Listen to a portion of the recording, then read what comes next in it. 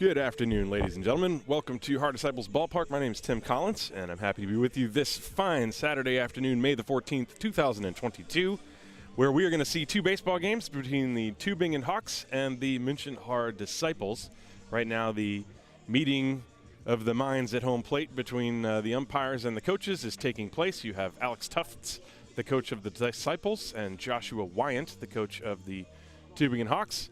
And they're going to be discussing the lineups and the field rules and all sorts of things like that. It is an absolutely beautiful sunny spring day, the first one of its kind that we've had so far in the baseball season this year in Haar, at least. The season started about a month ago with a snow-covered field, which canceled almost the entire schedule. And since then, the weather has steadily been improving, and today is by far the best day that we've had here in Haar. It's a sun-splashed afternoon. There was a lot of rain yesterday, but today it is very pleasant. There's a slight breeze, and the fans are starting to file into the ballpark and experience the wonderful weather as well as the amenities here in Haar Disciples Park. And we should have a fun matchup. This is a Tübingen Hawks team. They come in at 3 wins and 7 losses. And they played the Heidenheim Heidekip very tough last weekend, even though they lost both games.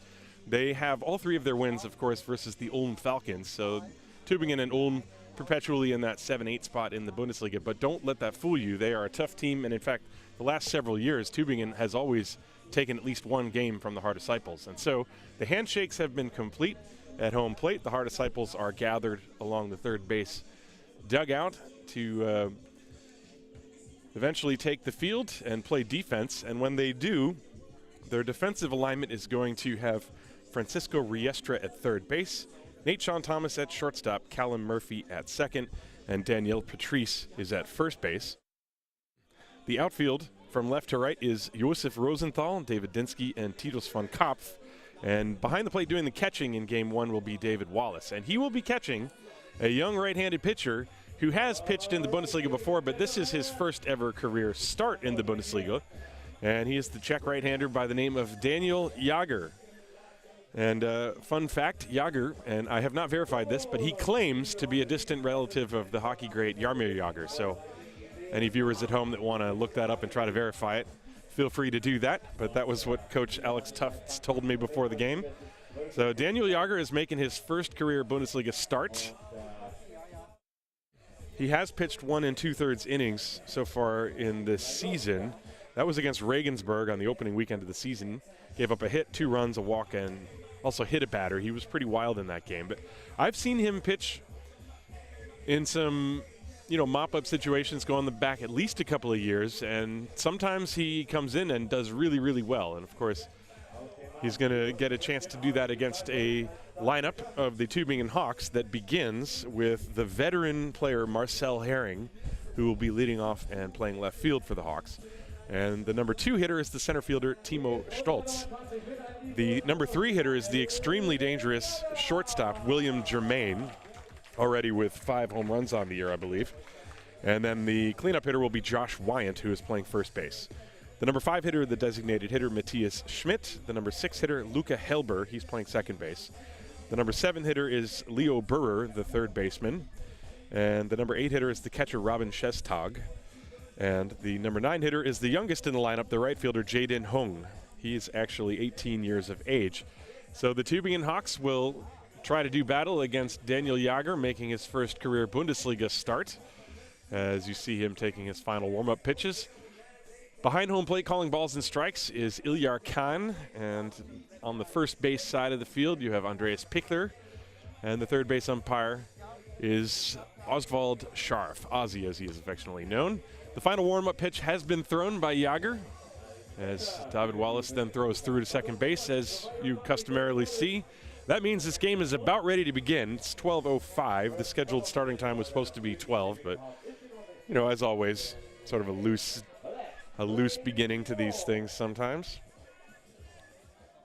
So we are ready to begin, as Marcel Herring, the veteran former Stuttgart Red, will step up to the plate, former national team player as well. And Daniel Jager is ready. Here comes the first pitch of the game. And it's a strike, letter high, and we're underway at 12:05. First of 2 here in Haar.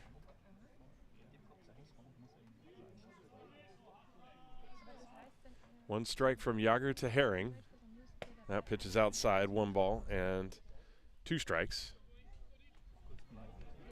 Nice little breeze. It's blowing probably from left to right, but not too strong. You don't see the trees in the outfield moving very much as you would if it were really gusting out there. 1-1 on Marcel Herring. And here it comes. And that one missed inside, 2 balls and 1 strike.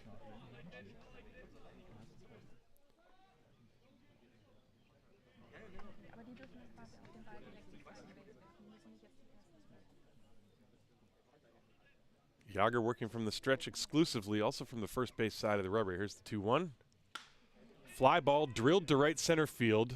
Hustling over is Titus van Kaap. He's there to make the catch. And that's the first out of the inning.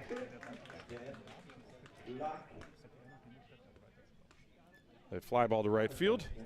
And that's the first out. Timo Stoltz will step up to the plate. I failed to give you Herring's statistic. He came in hitting at 273. So now Timo Stoltz will step up to the plate. He's hitting 179. He has 5 hits in 28 at-bats.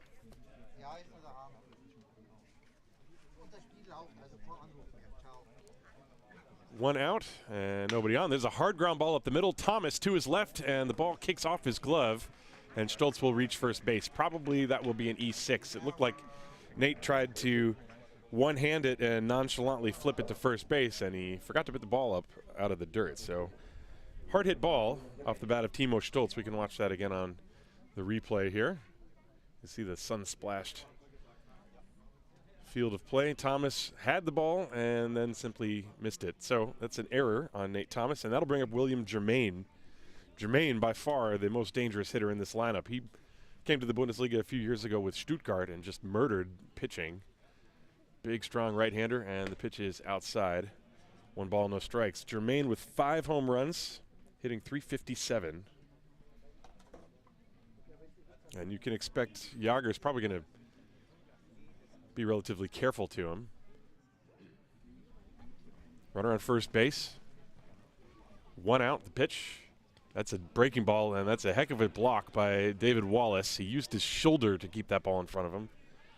But now 2 balls and no strikes to count.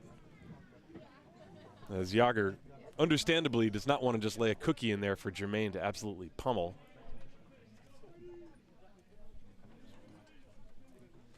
Two balls, no strikes. Runner leading off first base, Stoltz with a pretty short lead. He has not shown signs of running yet. He doesn't go here, and the ball's popped foul out of play. That's 2 balls and 1 strike to count now. Stoltz, by the way, in case you're wondering, has stolen 2 bases without being caught. So even though he has a low batting average, he has walked 9 times. Although I think with your big hitter at the plate in a hitter's count, you're probably going to give him a chance to swing away. Stoltz inching off first base, 2 balls, 1 strike. Not going. And the pitch is high, 3 balls and 1 strike now. Germain wearing the old stirrup look. I heard somewhere recently that stirrups actually were a product of the fact that in the 19th century the dye color in socks could be poisonous.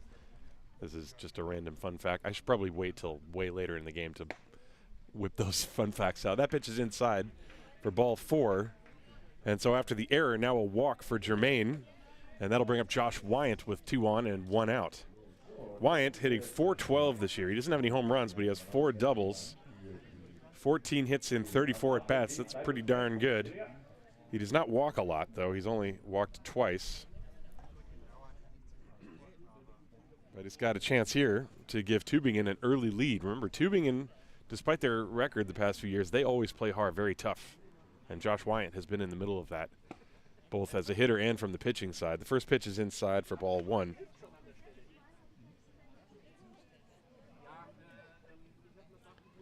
So Jager got the first out on a fly ball, and then Nate Thomas fumbled the ground ball, and since then a walk to Germain, and now he's behind Wyant.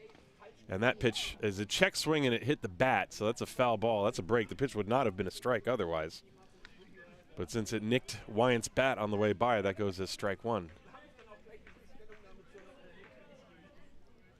1 ball and 1 strike.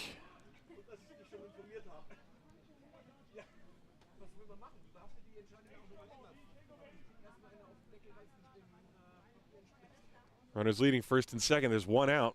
Infield looking for a double play. Here's the 1-1 pitch.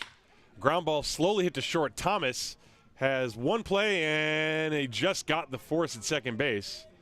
Well, that was very close out there, as Thomas had to wait for the runner to pass in front of him before he could field it and throw. So that's going to be a fielder's choice. Wyant reaches. Jermaine is cut down 6-4, and there are two down. Runners on first and third. Ball hit too slowly to turn a double play on. And so first and third with two outs for Matthias Schmidt, the designated hitter. Schmidt hitting at .250 on the year, 8 for 32. Wyant a short lead off first, and that pitch missed inside for ball one.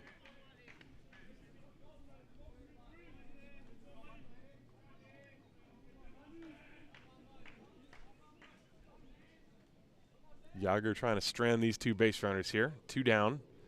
There's the 1-0. That one's in there. Strike one. One ball and one strike. Yager so far has basically just been throwing a fastball. I haven't seen any kind of breaking pitch that I recall. He does have one. I've seen him throw it before. One ball, one strike. Runners leading first and third with two outs. And that one just missed a little bit low, possibly inside. Two balls and one strike.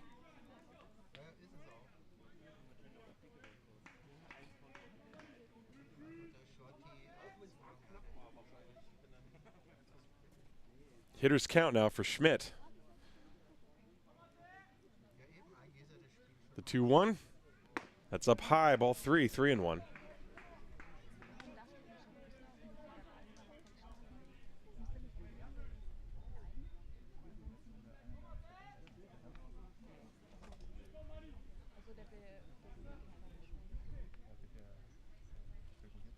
And the pitch.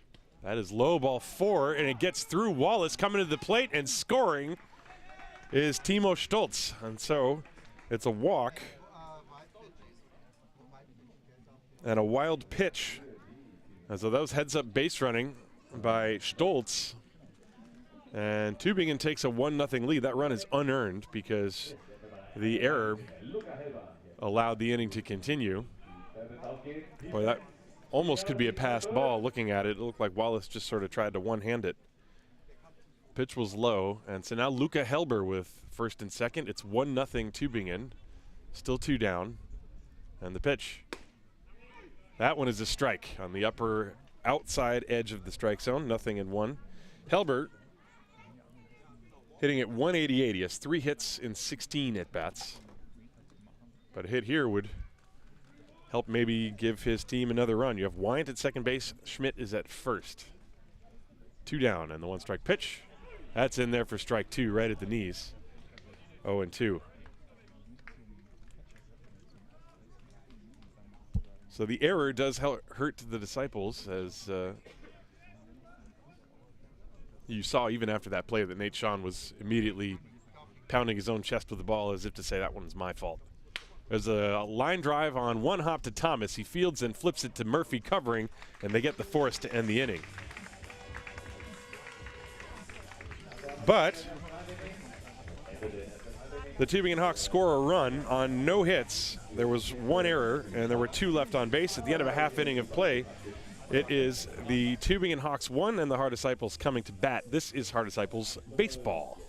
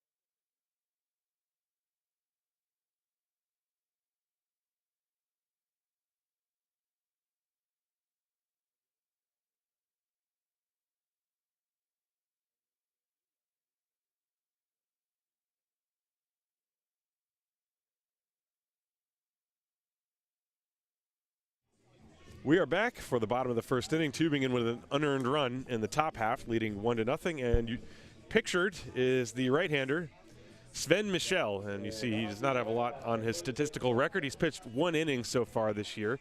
Did have 2 strikeouts. According to the Easy Cast, or Easy Score, he actually only threw 10 pitches in that 1 inning. That was versus the Ulm Falcons.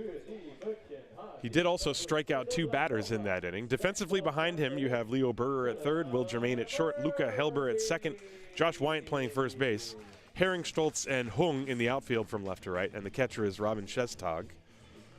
The lineup for the Disciples, Callum Murphy leads off. He's playing second base, and that's him stepping into the box right now. Take a look at his statistics, and they aren't there. I'll tell you them in a moment. Right-hand hitter, originally from Toronto. He's got British citizenship, and he's played for the national team. And he looks at a strike on the first pitch. It'll be Murphy, followed by Will Thorpe, the DH, and Nate Sean Thomas, the shortstop, against the right-hander Sven Michel, who was born in 2001. And that one is lined hard through the middle, a loud single for Callum Murphy, as he knocked that ball back from whence it came. So a strong beginning for the Disciples. Nice piece of hitting by Callum Murphy. Loud crack at the bat, and he's on to start the game. That'll bring up Will Thorpe. Murphy had, by the way, been hitting very well. He had been hitting .269. That's now his 8th hit in 27 at-bats. And Will Thorpe hitting at .240, 6 for 25. Murphy off first. Thorpe shows bunt, and the pitch is over his head. Murphy staying put at first base. 1 ball, no strikes. Just to give you the rest of the Disciples lineup, you have Murphy, Thorpe, Thomas, 1, 2, 3. Then you have Patrice, Dinsky, Wallace, 4, 5, 6. And then von Kopf, Rosenthal, and Riestra, 7, 8, 9. Runner on first base, 1-0. The pitch, he shows bunt again. The pitch is a strike, a throw behind him, and it goes into right field. Murphy is going to take off for second base, and that's going to be an error on the catcher. So 1 ball and 1 strike, and Murphy goes to second on the E2. The throw was nowhere near the first baseman Wyant, who had to dive. So Robin Shestag with an errant throw goes into right field. So the Disciples have the tying run at scoring position very quickly. So Thorpe maybe not going to bunt anymore here. 1-1. Inside and high, 2 balls and a strike now.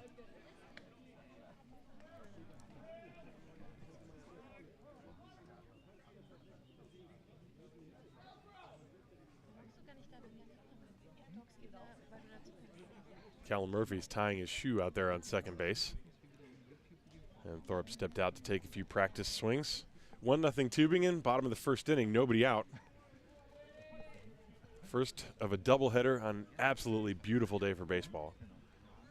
And the pitch, that one's in the dirt, blocked by Robin Shestag, and the count now 3-1.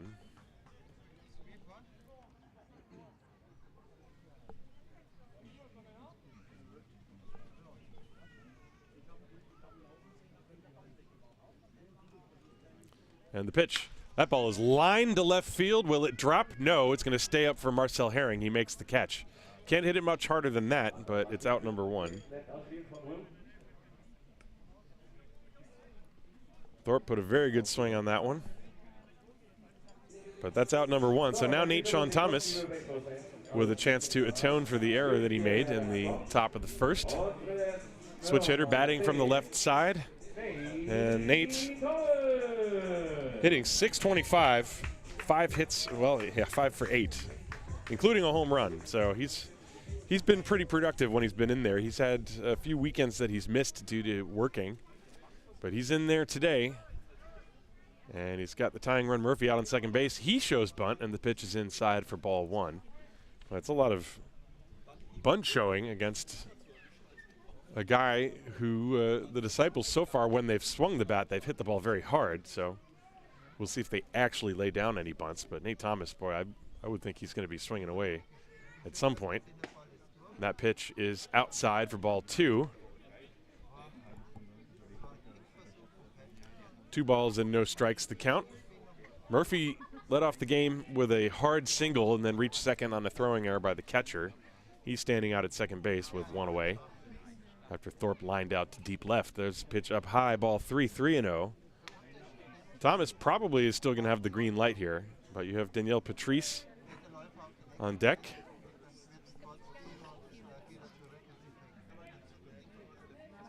Three balls, no strikes. And here it comes. And that pitch is up high, ball 4. So first and second. And that'll bring up Danielle Patrice. Patrice, who is hitting .379, 11 hits in 29 at-bats. That's the most hits for anybody on the Disciples. The Disciples as a team only have the 1 home run, but they certainly hit a lot of doubles, and Patrice is one of those guys. He's got 3 doubles. So he's a guy who can actually shoot the gap in right center field quite well. Lanky right-hand hitter with a long swing, but there's a lot of power behind it. And the runners lead first and second. The pitch is up high for ball 1. 1 ball, no strikes. Still some more fans starting to file into the park. The grill is on.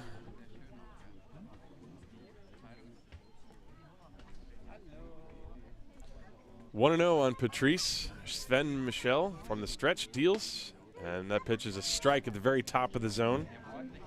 1 ball and 1 strike. There's a big hole on the left side. The shortstop, Jermaine, is shading Patrice up the middle. Murphy is at second. Nate Thomas, the trail runner, is at first. Good speed on the bases for the Disciples. And the pitch. Line drive, right center field. That's a base hit. Murphy is going to be waved around. Here comes the throw to the plate from Hung. It's offline. Murphy will score. Thomas to third. The game's tied at 1. RBI single off the bat of Danielle Patrice.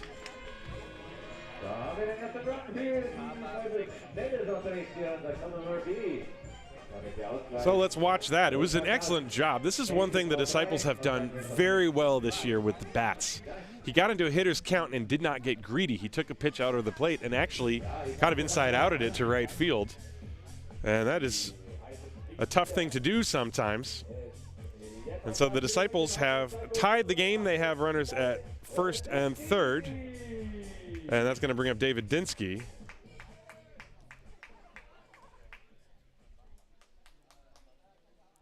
There's still only 1 out. Remember, that 1 out was a hard hit line drive to left field off the bat of Thorpe.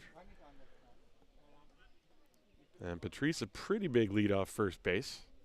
He is going, and the pitch is swung on and fouled to the screen. So the Disciples try and hit and run. Dinsky, by the way, hitting at .357.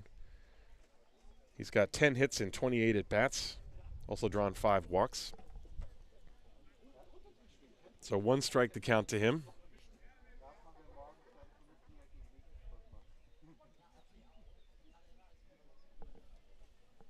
And this time Patrice, a very short lead. He's not going.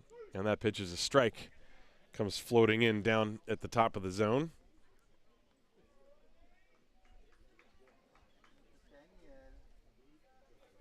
So it's 0-2 on Dinsky.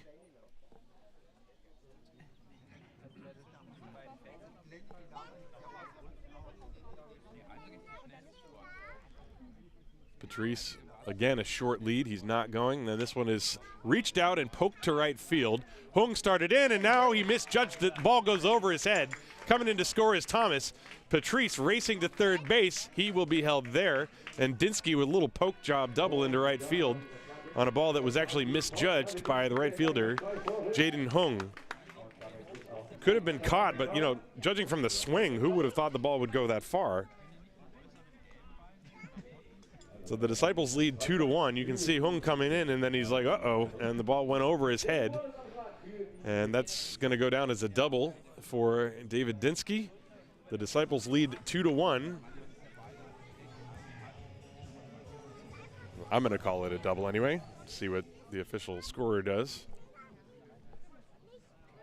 And now the hitter is David Wallace, or David Wallace, I suppose I could say. He doesn't mind. And he swings and tries to go fishing on a pitch that was down and out of the zone, strike 1. So far, everything has been hit pretty hard. Dinsky, although he was behind 0-2, just sort of flicked the bat at the ball. Still got enough barrel to get it over the head of the right fielder. So Patrice is at third, Dinsky at second. Infield's still back. There's only one out in the inning. And Michel going from the full wind misses the outside corner. 1 ball, 1 strike.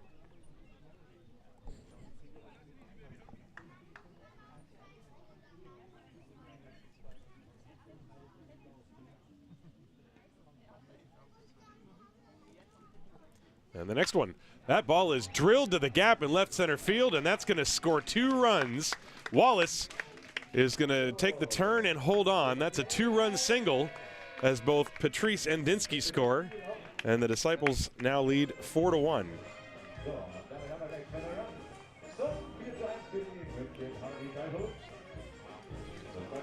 Good piece of hitting by David Wallace. So far, the Disciples have been all over the deliveries of Sven Michel. He left it up and in the middle of the plate, and the Disciples are just putting the barrel of the bat to the ball with authority.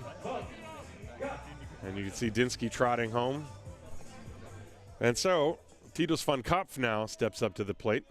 Disciples leading 4-1. And the pitch, that is up high, 1-0. Now Sven Michel, 20 pitches so far. Well, 21 after that first delivery to Titus. Titus, by the way, in addition to being a very good pitcher for the Disciples, he's got 2 hits and 10 at-bats, but both of those hits, as I recall, were in a big spot off of tough pitchers. He got one against Regensburg. I think he got one against Mainz as well. I'm not sure if maybe I'm misremembering that, but he swung the bat well. Good line drive hitter. He can get around on a hard fastball as well. He's ahead here, 2 balls and no strikes. The pitch is up high, and the count 3-0. Good crowd here. Almost all the seats behind home plate that are in the sun have been taken. Then there's also the grassy hill area that people like to bring their blankets, and a bunch of kids running around. It's a real picnic atmosphere. That's ball 4. It has not been a picnic, however, for the right-hander Sven Michel, and there is activity in the bullpen for the Tübingen Hawks. And now the 8th man to bat in the inning, Josef Rosenthal, will step up to the plate. Rosenthal hitting at 194, 6 hits and 31 at-bats.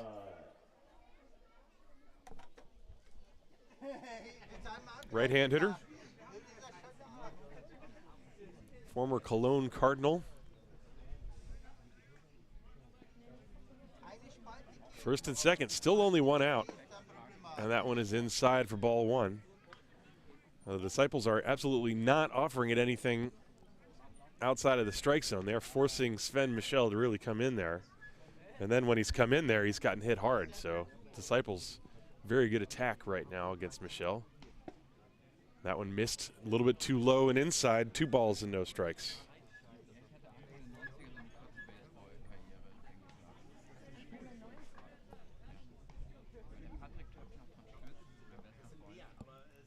Two balls, no strikes. 1 out, first and second. That one is on the outside corner. 2 balls and 1 strike now.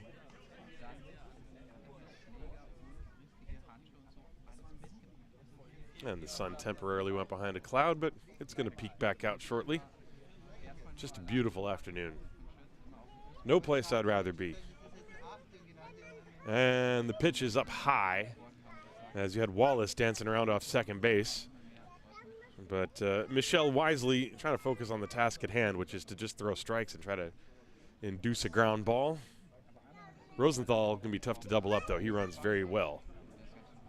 Wallace and von Kopf, the base runners. The pitch, that's sliced foul, and the count now full, 3 balls and 2 strikes. If I remember correctly, that's only the second 2-strike count that Michel has had. Remember, he had Dinsky at 0-2, and then Dinsky sort of flicked the bat at the ball and doubled over the head of the right fielder, Hung. Rosenthal with a full count. You wonder if the runners will go here, even though there's only 1 out. They might do it. They are going, and that pitch is low for ball 4. So it's a walk, and the bases are loaded. So this inning started with a single, then a line out, then a walk, single, double, single, walk, walk.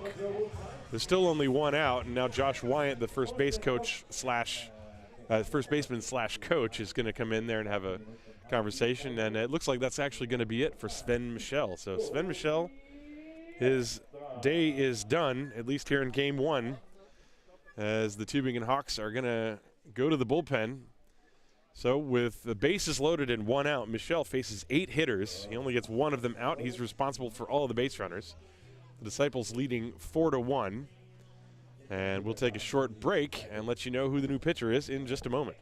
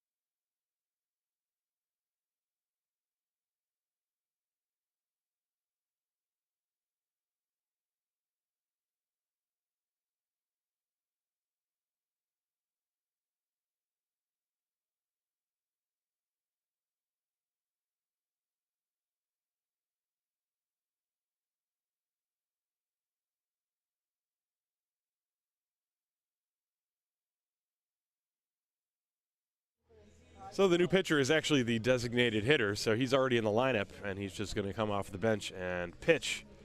Matthias Schmidt in 18 2/3 innings this year, an ERA of 8.2.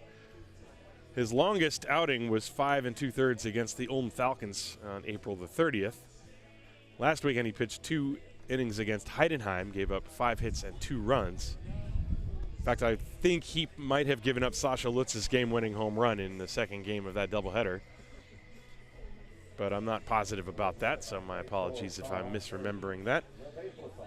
At any rate, he's given the Tübingen Hawks some innings, and he's obviously going to be asked to do that here as the Disciples, with the bases loaded, the 9th man to bat, Francisco Riestra, coming up. Riestra hitting at 172, 5 hits in 29 at-bats. He would love to get a hit here and knock in a couple of his buddies. Bases loaded, you have Wallace, Von Kopf, and Rosenthal on the bases.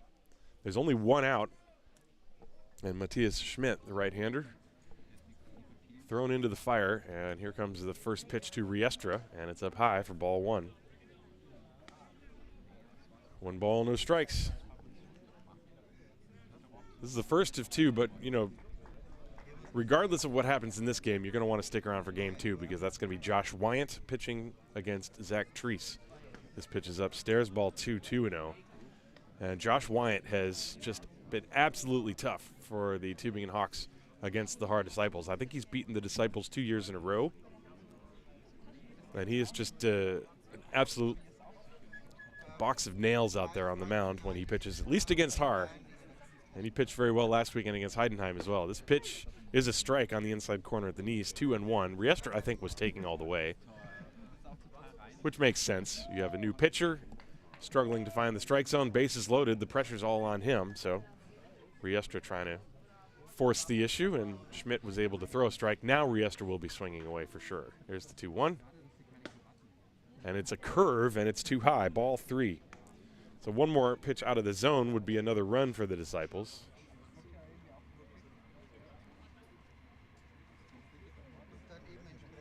Four to 1, Haar already leading Tübingen. Bases loaded.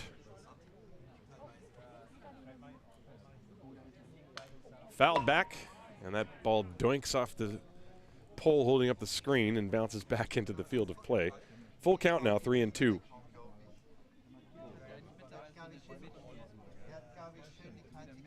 Riestra is a guy who likes to poke the ball to the opposite field. He does have gap power, even though his average so far this year is not really reflecting that. He did have a lot of hits like that last year.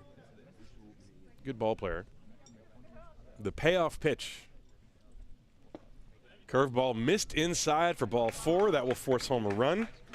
Give Riestra an RBI. Move everybody else up. Wallace scores. Von Kopf to third. Rosenthal to second. And the Disciples now lead 5-1 on the bases loaded walk. Let's see where that pitch was. It looked like a 3-2 breaking ball.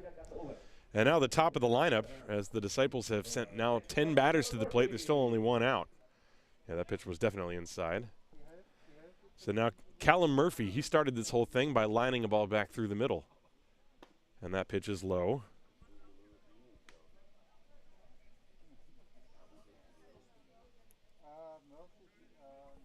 One ball, no strikes to Callum. As Matthias Schmidt from the stretch deals. That one is too high. 2 balls and no strikes. Well, it's been a struggle for control. That's actually 3 consecutive walks. 2 from the starter, Michel, and then Schmidt walking the first batter he faces. Now he's behind 2-0. And a broken bat, ground ball, it gets past the mound. Jermaine Fields throws to first in time to get the out, but coming home to score is Titus van Kopf. So Murphy with an RBI ground out. That's the second out of the inning, and I think that bat also might have been destroyed in the process. But Murphy will take the RBI. The Disciples now lead 6-1. So Van Kopf scored, Rosenthal to third, Riestra now to second, and now Will Thorpe will step up to the plate, as the Disciples have put a 6th spot on the board here. Thorpe hit the ball very hard in his first at-bat, but it was caught by the left fielder Marcel Herring. And here comes the first pitch to him. Breaking ball. That one is too far inside. 1 ball, no strikes.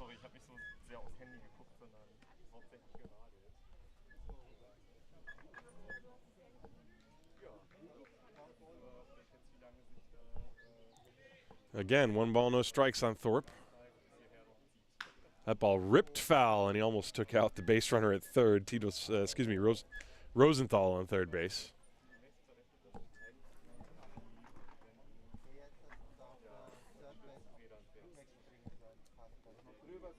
One ball, 1 strike. There are 2 down in the inning, runners on second and third. Infield back. And that one is low, and it goes to the backstop. Here comes Rosenthal to score. That's going to be a wild pitch. And it is now 7-1 Disciples. The score bug has still not updated, but it's 7-1. I can assure you of that. So Rosenthal scores on the wild pitch. Riestra goes to third. The count is now 3-1 on Thorpe. And I suppose it feels apropos to mention that there is a 10-run rule in the Bundesliga. Games can be shortened if you're new here. Thorpe with a little floater over third. It's going to drop for a base hit, and Riestra will score. And how you like that? Will Thorpe, who hit the ball extremely hard and had nothing to show for it in his first at-bat, now he bloops one off the fists over the head of the third baseman, Burrer, and it dunks in for an RBI single. So the Disciples have scored 1, 2, 3, 4, 5, 6, 7, 8 runs here.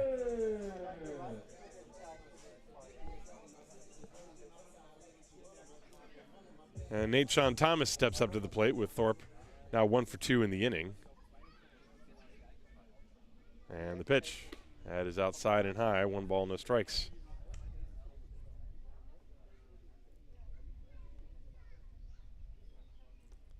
The Disciples leading 8-1 after that blue pit. 1 ball, no strikes on Nate Sean Thomas. Swing and a miss, 1-1. That's the first swing and miss, I think, that maybe there was one other one. I feel like David Wallace swung and missed at 1 pitch in his at-bat. But other than that, the Disciples have basically squared up almost everything they've made contact with. There's a check on Thorpe at first, and he's not going anywhere. 1-1 the count to Nate Sean. Nate, by the way, walked and scored earlier this inning. We're still in the first.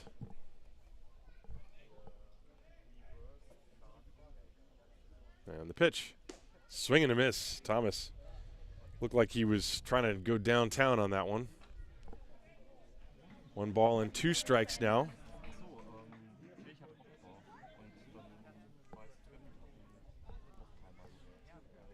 Thorpe off first base. And the pitch. A slicing fly ball to left field. Herring is coming in. He's got a beat on it, and he makes the catch to end the inning. Finally, for the Tübingen Hawks, they get that elusive third out. But the Disciples score 8 runs. on 1, 2, 3, 4, 5 hits.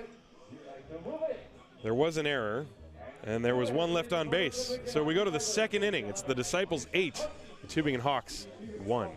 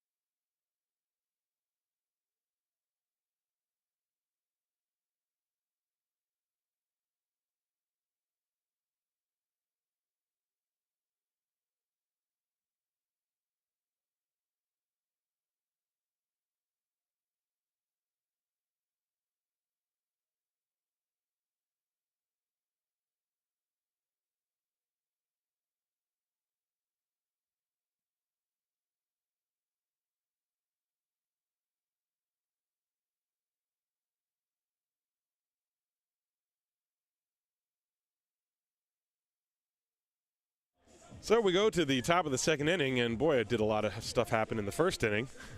Tübingen took a 1-0 lead, but that lead was short-lived, to say the least, as the Disciples scored 8 in the bottom half. And so now Daniel Jager with a completely new outlook on life as he takes the mound in the second inning.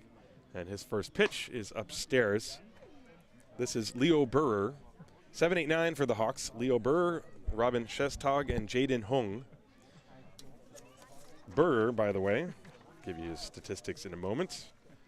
After the 1-0 pitch, that's in there at the corner for a strike. Burrer is 0 for 9, so he's still looking for his first hit of the year. He's a young one. He's born in 2002, so he's either 19 or 20. The pitch swung on and missed. 1 ball and 2 strikes to count to him.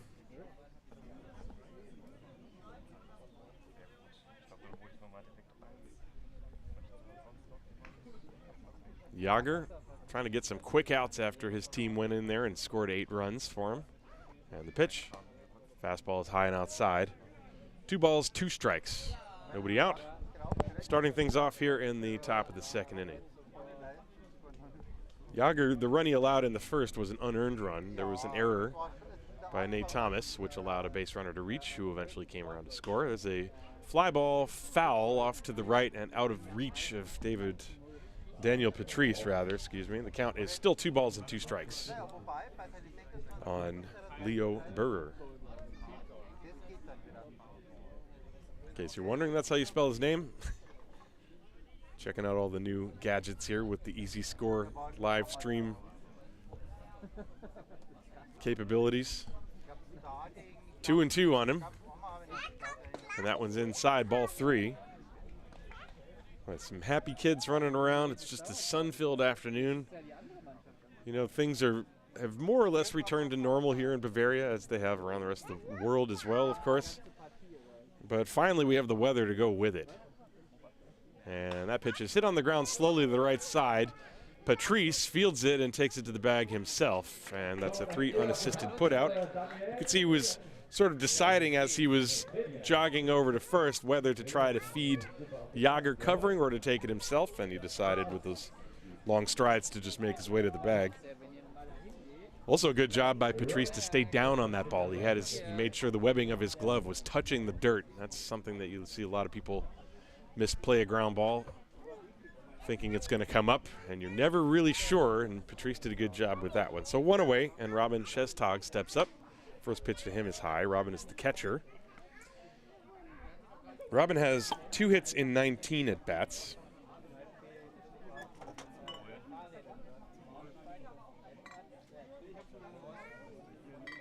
And the pitch. There is a strike. 1 ball, 1 strike, the count to him.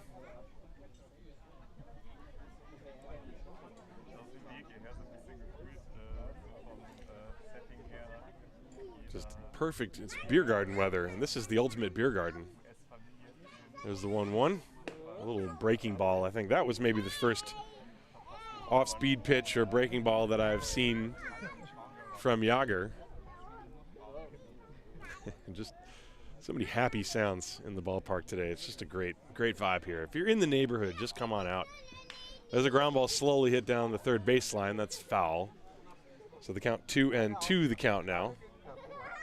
We got laughing kids. We got the clinking of beer bottles. Got the general breeze. There's also birds chirping out there.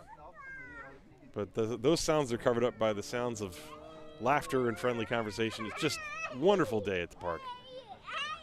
There's the pitch. And it's low, 3-2.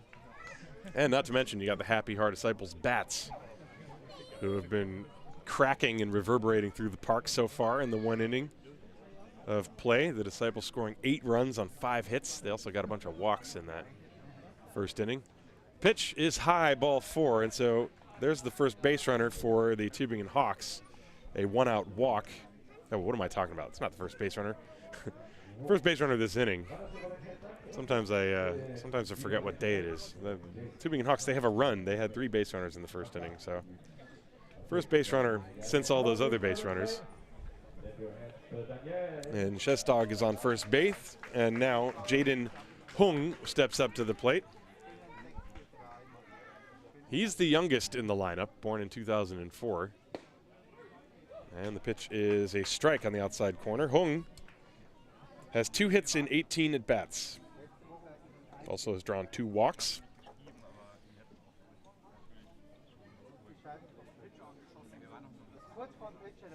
Runner leading off first base. There's only 1 out in the inning. The pitch, that's outside corner, excuse me. And the count 0-2. Hung is, he looks young. Oh, to be young again. Slender fellow standing up in the box. And the 0-2 pitch. That's high and outside. 1 ball and 2 strikes. Not a bad strategy from Jäger. He got 2 fastballs away, called for a strike, and then he tried for a third to see if Hung would chase the pitch outside, but he did not. So the count 1 ball and 2 strikes. 1 out, runner on first base. We're in the 2nd inning. And the pitch. This is swung on and fouled off to the left. Out of play. And the count remains 1 ball, 2 strikes. The siren is just a little bit late on that foul ball. It had already landed before the announcement went off, beware. So, yeah, a little quicker on the trigger there. Still 1 ball, 2 strikes. Runner on first base is not going anywhere. The pitch, line drive, right to Nate Sean Thomas. He makes the catch, and that's out number 2. Little half swing looping liner off the bat of Hung. And there are 2 down, and now the lineup will turn back over. Marcel Herring will step up to the plate. Herring led off the ball game with a fly ball to right field. We can watch that last play, by the way. This swing by Jaden Hung. Hit it off the end of the bat. So now Herring steps up, and the pitch. That's low and outside. Marcel is the most veteran player in this lineup. Born in 1987. He's been all over the Bundesliga for many years. He's a respected guy. He's played for Stuttgart. And the pitch is inside. 2 balls and no strikes. He's also a pitcher, although I don't think he's pitched recently, but you never know. Maybe he will come in and pitch at some point. You figure they might try to save him. If he is pitching these days, they would maybe try to save him for game 2 if Josh Wyatt needs any support. Meanwhile, he's got a 3 ball, no strike count.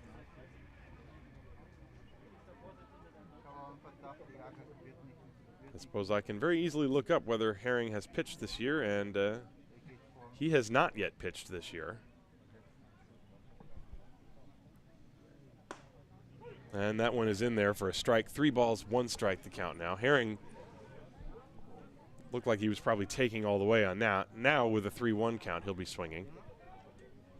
2 outs, the runner on first base, Robin Shestag.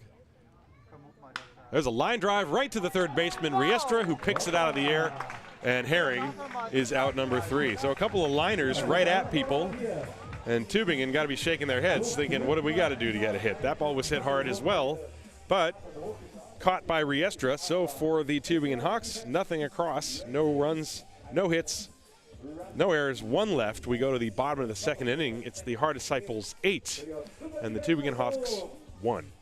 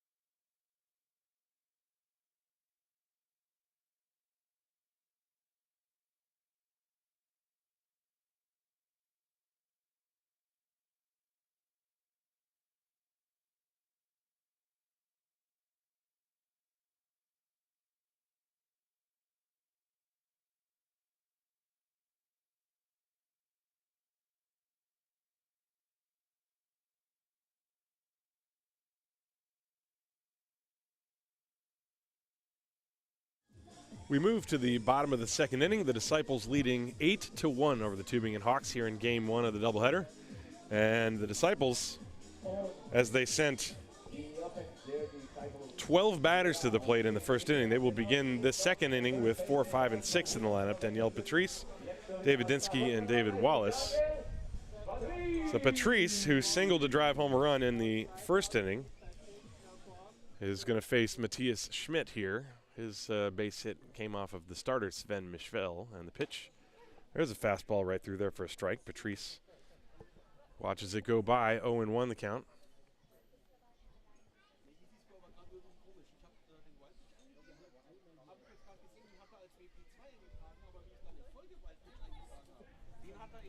Oh and 1, and Patrice stepped out for a moment. Now he's back in there.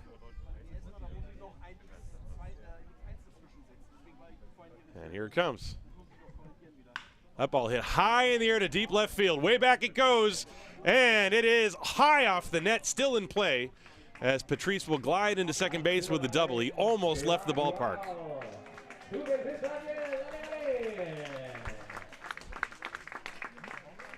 Well, that was close, and Patrice, I think, thought he got it. He flipped the bat after he made contact. It sure sounded good and looked good. And it's a leadoff double for Danielle Patrice. The flying Frenchman around the bases, and he stands in the middle of the field. A ringing double. He's now 2 for 2. And now David Dinsky will step up to the plate.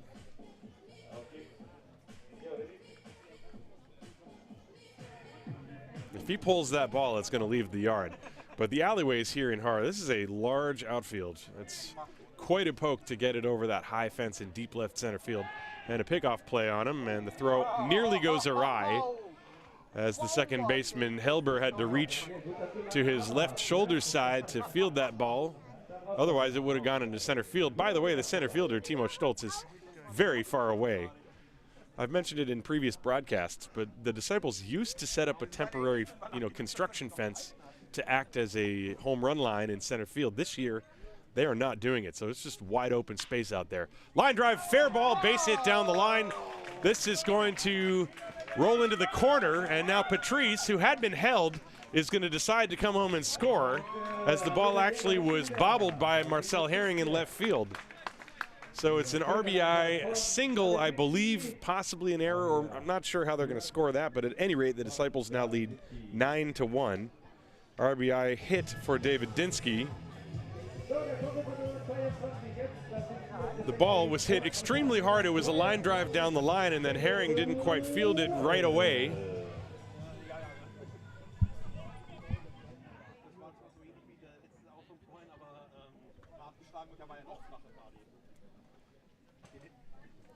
So now Dinsky is at second base, Wallace the hitter. The Disciples leading 9-1.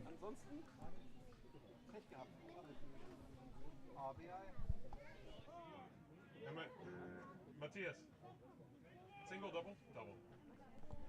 It's a double. Makes sense. They give.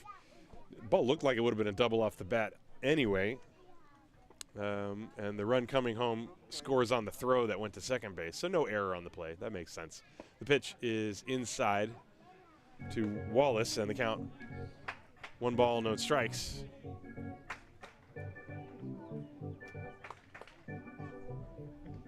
Wallace, by the way, singled in 2 runs in his first at-bat.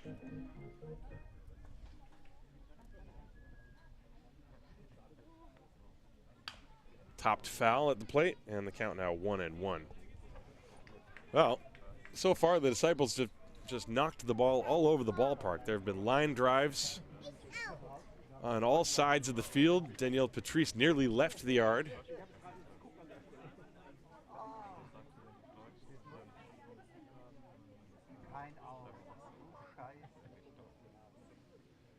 And Wallace just gets a piece of that breaking ball. That was a pretty good pitch, actually, from Schmidt. It dropped down low in the zone, and Wallace just barely nicking it before it reached home plate. So the count 1 ball, 2 strikes.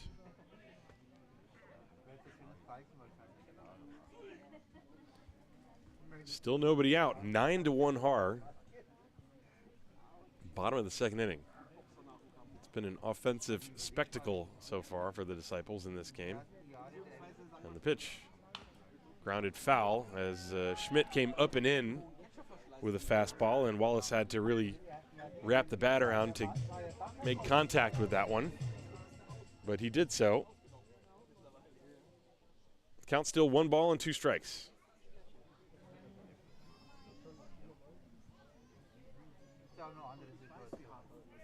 Dinsky off second base. He's dancing around the pitch. Popped up right side. Helber is calling for it, and he's got it at the edge of the outfield grass. So Wallace is out, number 1. And that will bring up Titus van Kopf, who walked and later scored in the first inning. Don't forget, after this one, game 2, Zach Treese versus Josh Wyant. That's going to be a pitching matchup.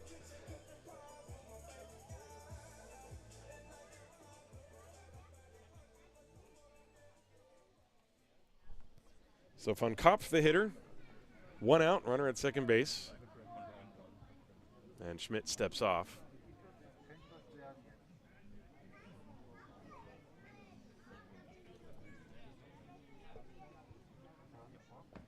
And he swings and misses at a pitch that was dropping down out of the zone. Strike 1. Titus.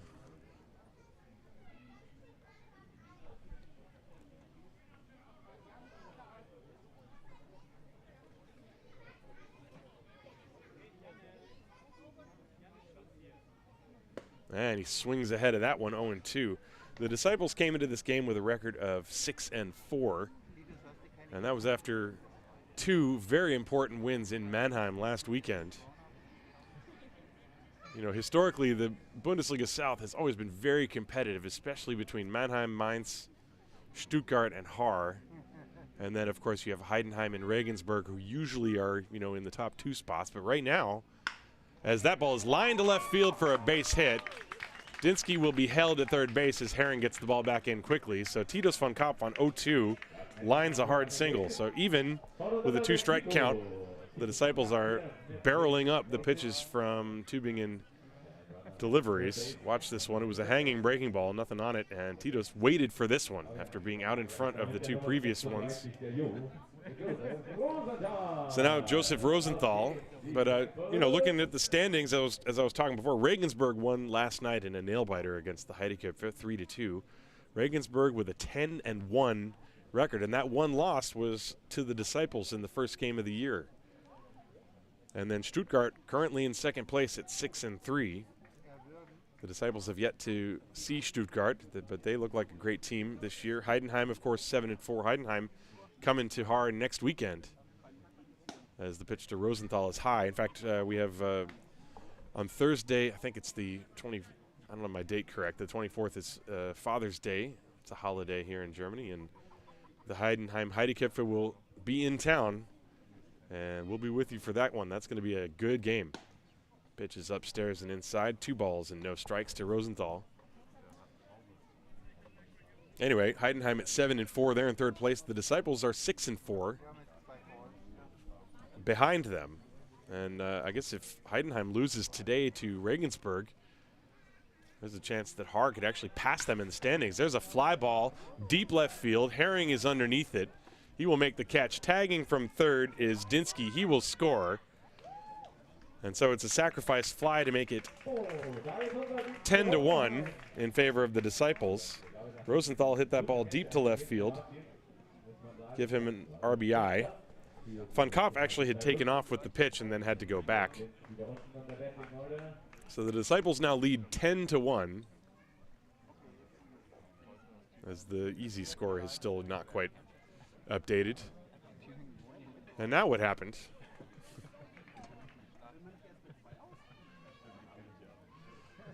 Looks like somebody got picked off first base, or there was a double play.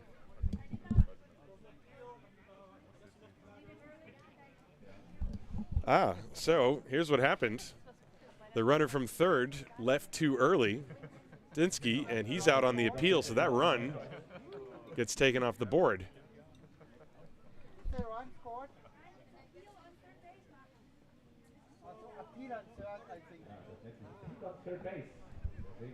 Yeah, so we can watch that again. So Dinsky left too soon, so he does not actually score and take away the run batted in for Rosenthal. Dinsky is out number 3. He's out on the appeal. Let's just watch that one more time. So this is the fly ball. So it's still 9-1, and that was actually the third out of the inning. So here's the fly ball. You can't really see when Herring catches it, but you see Dinsky take off. And that's all. That's all that replay has, apparently. Let's see that one more time here. The replay is only about a minute long, so unfortunately you're not going to be able to see it. But that's what happened, trust me. So the run doesn't count. The Disciples still lead 9-1 as we go to the third inning here in Haar.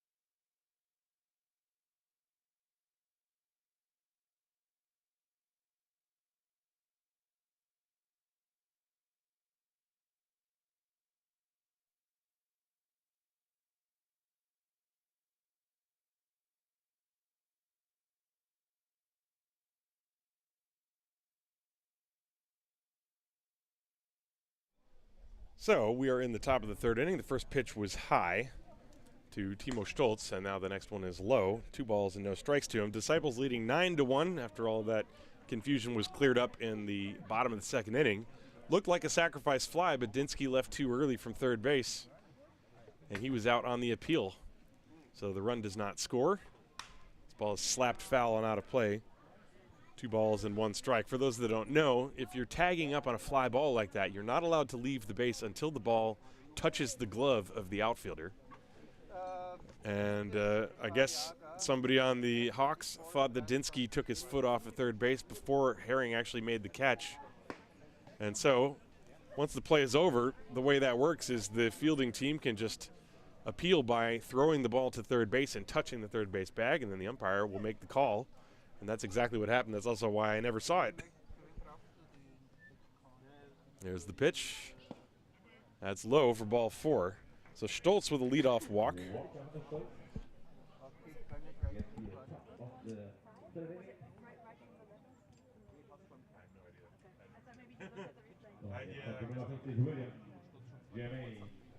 So, runner on first base, William Germain will step up. He walked his first time. Germain, I mentioned, he's the dangerous guy. He can get a ball out of here, no problem, I'm sure. He's a big, strong kid. Also a former Stuttgart Red. And the pitch to him is high. 1 ball, no strikes.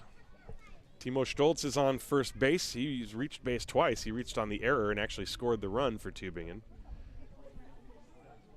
Daniel Jager behind William Germain. There's the 1-0. Fouled to the screen, and that was a heck of a cut by Bill. Just missed that one. 1 ball, 1 strike. As Josh Wyant retrieves the ball.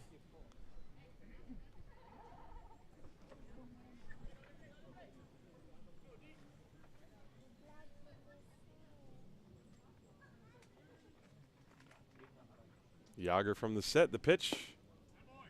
Just missed low and outside. 2 balls and 1 strike. It's a good spot, though. That's the target you're aiming for with a hitter like Germain at the plate. You don't want him to extend his arms and really get into a pitch that's up and out over the plate. You want to keep it down and away.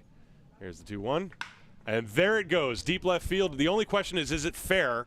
That thing is way out of here, but it's foul. My goodness, that was crushed. And it's just a long strike. And the wind, I think, also blew it a little bit more foul. So we'll do it again. 2 balls, 2 strikes. We'll see what Jager does.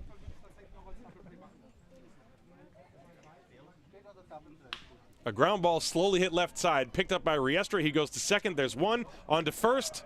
Not in time, but they do get the lead runner. And so, all in all, Germain hustling down the line beats it out. So instead of a double play, it's a 5-4 force to get Stoltz off the base paths. And that'll bring up Josh Wyant. Ball was pretty slowly hit. And Riestra had to go to his glove side.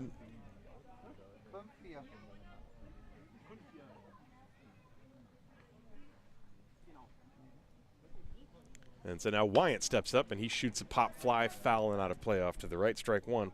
Wyant reached on a fielder's choice his first time. Right-hand hitter. Mentioned he was hitting .412 before his first at-bat today. Or plate appearance, I should say.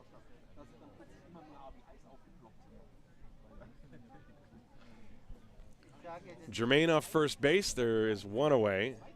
1 strike on Josh Wyant. And that pitch is low and inside. 1 ball and 1 strike.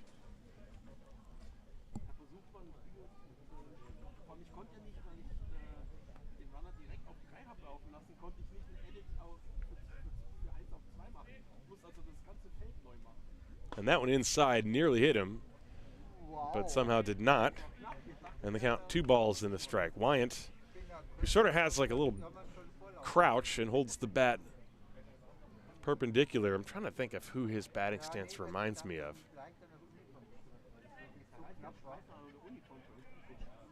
I have a player in mind, but I can't think of his name. There's a sidearm breaking ball way outside, and the count 3 balls and 1 strike.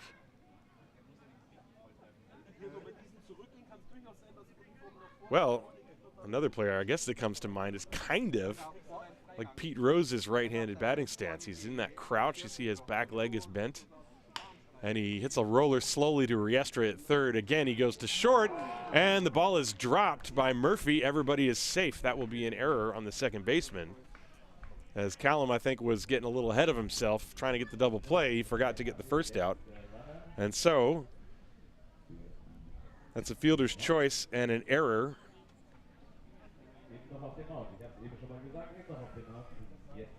Callum was right on the bag, had the play in front of him. This is the replay. It was not hit hard. And so now Matthias Schmidt, the pitcher, with 2 on and only 1 out. This ball hits slowly to the right side. Murphy has to charge, and he has only 1 play to first, and he makes it. And that basically works as if it was a bunt, moving the runners to second and third. So Schmidt is out 4-3 on the putout. And there are 2 down. And so Jager can still get out of this without any more damage if he can get Luca Helber. Well, without any damage. There haven't been any runs for the Hawks in this inning. But they've been given an extra out, so any that would score would be unearned in this inning. Luca Helber, the hitter, takes a pitch high for ball 1. Helber grounded into a force out his first time.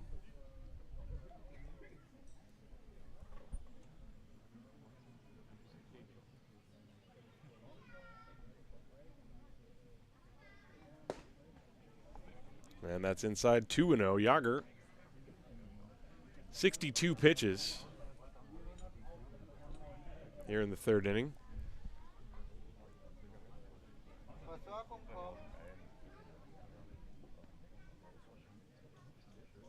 And that one is outside. 3 balls and no strikes.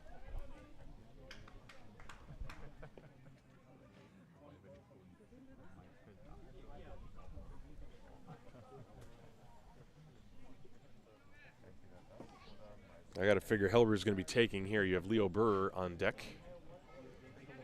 Base open, and he swings on 3-0 and drives it to deep right field. Van Kopf going back.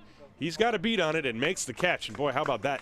Swinging on 3-0 when you're trailing by 8 runs. I guess you figured you're not going to get anything better to hit than there. Although maybe the count wasn't 3-0. Maybe it was 2-1. I could have been wrong about that. Anyway, that is a fly out to end the inning, and we will go to the bottom of the 3rd, 9-1 Haar.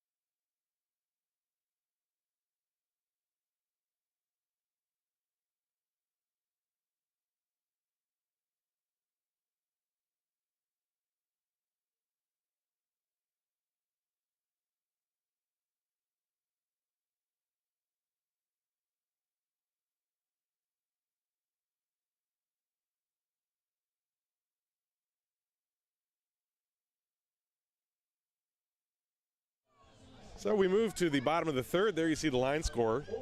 9 runs, 8 hits, 2 errors for the Disciples, 1-0-1 for the Tübingen Hawks. And it's going to be Francisco Riestra against Matthias Schmidt. Schmidt still out there. He came on actually with 1 out in the 1st inning, and so he's been in there most of the way for the Hawks. Riestra, the hitter, 9-1-2, and that pitch is outside, ball 1. Riestra walked with the bases loaded his first time and then later came around to score. That was in the 1st. Riestra was actually the first batter that Schmidt faced. So now Schmidt has gone through the order 1 time. This ball hit hard on a line, and it's past Germain into left field. A base hit for Francisco. And so he will reach first base to lead things off here in the 3rd. And that'll bring up Callum Murphy. Murphy singled, scored, and then grounded out to drive in a run. Murphy, this is his third at-bat of the game. Riestra on first base. 9-1, the Disciples leading Tübingen. First game of a doubleheader here in Haar. The pitch, that's looked like a breaking ball, is outside, ball one. 1 ball and no strikes.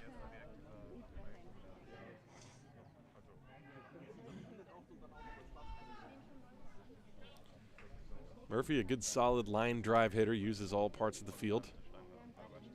And the pitch, that one is up high, 2-0. Schmidt has now also thrown, oh, let's see, he's thrown around 30, if I can read my own screen, 35 pitches.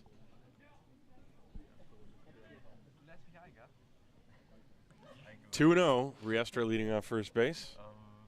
And a check on him, he dives back. Oops, wrong button. Don't worry, folks, the cameras all still work. I had a mild panic attack there for a second. And another check on Riestra, and again he dives back.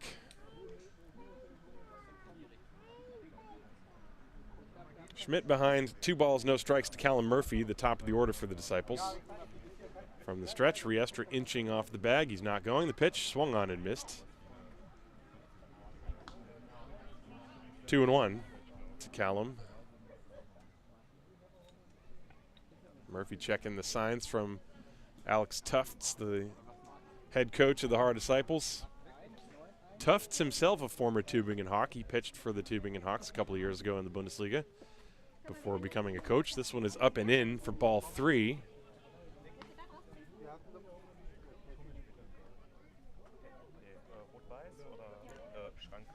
Now the Disciples trying to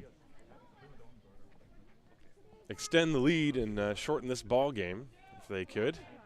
There's a 10-run rule after 7. There's the pitch. Popped out of play, foul. Murphy had a good cut. The count is now full, 3 balls and 2 strikes with Riestra still on first base. And we discussed this a couple weeks ago when Haar played Ulm and had a big lead.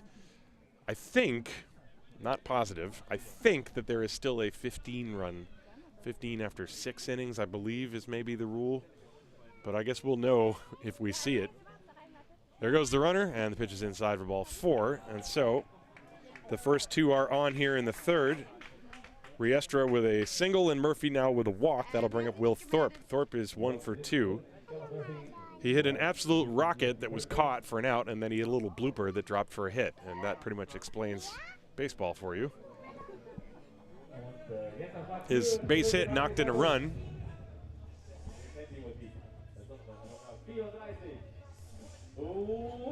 So Thorpe is up there with 2 on and nobody out against Matthias Schmidt.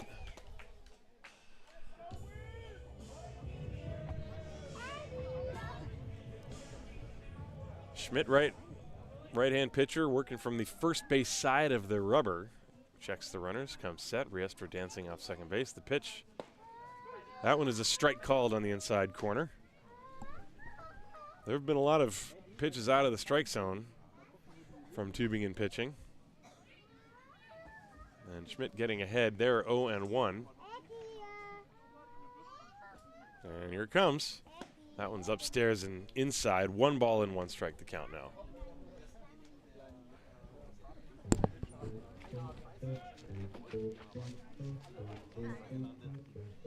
One ball, 1 strike.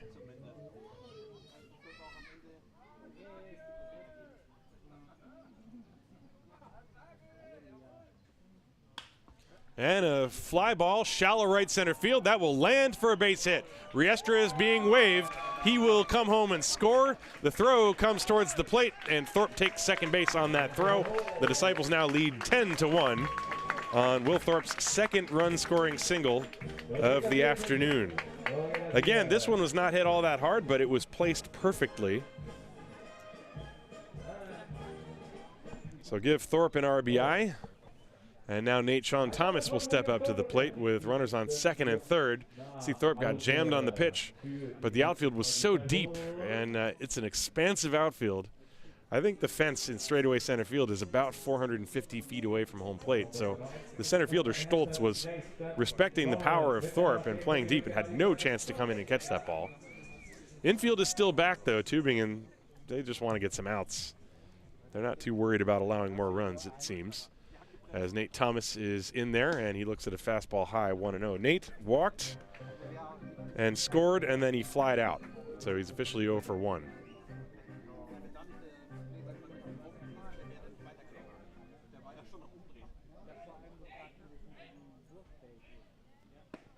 And there's a strike on the outside corner. Murphy, the runner, at third. Thorpe is at second. Thorpe with 2 runs batted in so far in this game.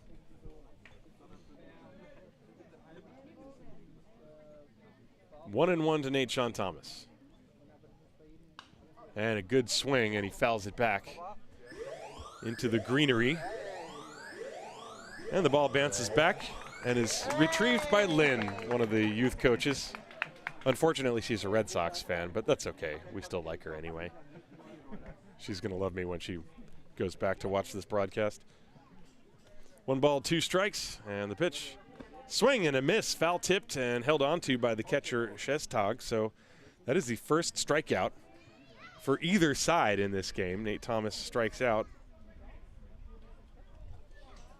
And that'll bring up Danielle Patrice. Patrice has singled and doubled, driven in a run. He's scored 2, and his double very nearly left the ballpark last inning. He, in fact, led off last inning with that double. He's got runners on second and third with 1 out.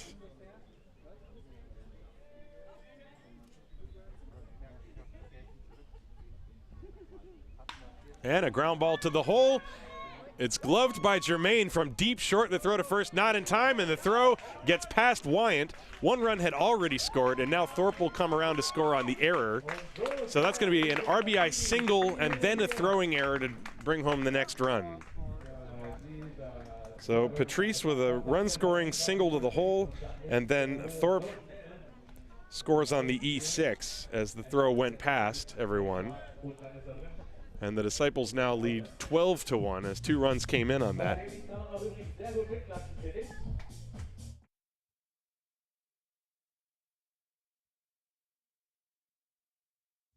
So David Dinsky will step up to the plate. Dinsky is also 2 for 2.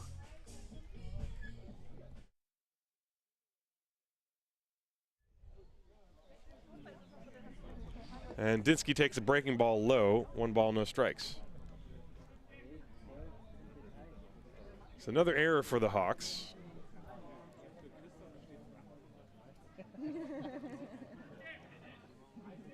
Patrice on first base, the pitch. Line drive up the middle, and it's through into center field. As Germain, I think, got the glove on the ball, or it hit the lip of the grass and caromed very strangely into shallow center field. Well, that's a base hit for Dinsky. Patrice nearly rounded too far into no man's land as he rounded second base, but the Disciples keep the line moving. They lead 12 to 1. That's another base hit. That is 5 hits in this inning. And so now, with runners on first and second, David Wallace steps up to the plate. Still only 1 out. That 1 out was Nate Sean Thomas with the strikeout. And the pitch, Wallace takes a good breaking ball. That was a good one from Schmidt. Dropped on the outside corner. 0-1.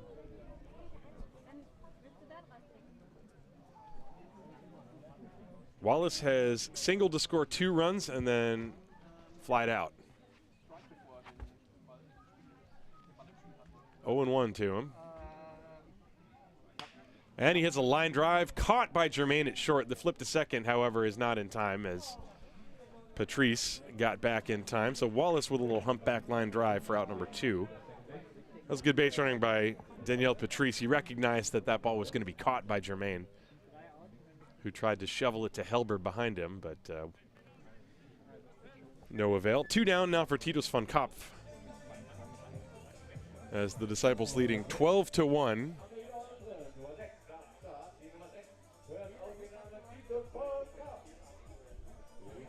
Titus has walked and singled.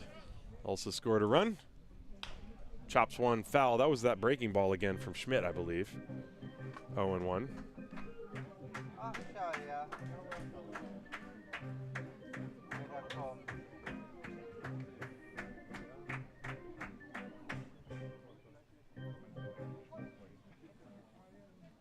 2 down.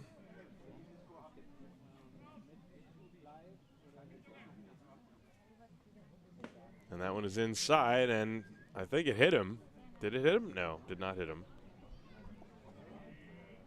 Thought I heard a flam sound, and also the way that Ilyar Ken, the home plate umpire, sort of popped out of his crouch. I thought he was going to call a hit by pitch, but I guess not. 1 ball and 1 strike. Von Kopf also did not act as if the ball hit him. First and second, 2 down. We're in the bottom of the 3rd. And a ground ball to 3rd. That's picked nicely by Burr. He goes to Hellberg covering the bag at second to end the inning. So a 5-4 force out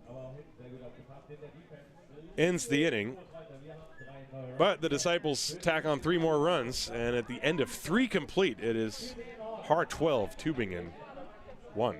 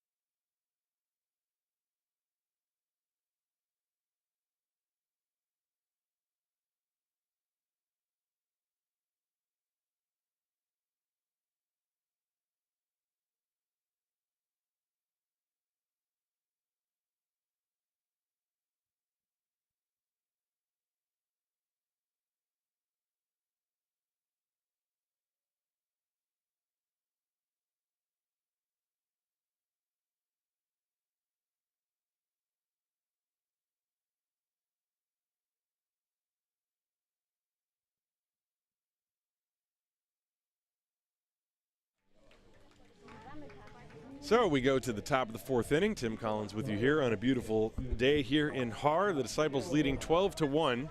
Game 1 of a doubleheader. Daniel Jager still has not allowed a hit, even though there have been base runners all over the place. And he's going to go to work against 7-8-9, Leo Burrer, Robin Shestag, and Jaden Hung. And the first pitch is a strike from Jager to Burrer, and we are underway in the 4th. Well, Tübingen scored an unearned run without the benefit of a hit in the 1st inning. But Haar plated 8 in their half of the 1st, as that one is up over the head of Leo Burrer. And they haven't really looked back since. It's a 12-1 score. There is a 10-run rule in this league, which means if the Disciples have a 10-run lead after the top of the 7th inning, this game will end. And I'm reasonably sure that there's still a 15-run lead after 6. That was a rule that was put in place due to COVID protocol, and I'm not sure if it's still on the books or not. And I guess we'll find out if we get to that point. And the pitch is outside. 3 balls and a strike. Now Jager, let's see, 1, 2, 3, 4 walks in the game already. There's also been a couple of errors behind him. So there have been base runners for Tübingen, but they haven't really been able to do much with it. And this one is inside, ball 4. That's been Jager's problem also in the past. It's just the control.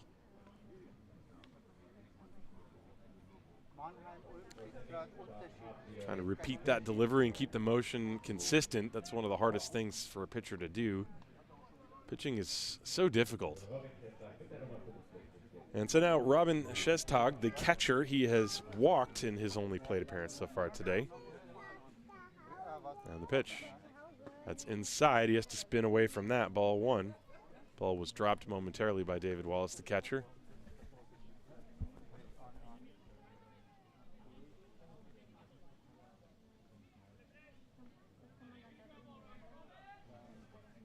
One ball, no strikes. Here it comes.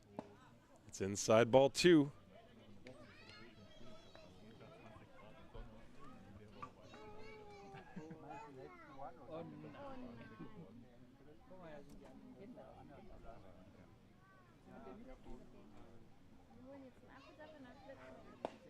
And that one is right through there at the knees. 2 balls, 1 strike.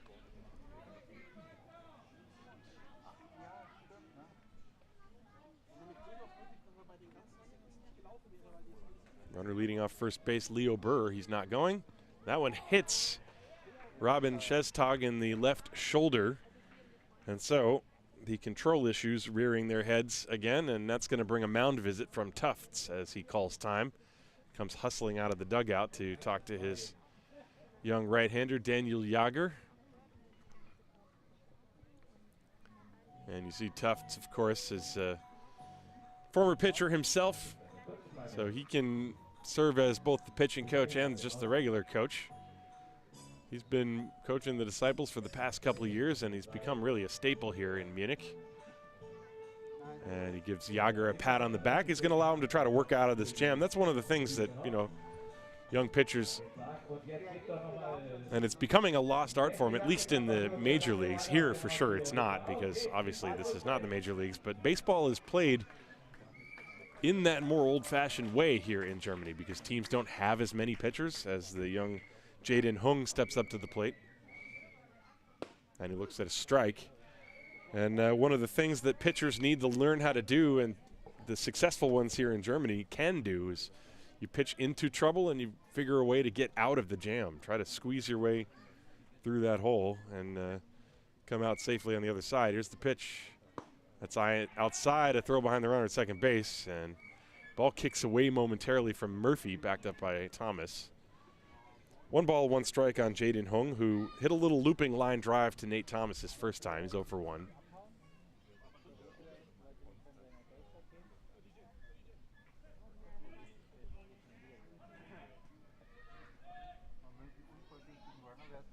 One and one. Popped foul, and the count 1-2. I'm pretty sure that Tufts came out there and told Jager, hey man, just go out there and throw strikes. You've got an 11-run lead. We've got defense behind you. Let him hit it. And he's been more aggressive, at least in those first 3 pitches. He's been trying to just fire some strikes in there. The 1-2. Just missed the outside edge. 2 balls and 2 strikes. Jager does not have a strikeout in this game. I mentioned last inning there's only been 1 strikeout. And the 2-2 pitch on the way. There is strike 3 called on the outside corner. And so Jager gets his first strikeout. Let's take a look at this last pitch. Let's see, the target from David Wallace is set up low and away. And he hits the glove. And so, the top of the order now, Marcel Herring steps up to the plate. Herring 0 for 2. Flied out and lined out. Hit the ball very hard his last time, actually. And this one is spiked into the dirt and taking off for third base. That's Burrer. He will move on the wild pitch. Ball 1 to Herring. Shestag stayed put at first base. Not much that David Wallace could do on that one.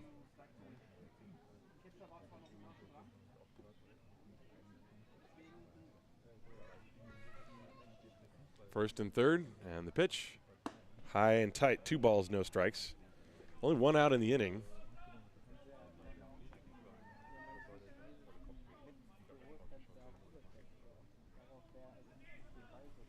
Two balls, no strikes, first and third, 1 down here. And the pitch, that's yanked foul. And that ball lands on top of the batting cage. 2-1 to Marcel Herring.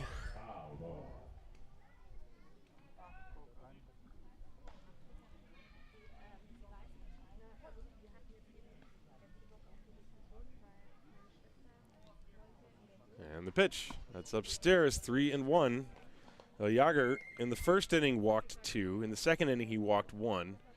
In the third inning, he walked 1, and then there was an error. And this inning, he's got a walk and a hit batter, and he's behind 3-1 on Marcel Herring. And there's another walk. The bases are now loaded. And that'll bring up Timo Stoltz. Got to figure there's probably some activity in the bullpen for the Disciples, although I cannot see. Obviously, Titels von Kopf is standing in right field, so he can't throw any warm-up pitches right now. You figure he might be the guy they would go to. Although, you want to let Jager go as long as he possibly can in this game. And the pitch is popped up. Shallow left field. Thomas is out, and he's got it. Infield fly rule has been called, and that's out number 2. A very big out. And that's probably frustrating for Stoltz. He got a good pitch to hit, and he popped it up. So there are 2 down, and now the most dangerous batter in the lineup, Will Germain. So if Tübingen's going to put a big number on the board, this is the guy you'd want up there. Bases loaded, nowhere to put him.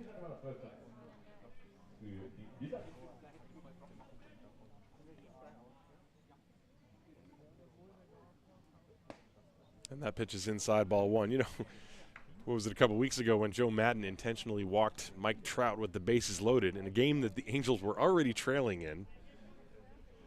I feel like this is the one situation where that actually maybe makes some sense. You have an 11-run lead.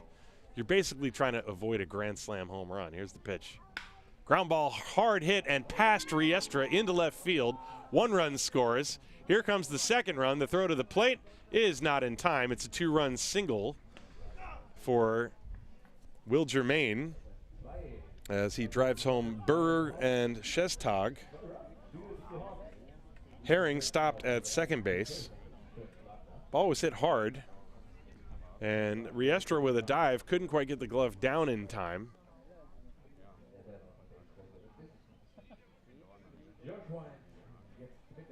And then the ball hit the lip of the grass and caromed high into the air as it went into left field. And so now Josh Wyant, as the score is 12-3. So it's not a 10-run game anymore. The pitch is outside. Wyant has reached twice on fielder's choices.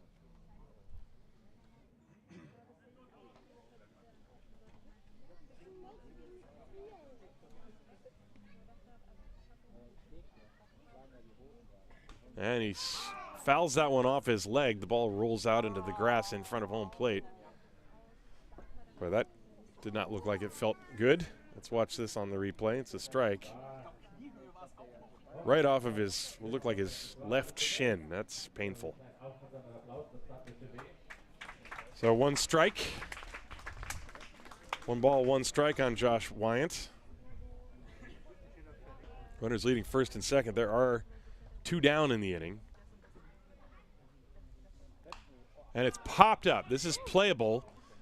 And the first baseman, Patrice, calls off everyone. Jager looked like he was going to try to make that play himself, and Daniel Patrice wisely calling loudly for that ball to make the catch for the 3rd out of the inning. So the Tübingen Hawks score runs, 2 runs on only 1 base hit. There were no errors, and there were 2 left on. So we go to the bottom of the 4th. It's 12-3 Haar.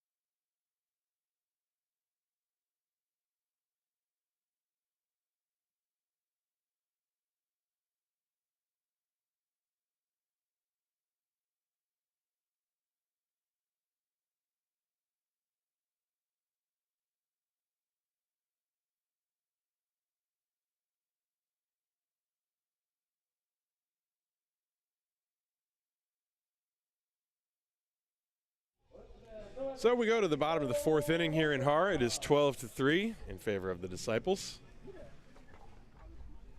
And the first pitch from Matthias Schmidt to Josef Rosenthal is a ball. It'll be 8-9-1. Rosenthal, Riestra, and then Callum Murphy. Matthias Schmidt on since 1 out in the first inning. The starter was Sven Michel. He gave up the first 7 runs. And the pitch hit slowly on the ground off the end of the bat to the left side, and it is juggled by Burr, and he's got no play. That's probably going to be a base hit. It was hit very slowly, and Rosenthal, who gets down the line quickly, most likely would have beaten that out. So it is indeed a base hit for Rosenthal. He is now 1 for 2. Remember, he had what looked like a sac fly his last at bat, but the run was taken away when Dinsky was called out on the appeal for leaving too soon from third base. So Rosenthal is now officially 1 for 2 as Riestra steps up to the plate. Riestra got a base hit his last time, and he looks at a pitch high. Francisco has walked and singled. He's scored 2 runs and driven 1 in. One of his walks being of the bases loaded variety. It's 12-3, not exactly a nail biter. Here's the pitch. Shot foul off to the right, 1-1. However, game 2 very likely might be a nail biter. Josh Wyant, an excellent pitcher for the Tübingen Hawks against Zach Treese, the ace of the Disciples. And so if the last 2 years are any indication, that's going to be a tough ball game. Remember, Tübingen last week against Heidenheim took them 3-3 until the 10th inning. There's a ground ball. Could be a double play. The throw to short for 1. Germain's relay is in time. That's a 1-6-3 double play. And there are 2 down. That was exactly what the doctor ordered for Matthias Schmidt. So 2 outs and nobody on as Riestra bangs into the double play. And that'll bring the top of the order, Callum Murphy, to the plate.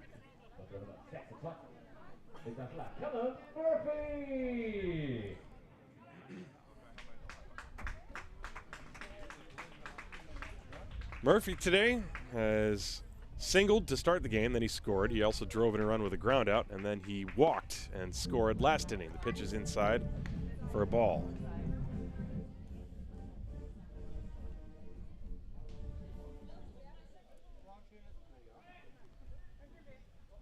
One ball, no strikes to the Toronto native.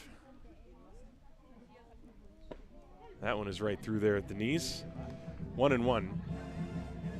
Well, Schmidt with 62 pitches. You got to figure, he's actually done a pretty good job. Yes, he's given up a bunch of runs, but the number one things that the Hawks are looking for are just some length as he drops that breaking ball in the outside corner. Remember, this game got out of hand very quickly for the Hawks, as Sven Michel was only able to get 1 out in the first inning. There's the pitch. That's low. 2 balls and 2 strikes to count now.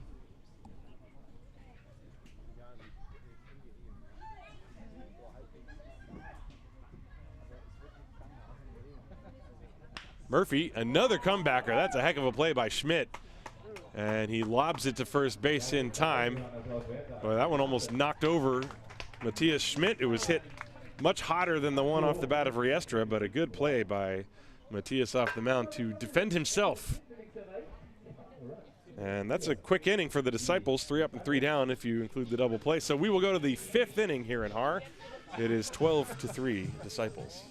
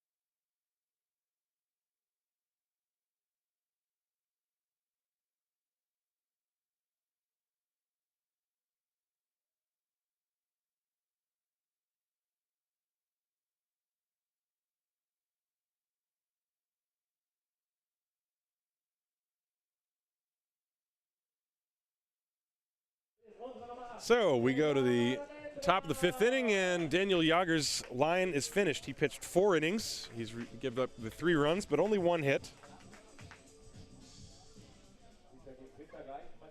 And he will be relieved by Jan Endriat. Endriat with an ERA of 1.46 in 12 1/3 innings pitched. He's pitched well this year. And that's been very important for the Disciples, and this good start they've been off to this year. He will deal with Matthias Schmidt, the number 5 hitter. The first pitch is swung on and missed. So Jager goes 4 innings. 1 hit, 3 runs. Give the rest of his numbers in a moment.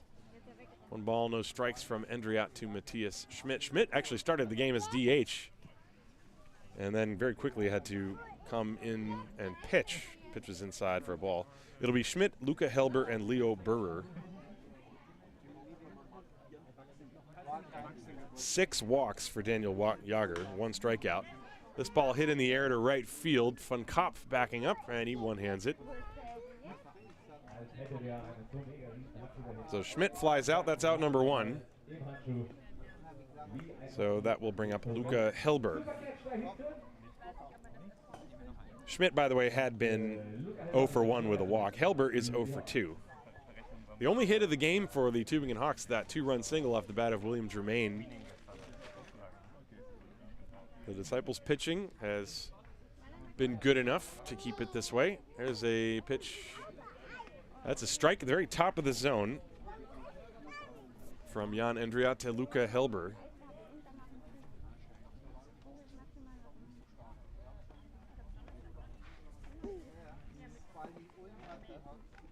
And that curveball is a beauty. Drops in on the outside edge. 0-2. That's Endriat's bread and butter. That pitch, when he can execute it, he gets results. 0-2 on Luca Helber with 1 down.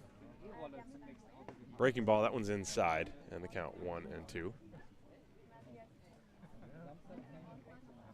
That one didn't quite have the action of the previous one.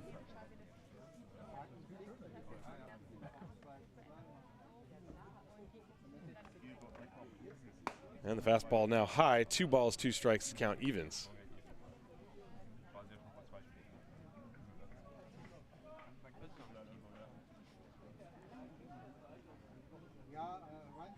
Defensively, the Disciples are playing straight away against Luca Helber. As you see, he's got that open stance from the right side.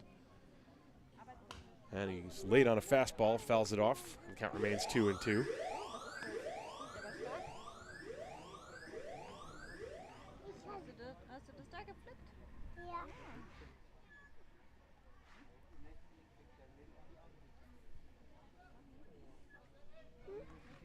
Still 2 balls, 2 strikes.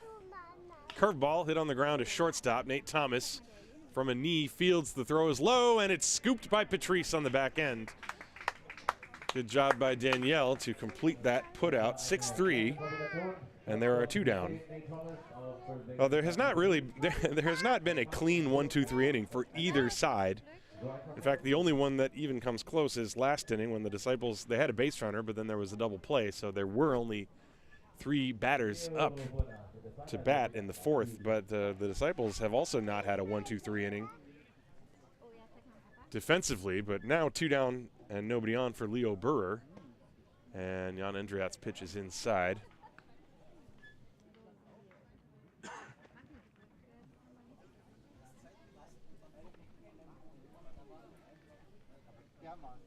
One ball, no strikes. And a good fastball coming in at the outside corner. 1 ball and 1 strike. Endriat throwing a good deal harder than Jager. We don't have a radar gun here, but a couple weeks ago when Regensburg was in town, they had a radar gun, and Endriat was around 82 with his fastball. That pitch is up, and I think Wallace was crossed up on that pitch. And, in fact, he was. He looked like he was expecting the breaking ball and got the fastball and almost didn't catch it. And that explains why he's out to the mound to have a chat with Endriat. There's no pitch comm in this league as of yet. Don't have to worry about people not being able to hear the little speak and spell voice coming from inside their hat. Not yet, anyway. give it some time. Maybe it will happen. 2 balls and 1 strike on Leo Burrer, who is 0 for 1, but he also reached on a walk and scored a run. Swing and a tapper foul, the count even 2-2.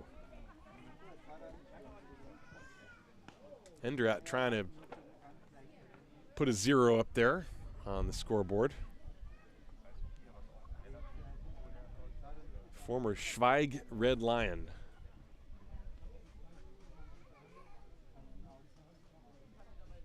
Line drive, left center field. That's going to get down for a base hit, and it's over and cut off by Rosenthal, who spins and fires it back in. So there will not be a 1-2-3 inning in the 5th either, as Burrer keeps things going with a 2-out single. That ball was hit hard, and so now Robin Shestag will step up to the plate with 2 outs and a runner on first.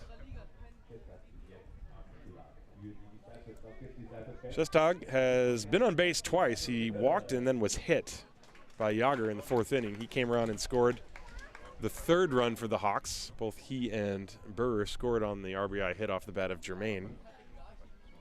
So he doesn't officially have an at-bat yet. Looks at a strike on the first pitch from Jan Endriat. 0-1 the count. Robin, the young catcher, 22 years of age, I believe. He's born in 2000 at least.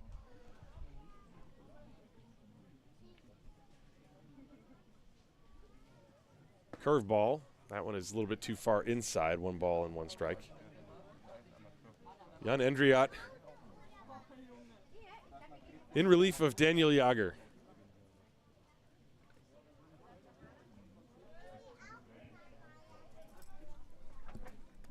And the pitch is swung on, grounded slowly towards shortstop, picked up by Thomas, throws off balance, and got his man. As I was handed a hamburger and fries, which is why you didn't see it take place on the broadcast. Trust me, it happened. And I'm a happy camper as well. Nate Thomas with a solid play. And so it's not a 1-2-3 inning, but it is a 1-2-3-4 inning, I guess. No runs, 1 hit, no errors, 1 left, and we go to the bottom of the 5th. It is 12-3 Haar.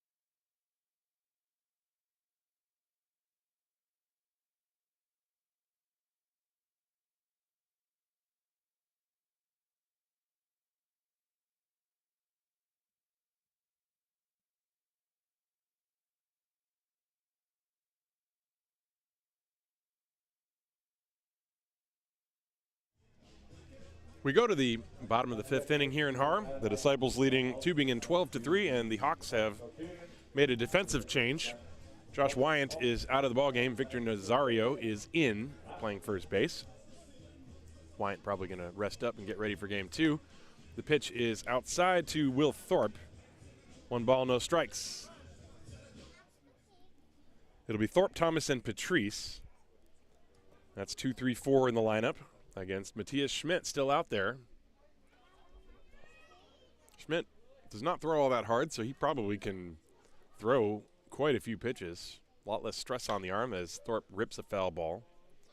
You figure Schmidt's going to be out there and until they absolutely have to make a change.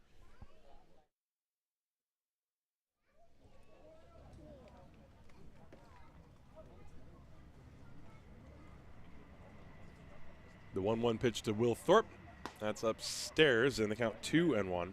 Remember, I mentioned that there's a 10-run rule. Well, right now, there's not a 10-run lead, so the score stays the way it is. We're going to play 9 innings. So the Disciples, they definitely would like to shorten this game. As Thorpe hits one hard on one hop to Helber. He fields it and throws to first. You know, Thorpe has 2 hits today and 2 outs, and the 2 outs were much harder hit. He had a line drive to left field, and then that one was also very well struck. Neither one of them went for hits, but then his 2 base hits were both of the bloop variety, so Will's having kind of an odd day. It's a good day, but an odd one nonetheless, and that'll bring up Nate-Sean Thomas.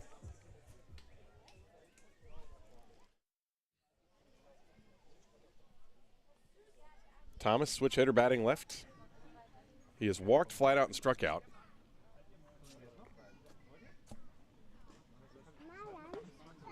And that pitch is inside for ball 1.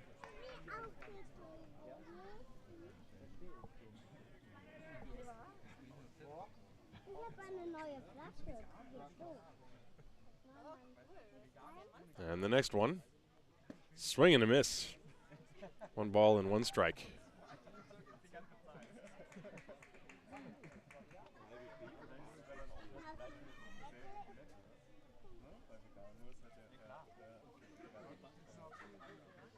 And that's high.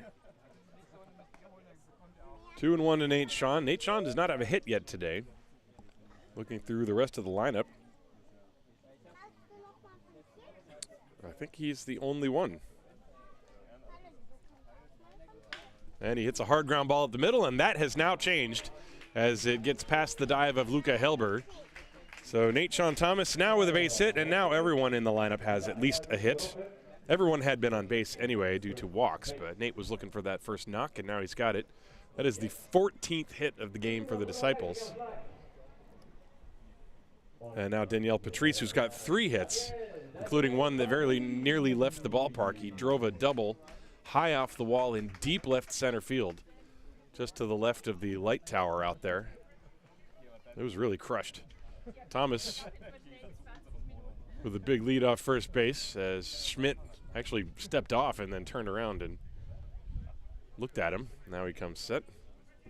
Thomas, short lead, not going. The pitch, there's a line drive, base hit to left field, as Patrice is now 4 for 4. And so 2 hits after the very hard hit first out. And the Disciples have 2 on and 1 out for David Dinsky.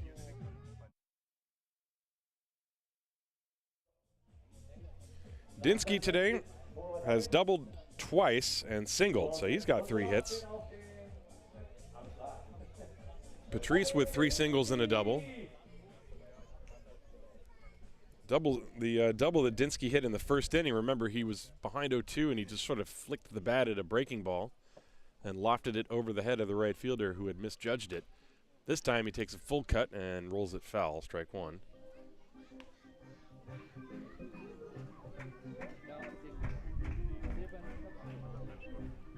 Got a pretty full house here in Haar.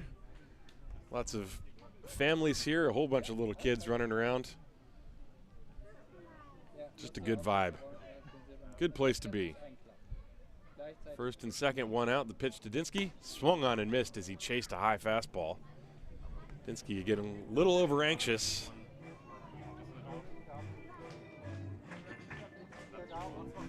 You got all the kids off in the field off to the right playing wiffle ball. Every time a foul ball is hit, they go running. You see all sorts of caps, baseball caps, Boston Red Sox, San Francisco Giants. That ball hit high and deep to left field. Way back it is. Off the top of the net, still in play. 1 run will score, and that's going to be a long single for David Dinsky as the runners were blocking him. Nate Thomas comes around to score, and there's your 10-run lead. It is 13-3 on a ringing double off the bat of David Dinsky. Patrice only made it to second base, but that ball very nearly left the yard. What a shot by Dinsky. Let's watch the replay.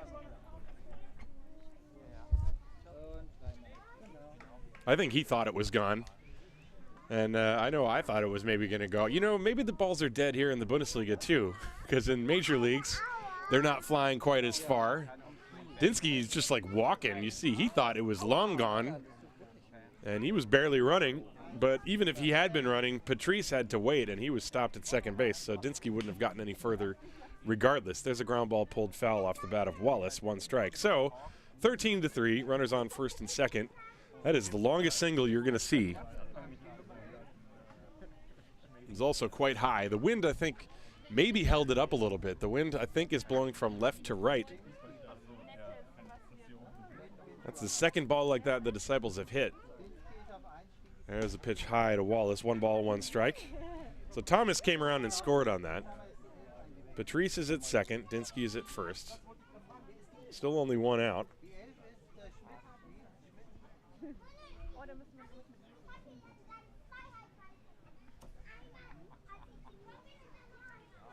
Now Dinsky and Patrice both 4 for 4. How about that? The pitch is high. So that's 8 hits from your number 4 and 5 hitters in 8 at-bats. And all of them have been hit hard except for that little fly ball double that Dinsky had. But that one was absolutely crushed. 2-1 to David Wallace. And he swings over a breaking ball. He pulled off that one, 2-2.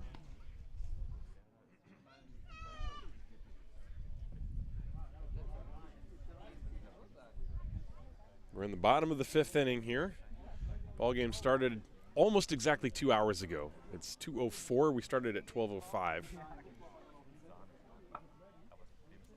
But now, as it stands, we are probably only going to play 2 more innings. There's a pop fly, shallow left field. Herring running way in, but it's actually the shortstop, Germain, who's back into the outfield to make that catch.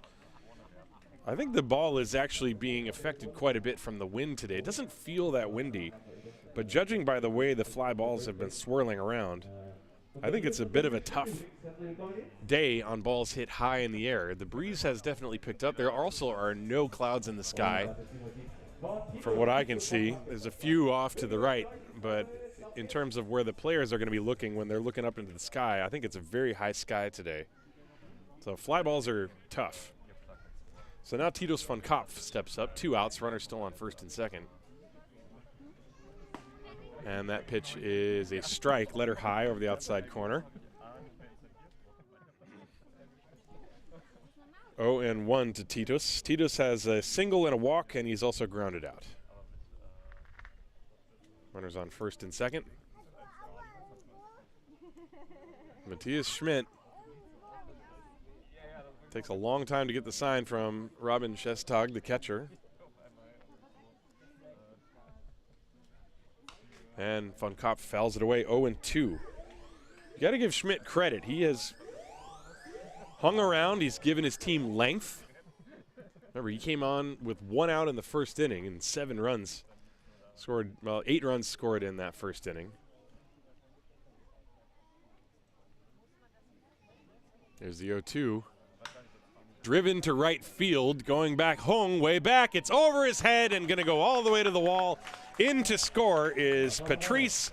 Dinsky is being held at third. It's an RBI double off the bat of Titus von Kopf, and it is 14-3.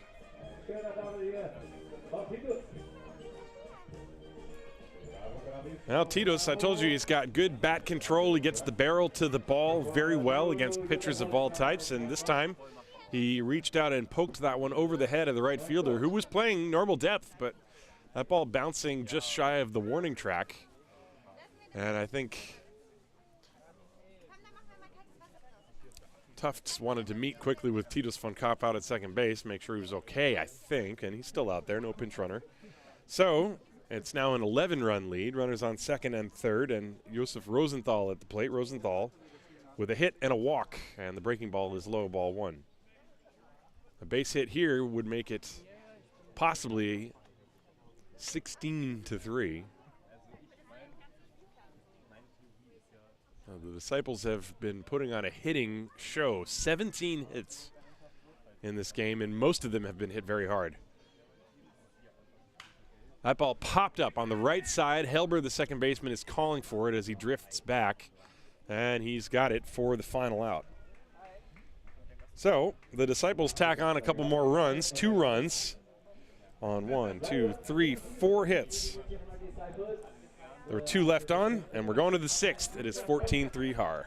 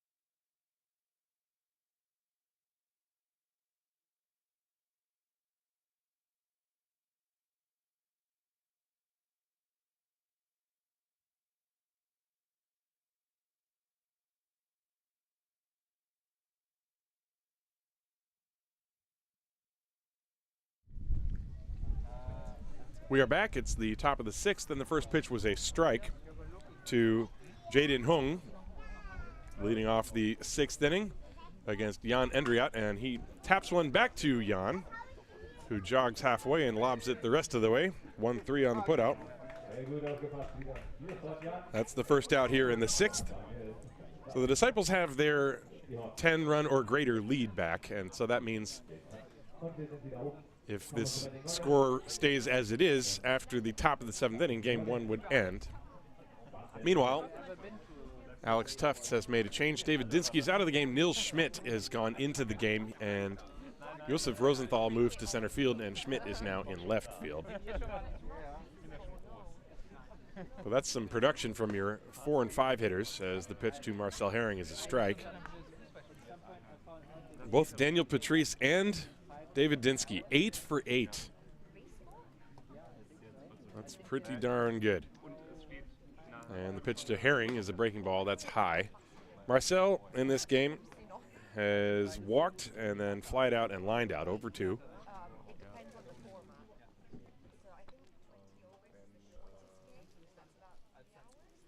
And Endriat dealing 1-1. Here comes the pitch to Herring. That's a good curveball right on the outside edge. Strike 2.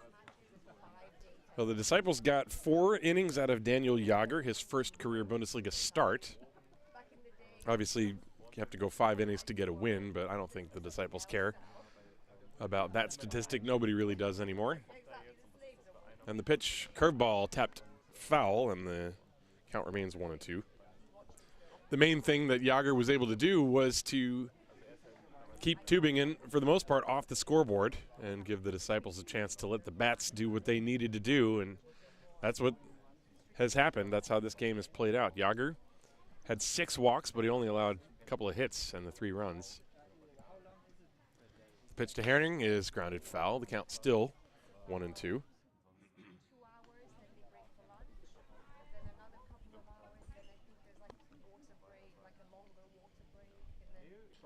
14-3 in favor of the Disciples. Game 1. Don't forget game 2. Game 2 is probably going to be a lot different from this one. Although You never really know, but Josh Wyant versus Zach Treese, that's a very good pitching matchup. Line drive foul as Herring just couldn't quite wait long enough. Got the barrel on the ball, but yanked it, and the count remains 1-2. Neither side had a 1-2-3 inning, with the exception of the fourth inning. Tübingen retired the Disciples 1-2-3, but there was a single and a double play sandwiched in there, so that's the closest we've had to a clean inning. As Herring goes upstairs chasing that fastball and swings and misses for out number 2. That is just the second strikeout in this ball game. Each team now has 1 strikeout in the game. And so now Timo Stoltz, again, second consecutive inning, we have a chance for a 1-2-3.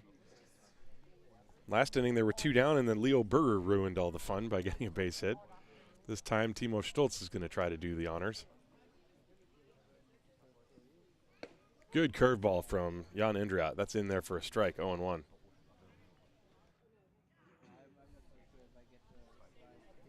Nothing in 1 on Timo. Stoltz reached on an error. He scored a run and then walked and flied out. And a little tapper in front of the plate. Going to be a tough play. Indriat barehands it, fires, and they got him. And we've got a 1-2-3 inning. Well, it was that close. That was a tough play by Jan Indriat, but for the first time in this game, no runs, no hits, no errors, nobody left. We go to the bottom of the 6th. That is 14-3 Haar here in game 1.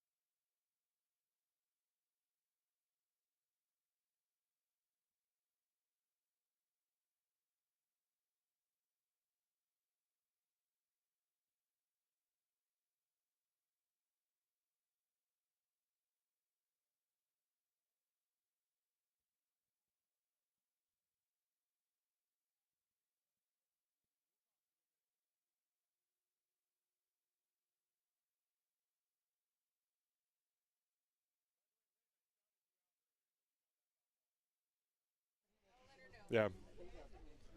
So, some changes for the Tübingen Hawks as we go to the top of the 7th inning. Disciples leading 14-3. On the mound is the young left-hander who was playing right field. This is Jaden Hung, and I'm not sure, but this very well might be his Bundesliga debut. He has not yet pitched this year in the Bundesliga, and his first pitch was in there for a strike. Matthias Schmidt, who was pitching, he is now playing first base. And there's a line drive into center field. That's a base hit off the bat of Francisco Riestra. So Riestra singles on the one-strike pitch. But just to finish explaining what happened, so the right fielder now is Victor Nazario, who had entered the game for Josh Wyant. And Schmidt is now playing first base. And the new pitcher is Hong, so I guess that gets you up to speed. And the pitch is taken outside.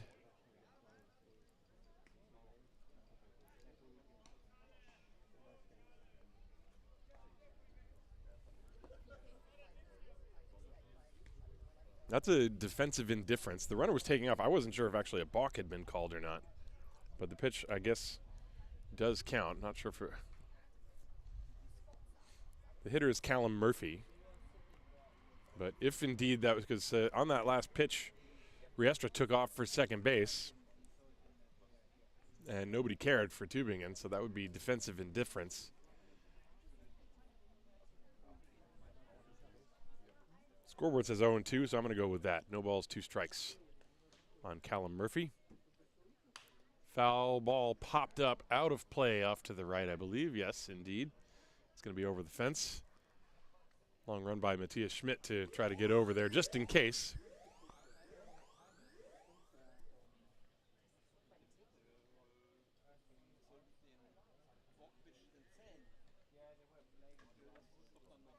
And the count is indeed no balls and 2 strikes.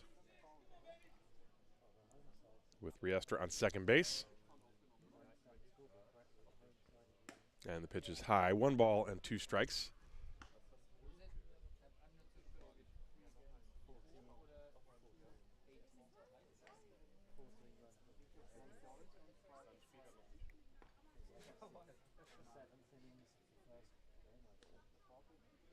And that one is upstairs and outside, and the count 2-2. Jaden, I mentioned before, he's the youngest player on the field right now. Born in 2004. And he's getting to see all kinds of action on both sides of the ball, both at the plate. He's put the ball in play a couple of times. He's had a few adventures in right field. And now it's his turn to stand on the mound. But if this is his debut, then congratulations to him. Maybe he pitched last year, but not that I know of. And the 3-2, that's outside, ball 4. Well, his first pitch was a strike, and then Riestra singled, and now a walk, and that brings up Will Thorpe.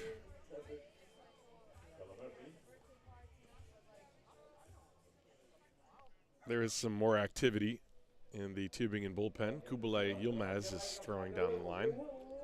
Big left-hander. So Will Thorpe, mentioned before, Thorpe having a weird day. He's hit the ball hard twice, but those are the 2 times he made out. The other 2 times he had little bloop singles. You know, he'd love to get a line drive that also falls in for a base hit. And the pitch.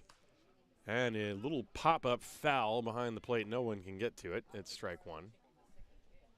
Thorpe had a very hefty cut at that pitch.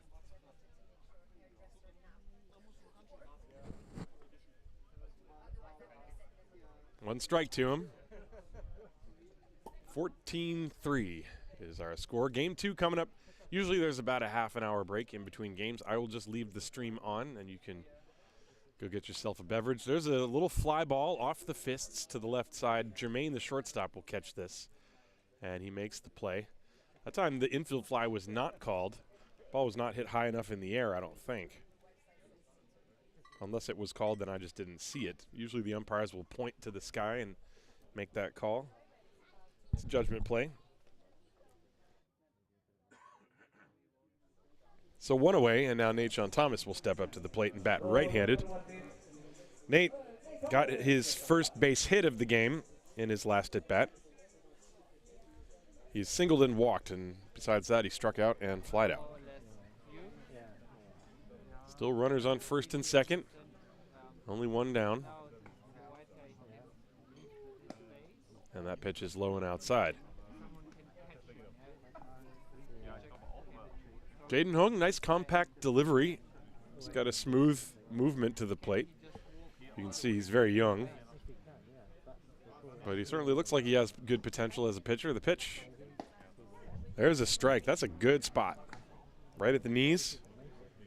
If you're Jaden Hung, you just try to memorize that motion and repeat it exactly every time. Of course, that's the hardest thing about it. 1 ball, 1 strike. And that's outside and high, 2-1.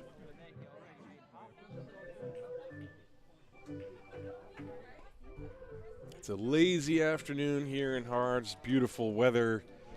Not too hot, not too cold. So far, the scoreboard is looking good for the Haar Disciples as well. Here's the pitch. And a fly ball hit to center field. Stoltz racing over towards right center. He gets there. Oh, he dropped the ball. And the runners who had to wait will now advance just 1 base. And that was a fly ball. Stoltz had it hit the heel of his glove, and it caromed away. That's got to be an error on the center fielder.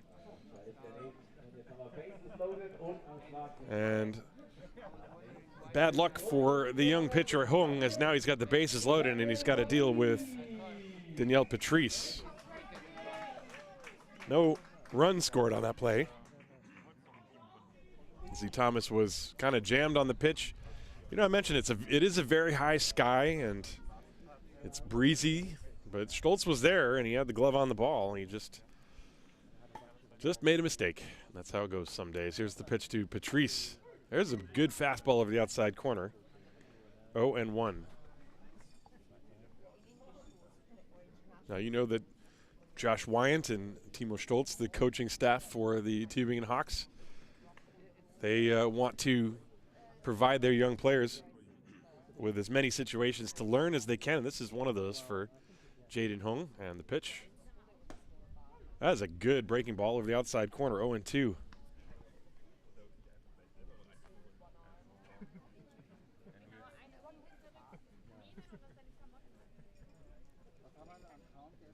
Bases loaded.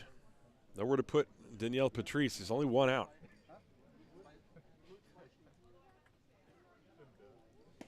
And a swing and a miss gets him. So Patrice chasing that pitch down and away, and Hung gets the strikeout. Like I said, possibly his first career Bundesliga strikeout. Somebody from Tübingen can confirm that for me, I suppose. And if so, congratulations. And he got a tough hitter in doing so. So Danielle Patrice, that's the first out he's made today. This is now Niels Schmidt. Schmidt came in defensively last half inning for David Dinsky. And Schmidt takes a pitch upstairs. Schmidt, by the way, is 2 for 25. So not a high batting average. But I've mentioned it before. He's one of the guys who actually, when he connects, he has some of the hardest contact of anybody in the Disciples. Just a matter of getting the barrel to the ball as he swings through that one. 1 ball and 1 strike.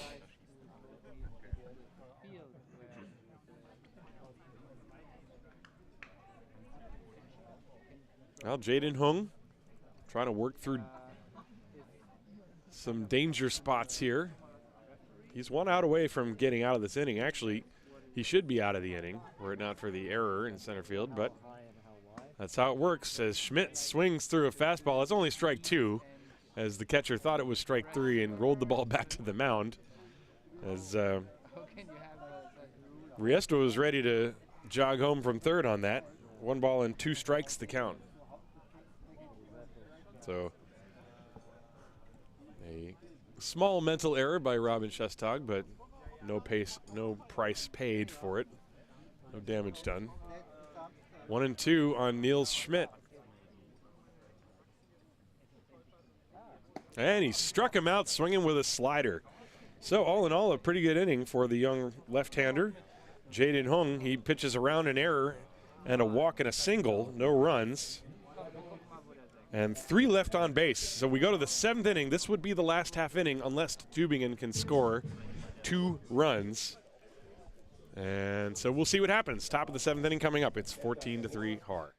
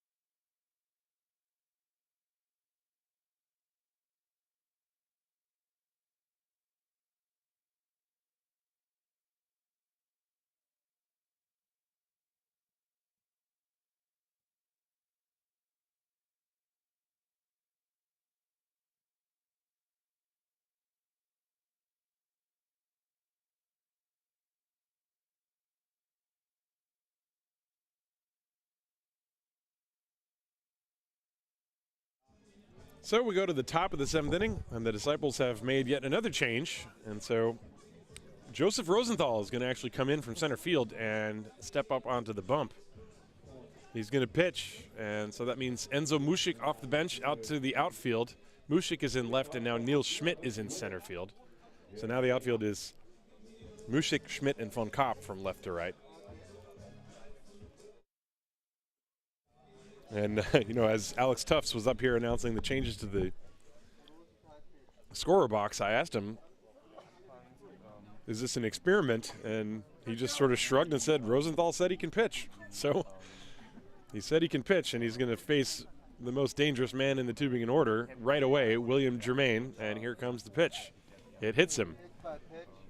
So Germain will get on to start the 7th inning. Remember, the Disciples desperately want to end this game in this half inning, so they need to get 3 outs before Tübingen scores 2 runs.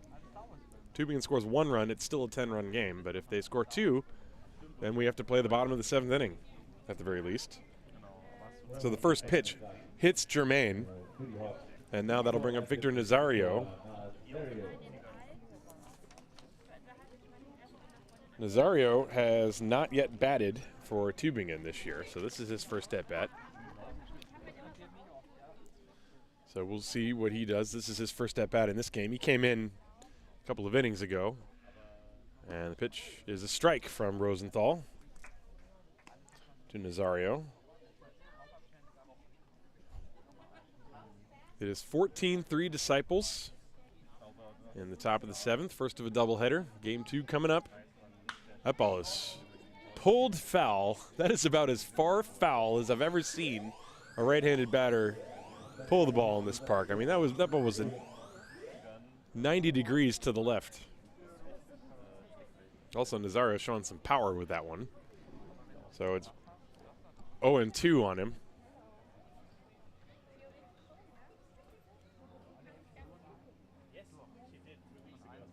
And the fastball is high. 1 ball, 2 strikes now.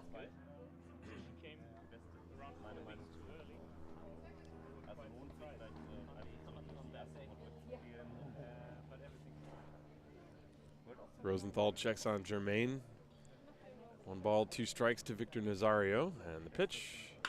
Line drive. That is a solid rocket to the alleyway in left center field. It's going to go all the way to the wall. And Germain is being waved around third. Here comes the relay throw to the plate after some hesitation. It's not in time. So a run scores, and it is now a 14-4 game off the RBI double off the bat of Nazario. And if he were to score, then we got to play the next half inning. That ball was smoked. That was a solid rope. That ball never got higher than about 40 feet off the ground. And it made it all the way to the wall on, I think, about 2 hops. This is an absolute jolt off the bat of Nazario. And so, give Victor a double and a run batted in. Matthias Schmidt is the hitter now. Schmidt has been all over the place today. He swings and foul tips it into the mitt, strike 1. Matthias started the ballgame as a DH, and then he pitched from 1 out in the first inning until last inning, and then he moved to the outfield. No, excuse me, he moved to first base. Rosenthal from the stretch deals. This ball lined to right field. Von Kopp is there. He makes the catch, and the runner is caught off second base. However, the throw went to third base as Von Kopp did not realize that Nazario was off the bag. I think Nazario thought that was going to be a base hit, and he was dead to rights at second base, but Von Kopp threw the ball to the wrong bag. So a break for Tübingen. Also a break for the Disciples as that ball was hit hard, and it was caught by Von Kopp. So there's 1 away. Now Luca Helber, the hitter.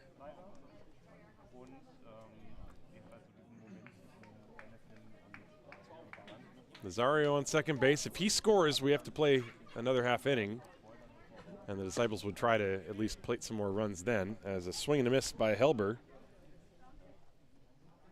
on the first offering from Josef Rosenthal. There you go. It's Neil Schmidt standing right in your screen. There's no better place to put the center field camera. There's a fly ball deep to right field. Von Kopf is racing back, looking up, turns around, and he cannot make the catch. The ball lands on the warning track. Nazario this time held up, and he makes it only the third. Boy, a couple of crazy base running. That was probably the right play on the base running side for Nazario, as Von Kopf did nearly make that catch. It would have been one heck of a play. The ball was hit over his head. He got turned around. He was running towards the track, and it's going to be a double. However, the run doesn't score from second base. So Helber hitting one deep to right field. And now Leo Burrer is the hitter. Still only one out. Runners on second and third. And the shortened ball game is in jeopardy right here. Swinging and a miss from Burrer, and the count 0-1.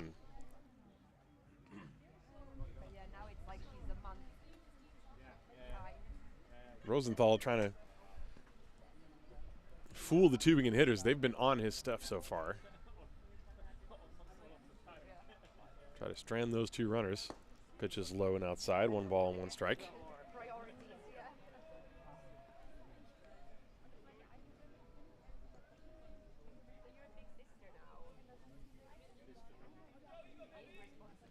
Runners leading second and third.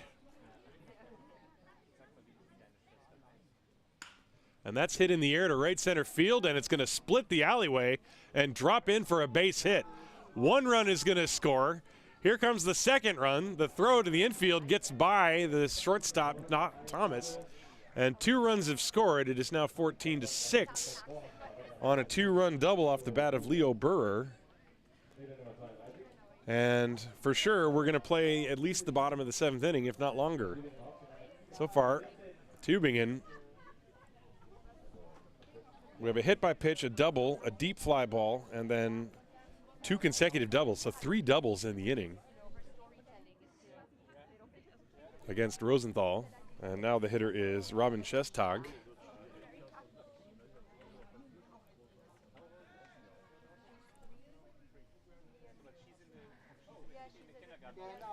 Schestag looking for his first base hit.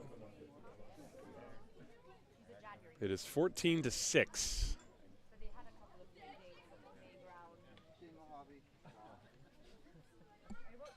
And the pitch is in the dirt, blocked by Wallace.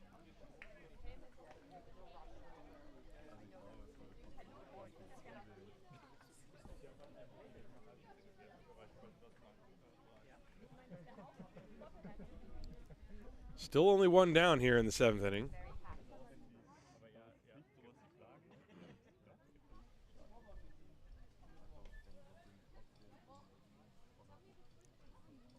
And that one is up and in. Ball 2.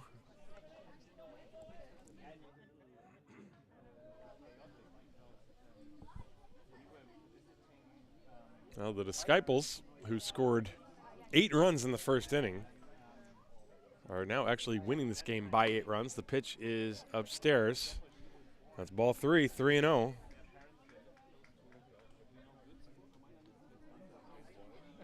Well, Rosenthal, who had been standing in the outfield for the entire game, I didn't see when he was warming up, so I don't know how much time he really had to actually get loose. It's always very tough to do that. That's outside ball 4. So he's only gotten 1 batter out so far. He's walked a batter and hit a batter. Tufts is on his way out of the dugout, and he might bring a hook with him. Let's see. Now, the Disciples do not have a DH anymore, so if this is it for Rosenthal, you might see him go play the field, and you wonder if maybe Titus von Kopf has been throwing in between. Von Kopf is standing in right field. He would be the next logical guy to come in and pitch, I think, if Rosenthal can't get through this inning. You have 2 on, and you have the number 9 hitter. This is Jaden Hung coming up to the plate. Hung looking for his first base hit. He already got a scoreless half inning on the mound in the top of this inning. And that's big for Tübingen because that kept things close enough that they now have extended the game at least. 1 out, runners on first and second. Rosenthal still in there, and the pitch is high and outside. 1 ball, no strikes to Hung.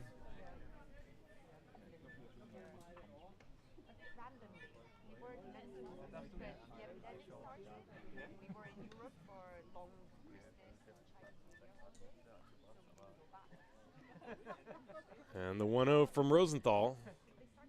It's outside, ball 2. Now the Disciples, you know they would like to save Luke Steinlein for game 2 if they can, and they probably would like to save Titus von Kopf as well. Nate Sean Thomas has pitched in the past. That's ball 3. But it's getting dangerously close to territory where, you know, you don't want to let Tübingen just get back into this game. You have the top of the order coming up. They can do some damage. Tübingen might be 3-7, but that doesn't mean they can't hit. They absolutely can hit. There's the pitch. There's a strike on the outside corner, 3-1 from Rosenthal.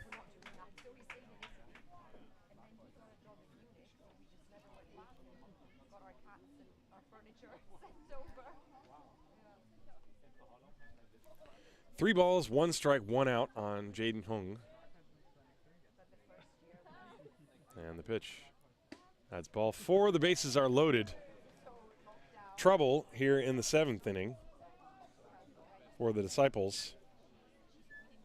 Burr is at 3rd, Shestag is at 2nd, and Hung is at 1st.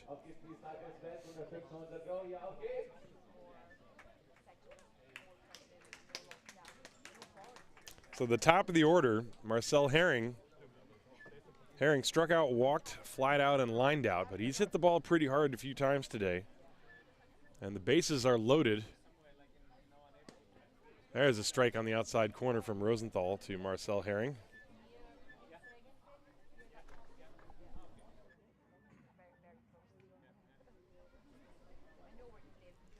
One strike.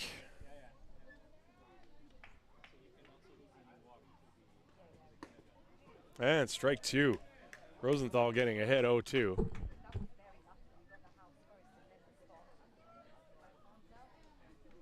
Still only 1 out.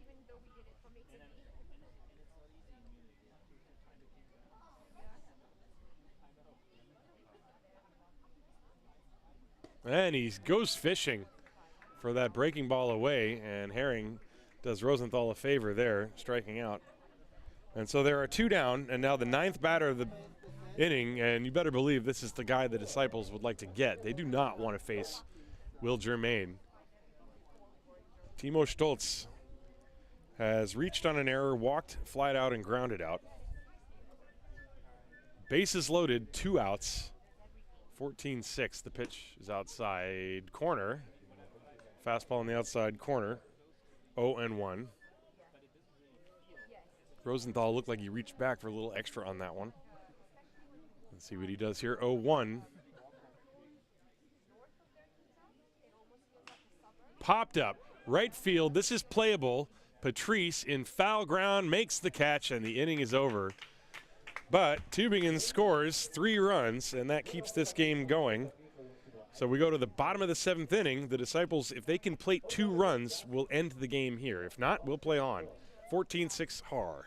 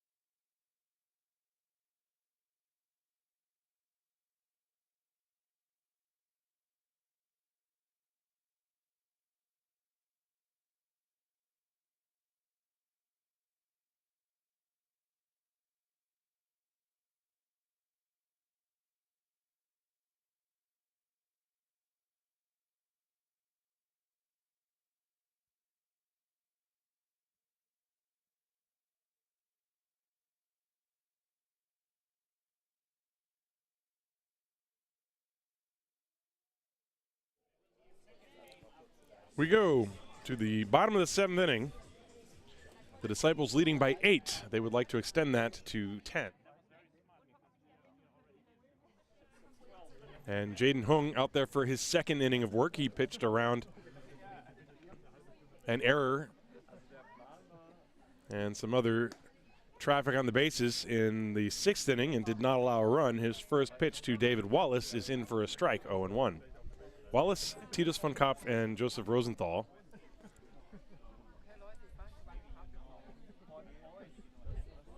Wallace today has 1 hit in 4 at-bats.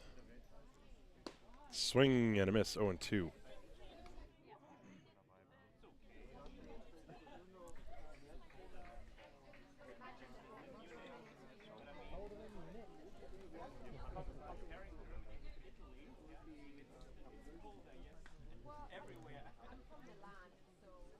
Here's the 0-2.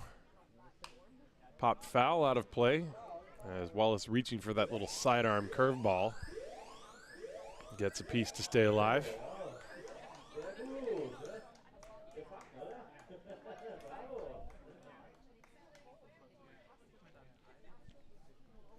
Oh, and 2 to David Wallace. Wallace is catching here game 1. Game 2, probably Will Thorpe is going to be the catcher, as Hung taking too long, and so Wallace decides to step out and adjust the old batting gloves.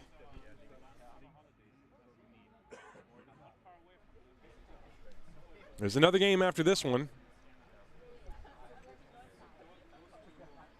It's likely to be a much faster pace. That curveball is way upstairs, and you can see the young pitcher Hung. He's got a good delivery, his good arm action, real smooth. It's always a plus when you have a young left-handed pitcher. Try and develop that talent. And the pitch on the way. That's a breaking ball upstairs again. 2-2.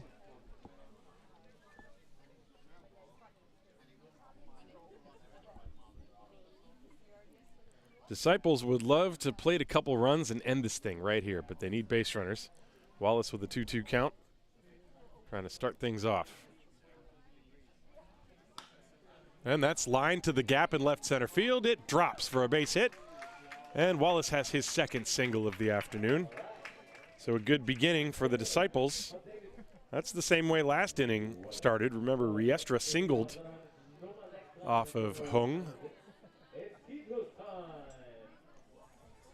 And so now Titus von Kopf steps up to the plate. Titus has a single and a double. His double went over the head of Hung in right field.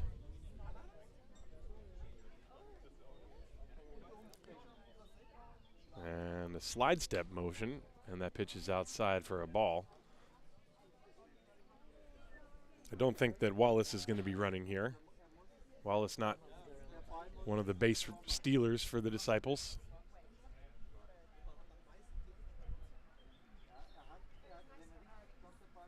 And there's a line drive base hit, number 3 for Titus von Kopf.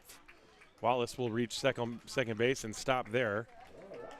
So 2 on. Those are the 2 runners the Disciples were looking for. Now they need a couple of big hits.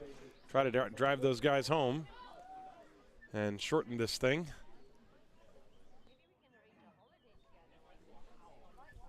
So Josef Rosenthal, who came in and pitched the last half inning, gave up 3 runs, now is going to turn around and try to knock home a couple. He's got a base hit. 1 for 3. He's also walked and scored.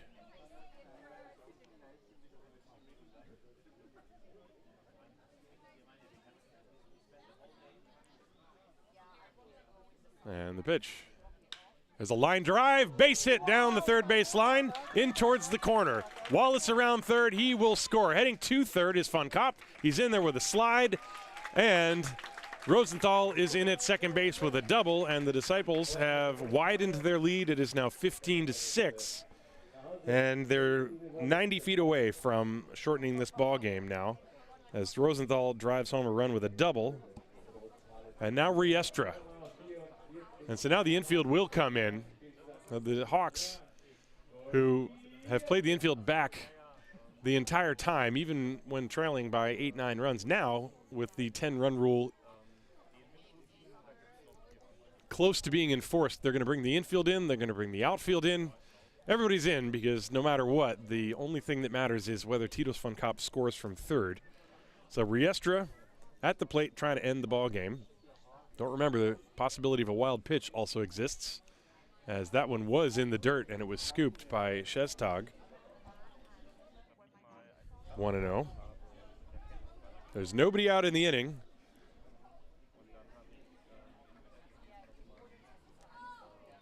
Von Kopp, the winning run, well, the game-ending run on third.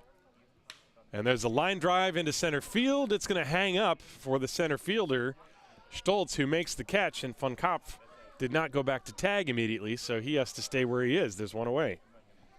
So Riestra flies to center field, and no advance from any of the base runners. One away. Now Callum Murphy will try to drive home the game-ending run.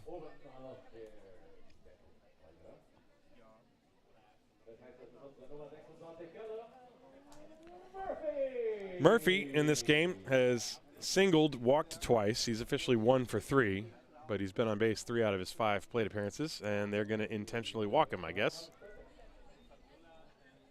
They have intentionally walked Callum Murphy. So the bases are loaded.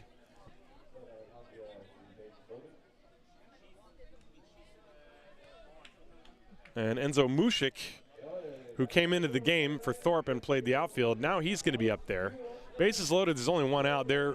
They walked the runner Murphy to put a force on, and so now they can look for a double play ground ball up the middle. So the middle infielder's back up. But that puts pressure on the young pitcher Hung to throw strikes, because a walk would end the game. Here's the pitch. In the dirt, ball 1. 1 ball, no strikes.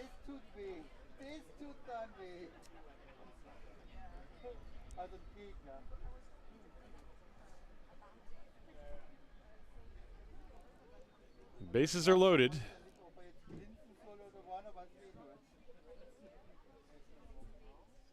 And there's a line drive to left field. Is it going to stay fair? No, it's a foul ball.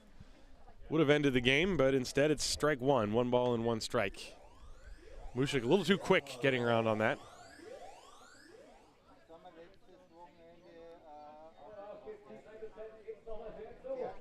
Now the Disciples with 21 hits in this game. 15 runs on 21 hits.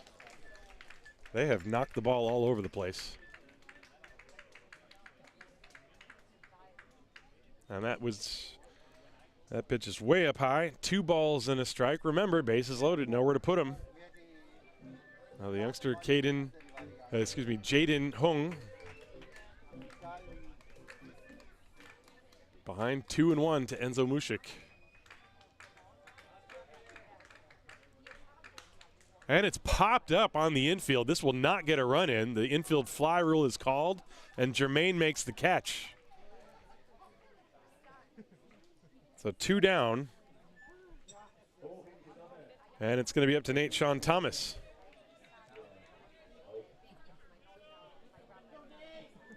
Thomas hit that fly ball that was dropped in center field. Beyond that, he has 1 hit and a walk, so he's been on base 2 out of 5 times, well 3 because of the error. Bases loaded, nowhere to put him. 1 more run scores and this game will end. If not, we will play on. And a good breaking ball from Hung, strike 1. Well, you saw Hung do that last inning. He worked around a bases loaded jam. This inning, he's only allowed the 1 run, but the Disciples had a golden start to this inning, and they have not really scored as much as you would think they should have. Here's the pitch outside. 1 ball and 1 strike. Titus von Kopp is the the game-ending run. He's standing on third. The bases are loaded, but the only run that matters is Titus von Kopp. If he scores, the 10-run rule would be invoked, and this thing would end. 1-1. And it's outside 2-1. A walk would also do it for the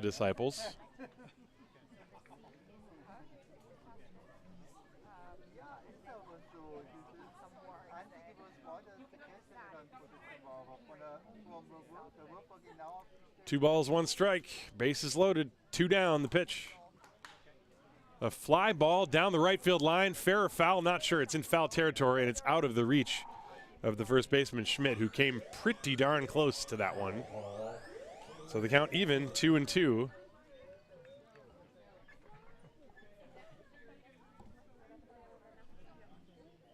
Well, Hung 1 strike away from getting through this inning and forcing us to play an 8th.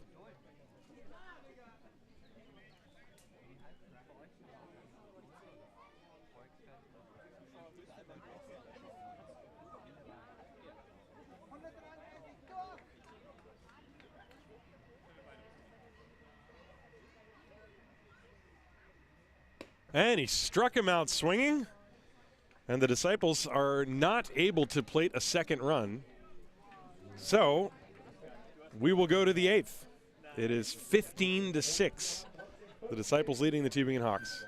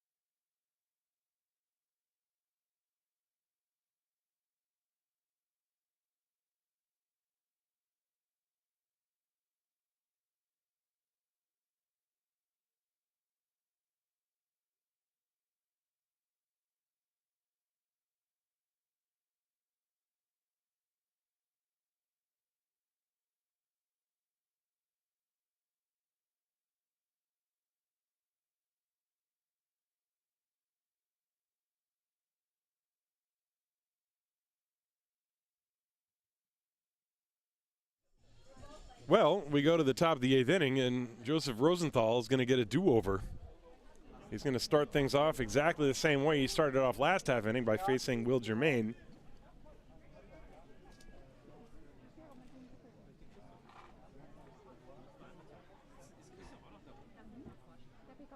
And the first pitch is swung on and missed. So you got to wonder what would happen. Rosenthal, who's been playing outfield the whole game, then he came in, pitched an inning, then had to sit down while the Disciples rallied last inning. And you wonder what his stuff is going to look like here. That's a very tough thing to do. That's a foul ball. He's ahead of Germain, 0-2. His biggest problem last half inning was not throwing strikes, and then when he did throw strikes, some of them got hit very hard. But that's part of the process. It's, you know, like I said, it's a very difficult thing to come in from the outfield and then just start pitching, especially for multiple innings. 0-2, that ball is cracked foul. Germain has just been peppering balls down that side all afternoon.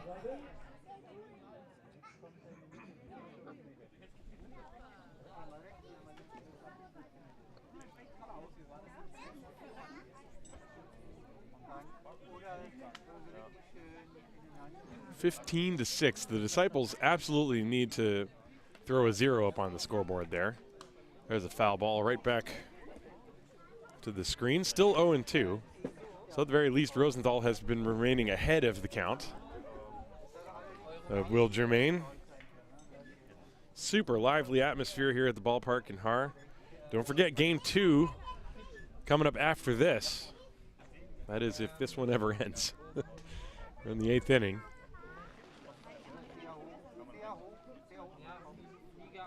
And he hits a ground ball to the right side. Murphy has it and flips it to first in time.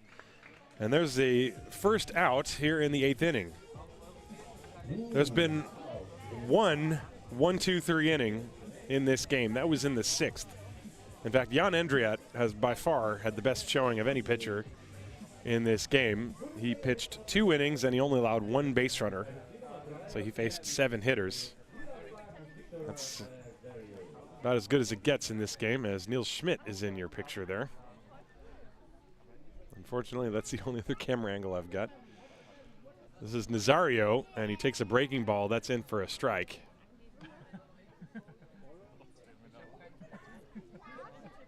Victor Nazario drilled a double to deep left field his first time. Well, I'm going to go with the other camera angle, I guess. And the pitch. Swing and a miss at a breaking ball, and the count 0-2. And now Schmidt has moved over with the 2-strike count, so you get to see the center field camera angle again. I told you before, oh, there he is, right to the same spot. I told you before, the Disciples don't put that temporary fence up anymore, and so I have to put the camera in the softball dugout. That ball is line foul. And so there's really only one place I can put it. There's nowhere else to put it, and it's very low to the ground.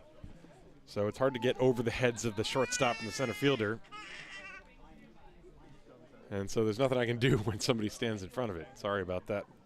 0-2 on Nazario, who's had good swings against Rosenthal. But there he strikes out. So 2 down. And lo and behold, we are close to having another 1-2-3 inning. Matthias Schmidt, who hit a fly ball to right field against Rosenthal in the 7th. He steps up to the plate. Matthias Schmidt is 0 for 3 with a walk.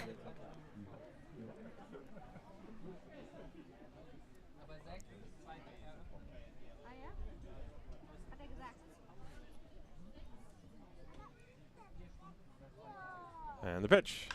Ground ball squibbed to the right side. Patrice fields it, flips it to Rosenthal covering, and we've got a 1-2-3 inning here in the 8th. 3-1 on the put out that time. That was niftily done. Rosenthal, quite athletic, getting over there to cover. And nothing across the board for the Tübingen Hawks. We go to the bottom of the 8th inning. Now, 1 run would end the game for the Disciples. They lead by a score of 15-6.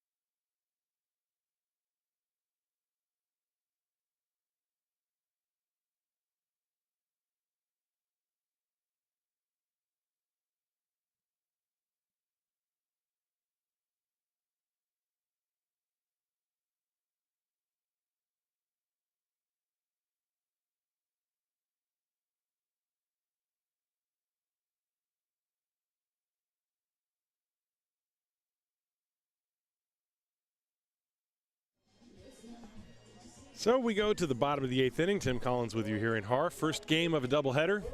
If the Disciples can play to run, the game would end instantly. If not, we'll play the top of the 9th inning. They lead 15-6 over the Tübingen Hawks. The Disciples came into this game 6-4 after sweeping Mannheim last weekend in Mannheim and trying to keep that winning streak going. And so, Danielle Patrice, who is 4 for 5 today, is going to step up against the young left-hander Jaden Hung, and the pitch is outside for a ball. 1 ball, no strikes. Patrice and then Neil Schmidt and David Wallace. 4, 5, and 6. Patrice and Dinsky, when he was in there, have a combined 8 for 9 in this game. And that is a fair ball. Patrice with 5 hits in this ball game, and he's got a double as that ball all the way into the corner. Danielle Patrice is raking today. He's got 3 singles and 2 doubles. Have yourself a day, as he really got around on that pitch from the young left-hander and lined it just barely fair. It nearly hit the line, actually. And so, if Patrice scores, then the game ends. Here's Neil Schmidt. Schmidt struck out in his only at-bat. He came in for Dinsky, who had been 4 for 4. And the pitch is high. 1 ball, no strikes. Well, the Disciples had a chance to end the game last inning. They had bases loaded, 1 out, and couldn't push that final run across. Schmidt fouls it away. 1 ball, 1 strike.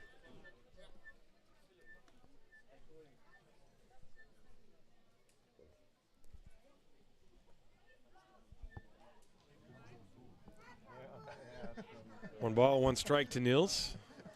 Patrice off second base. And that one catches the outside corner, a little outside backdoor breaking ball. Schmidt, I don't think, was super thrilled with that.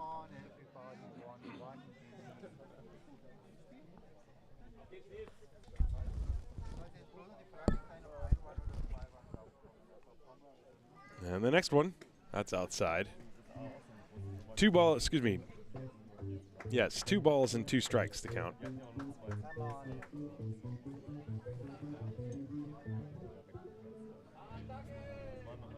After Schmidt, David Wallace would be the next man. Hit off the end of the bat, a little floater into right field. It drops, a base hit. Patrice had to hold up. He will be held at third as the throw to the plate comes through. That ball dropping just past the dive of Luca Helber and Matthias Schmidt, as Nazario picked it up in right field and fired it in.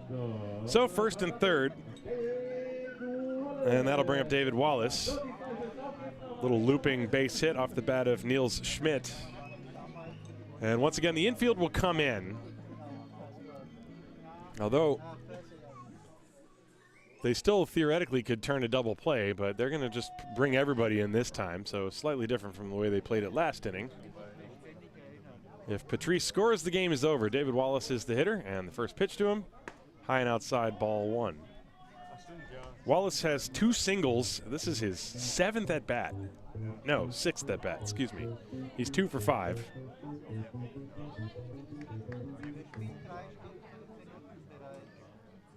Oh, and the pitch is swung on and missed as Jaden Hung actually nearly tripped off the mound.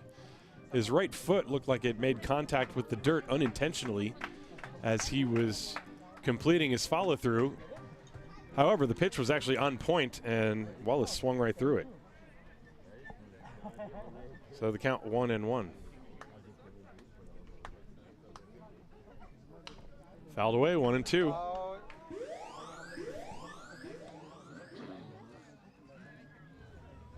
Hung has been pretty tough. He's only allowed the 1 run. They've been base runners, but he's made some big pitches. Gonna have to make another one here. He's ahead of Wallace 1-2.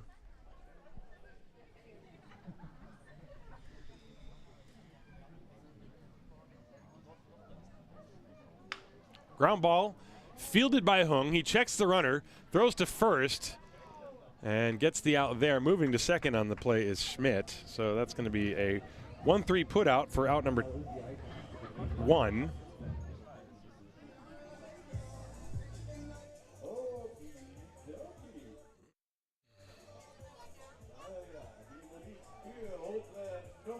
And now Titus von Kopp with runners on second and third. Wonder if they might walk him and try to set up a double play again like they did last inning. Although with Rosenthal on deck, Rosenthal, not easy double play candidate. And it looks like they're going to just play it straight up. Infield is still in. Outfield is short as well. Von Kopp has 3 hits today. 3 for 4 plus a walk. And a foul to the screen on a pitch down and in, strike 1. Titus had a pretty good cut at that one.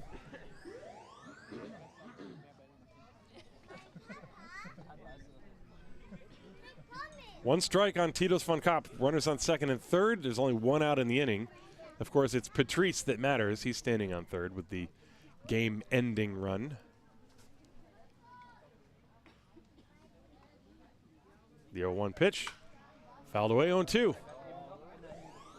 One thing I'll say about the youngster Hung, every time he gets in a jam, he seemingly just gets ahead of the hitters.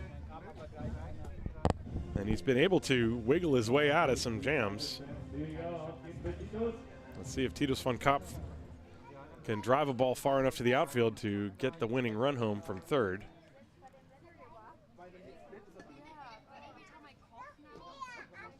The 0-2. That ball is driven deep to right field, but it's foul.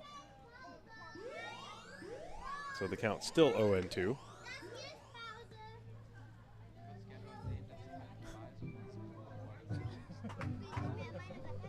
It seems like Kids Day at the ballpark today. There are a ton of kids here. It's just great. Super lively. Kids know how to bring the party. As you can hear, 0-2 on Titus von Kopp. Here it comes, and that's upstairs. Ball 1, 1 ball and 2 strikes. If von Kopp makes out, you have Rosenthal on deck.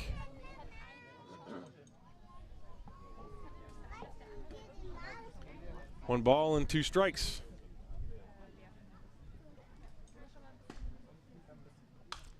Fouled away again as Titus is being a thorn in the side of Jaden Hung. And the little left-hander on the mound reaches back, grabs some dirt. Still 1 ball, 2 strikes.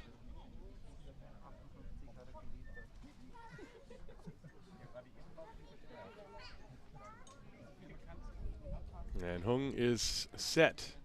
Here it comes. That ball driven to center field. That's going to end the ball game. Way back goes Stoltz. It's over his head for a base hit. Here comes Daniel Patrice. He will score. The Disciples win 16-6.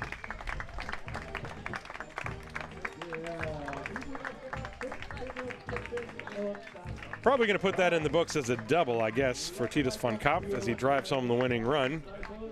And this ball game ending after 8 innings, thanks to the mercy rule. Final score 16-6. The Disciples now are 7-3.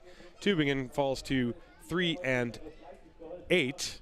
We'll be back in about a half an hour's time, so I would say around 3:45 p.m. for Game 2 of this doubleheader. Thanks for tuning in.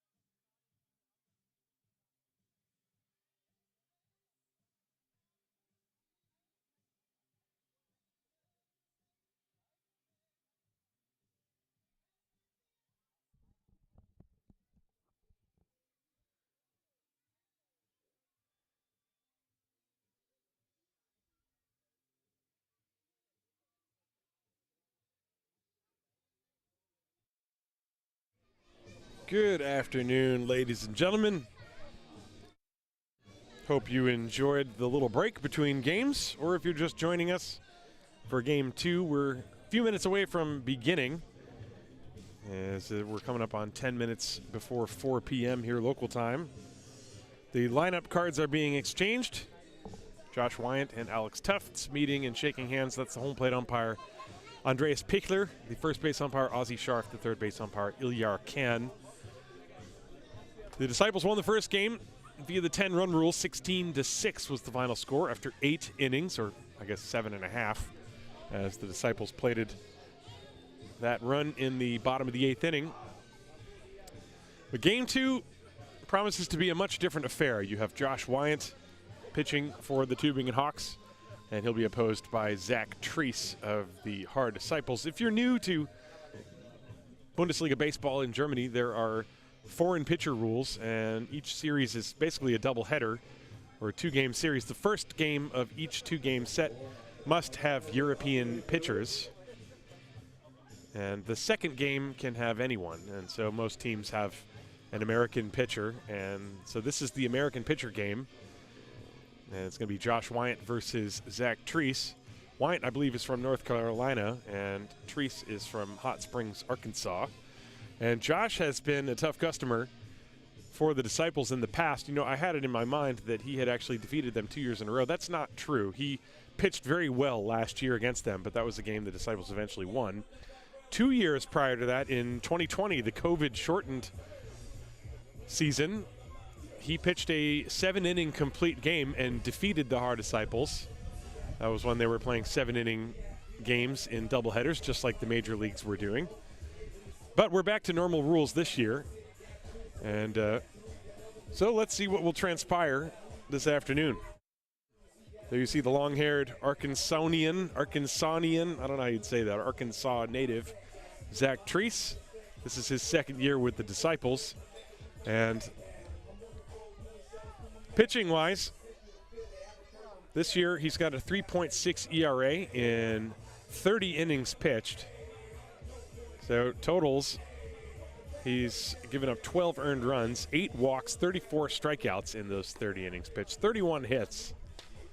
But he's been very good, and his last start against Mannheim, he struck out 11 in 7 innings. That was the capper of the doubleheader sweep in Mannheim last weekend. He's pitched against Mainz, Ulm, and Regensburg outside of that.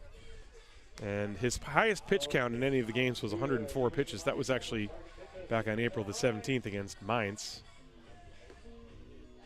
And you see the right-hander, he's got a forkball or a split finger. He's got a good fastball. He's got an excellent cutter and a slider. And he's very tough on right-hand hitters. He hides the ball very well. And he'll be working with the catcher, Will Thorpe. Around the infield defensively, the Disciples have Riestra at third, Nate Sean Thomas is at short. Callum Murphy is at second, Danielle Patrice at first. And in the outfield, Josef Rosenthal in left, David Dinsky in center, Titus von Kopf in right. The lineup in Game 2 for Tübingen is almost identical as it was in Game 1, with one change. So we have Marcel Herring, Timo Stoltz, and Will Germain, 1, 2, 3. And then Victor Nazario is the one change. He's batting cleanup, followed by Matthias Schmidt and Luca Helber. And then 7, 8, 9, Berger, Shestag, and Hung. First pitch, ground ball to Riestra. It kicks up. He tries to grab it on the second attempt, and he's unable to find the handle. I think that ball, first it hit his forearm, and then it caromed and hit him in the face. So one pitch and a base runner for the Tübingen Hawks.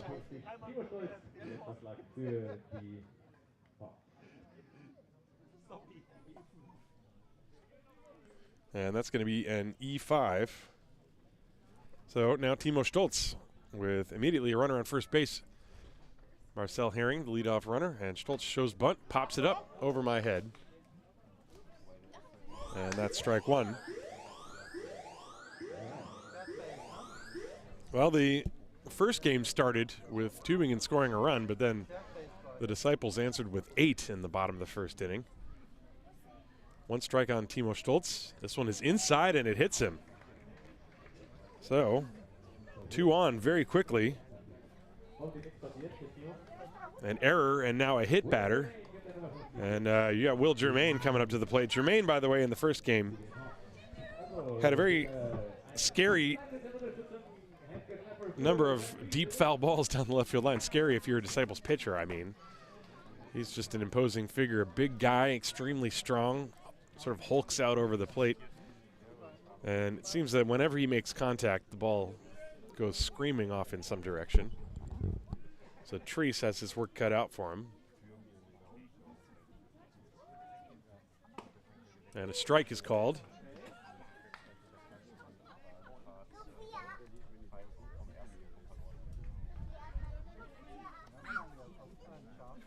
Herring at second, Stoltz at first.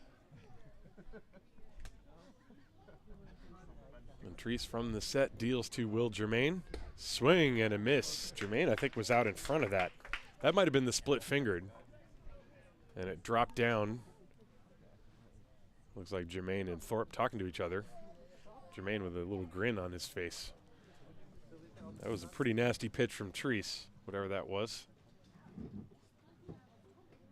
0-2. And a little tapper up the third baseline. It's foul, and Thorpe kicks it to make sure it stays that way. And the ball is retrieved by, looks like,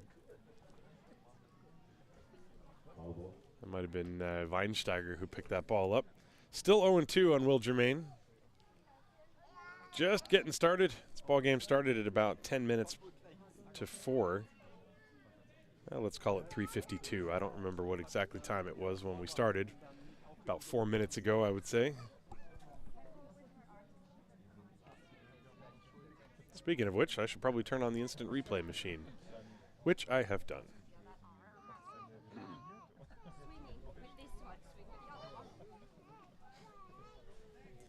Treese looking in for the sign from Thorpe. Thorpe going through a series with Herring standing out on second base. And a foul tip at the plate. Germain had a very good swing at that as well. Still 0-2.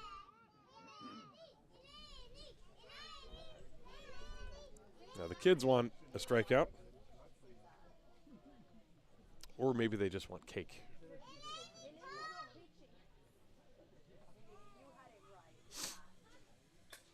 Meanwhile, the home plate umpire went over to get some more baseballs from the Disciples dugout, so a bit of a delay here. Thorpe is out there fixing his shin guards as well. 0-2 on Will Germain. Germain, by the way, did have one hit in the first game. That was one hit and 2 runs batted in off of Daniel Jager, who started. There's the 0-2. That's outside, 1-2. Told you last week, Treese with the 11 strikeouts. That's the most strikeouts he's had in any one game so far. This, of course, is his 5th start of the season for the Disciples. 2nd year with the team. The pitch hit hard on the ground. That's a foul ball past the third baseman, Riestra, and down the line into the corner. Rosenthal jogs over to dig it out. But it's still 1 ball and 2 strikes on Will Germain. Germain entered the Bundesliga a few years ago. I can't remember exactly which year, but with Stuttgart. Always been a very dangerous hitter. The 1-2 pitch. And he popped him straight up in the center of the diamond. Who's going to get it? Patrice over and under. And right on the pitcher's mound, he squeezes it. That's an infield fly rule was also called on that play. So Germain is retired as Treese battled him pretty good and gets the pop out. 1 away. And now Victor Nazario stands up to the plate. Nazario, who hit a rocket of a double in the first game, did not start the first game, but then came in the later innings and swung the bat well. He's up there with 2 on and 1 out. Infield back that would love to get a ground ball to turn a double play here. Righty against righty. And the pitch. And he squibs it foul off the end of the bat. Strike one to him.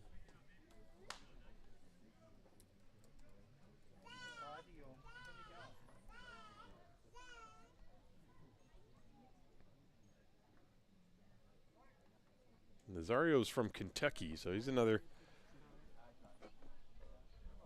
American playing on the Tübingen Hawks, and he drills that one deep and foul. That's strike two. 0-2 to Victor.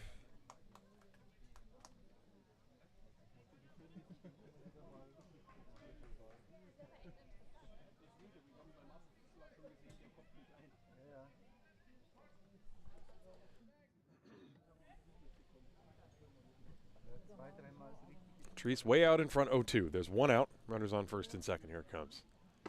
That one is fastball inside. Nazario was looking for something out over the plate and nearly got buzzed.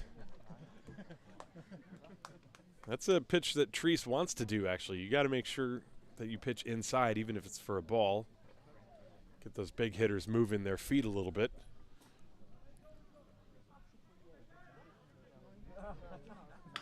And a ground ball slowly hit towards short.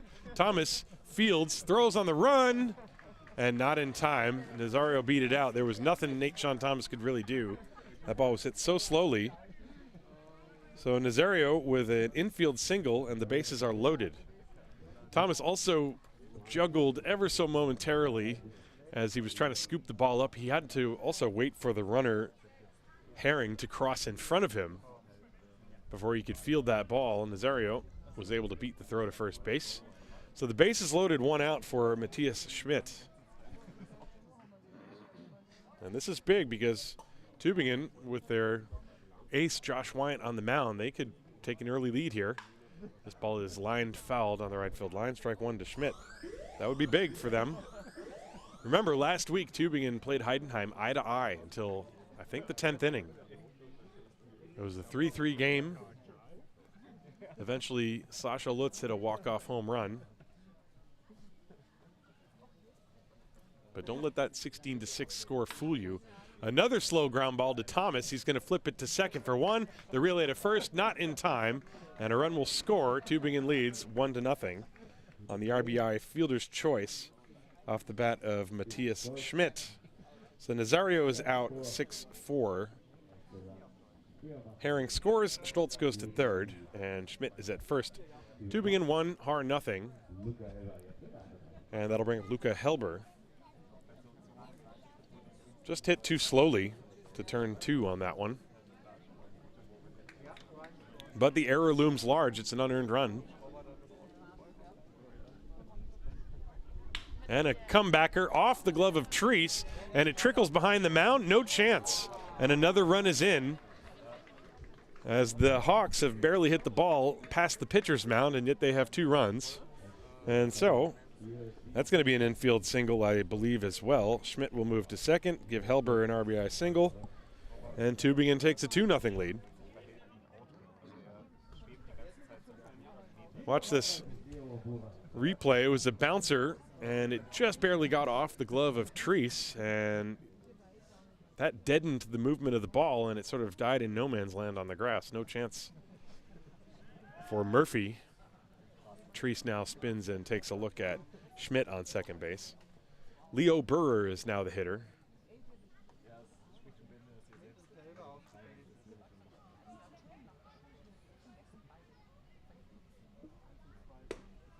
And the pitch is a strike to him. Burrer in the first game walked and scored. He also singled and doubled. So he was pretty good offensively for Tübingen. He's got a 1-strike count here. Tübingen with a 2-run lead. The pitch. Line drive center field. That's down for a base hit. They're going to stop the runner at third as the throw comes through to the plate on target. And Thorpe throws behind him, and he just barely gets back. That's Schmidt. So the bases are loaded again. Tübingen coming out swinging here in the top of the first. That ball was well struck, as Burr now has 3 consecutive hits going back to the end of this first game. Took that pitch that was up in his eyes and just lined it to right center field. Good piece of hitting. So Tübingen threatening to have a really big inning here. Bases loaded, 2 down. Robin Shestag, now the hitter.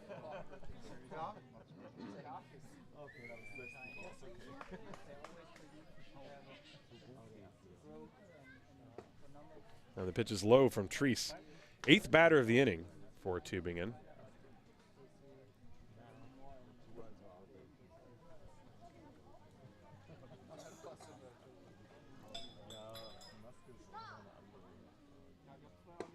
There is a strike, 1 ball and 1 strike. A fastball hitting the outside corner at the knees. Robin Shestag in the first game walked twice and was hit by a pitch. Officially was 0 for 1. Bases loaded, 2 down. That's high, 2 and 1.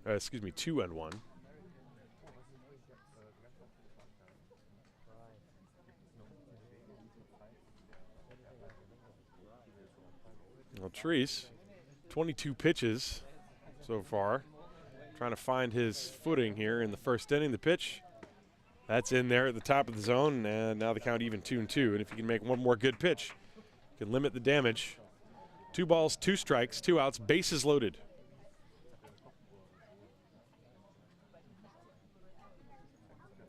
And Treese comes set. Popped up. This is in play down the right field line, being chased by the right fielder Van Kopf, who calls off Patrice to make the catch and end the inning. But Tübingen sends 8 batters to the plate, and they get 2 runs. Both of those runs are unearned on 3 hits. There was 1 error and 3 left on base. At the end of a half inning of play here in Game 2, it's Tübingen 2 and the Haar Disciples coming to bat.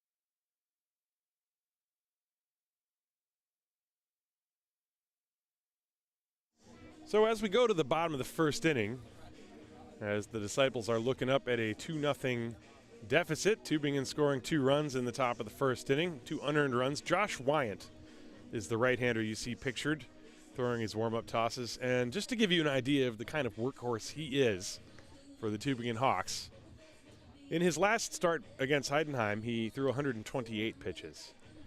The week before that against Ulm, he threw 170 pitches. The week before that, he threw 120, which is actually his low for the year. And then to open the season against Mannheim, he threw 128. So he is in there to go deep in the game. He's got a funky delivery, throws kind of from the side. I've seen him sort of invent things on the mound, or at least it seems that way sometimes. And he's a wily, tough pitcher, and he's beaten the Disciples before, and he's been given a 2-0 lead. The lineup he's going to face looks the same as it did in the last game. Murphy, Thorpe, and Thomas 1-2-3. Patrice, Dinsky, and then Simon Lechner, the designated hitter 4-5-6, as I suddenly can't talk. Titus von Kopf, Joseph Rosenthal, and Francisco Riestra 7-8-9. So there is the one change. Simon Lechner is in the lineup to get a lefty bat in there against the righty throwing Wyant. His first pitch was low, and his second one is on the corner for a strike, and we're underway in the bottom of the first. Callum Murphy is the hitter. Murphy in the first game was on base 4 times, 3 walks, and a single. And he bloops one into shallow center field. Stoltz racing over. He makes the catch, and Murphy flies out.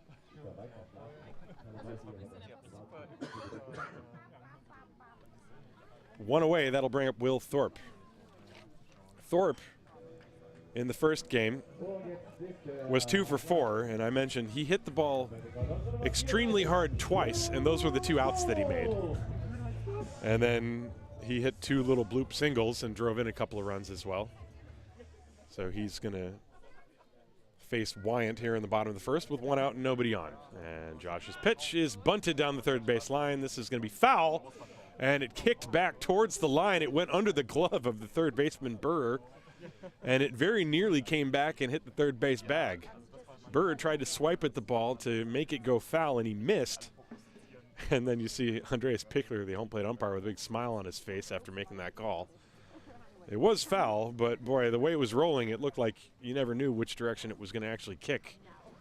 And then when Burr missed it, that was an added level of drama. So strike 1 in the end to Will Thorpe.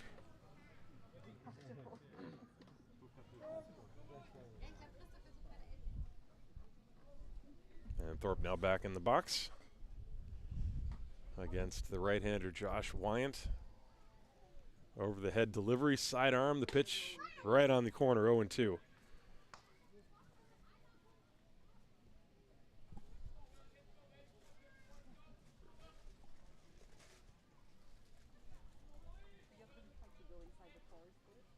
And here it comes.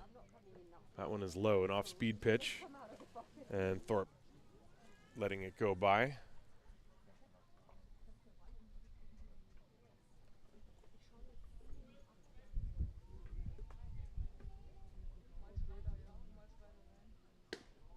That's outside.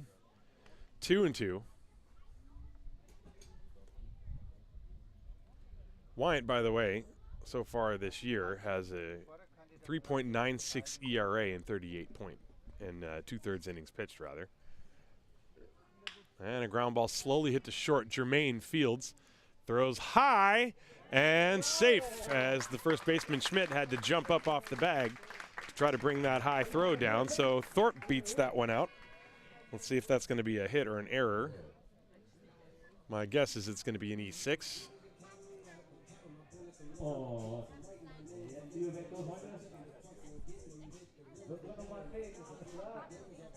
And so Nate-Sean Thomas will step up to the plate now. Thomas will turn around and bat left-handed.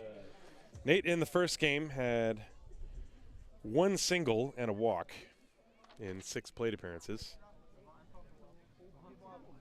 That indeed is an E6.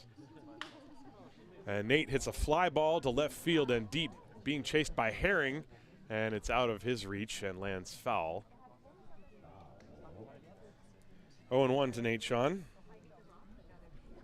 So both teams now with an error.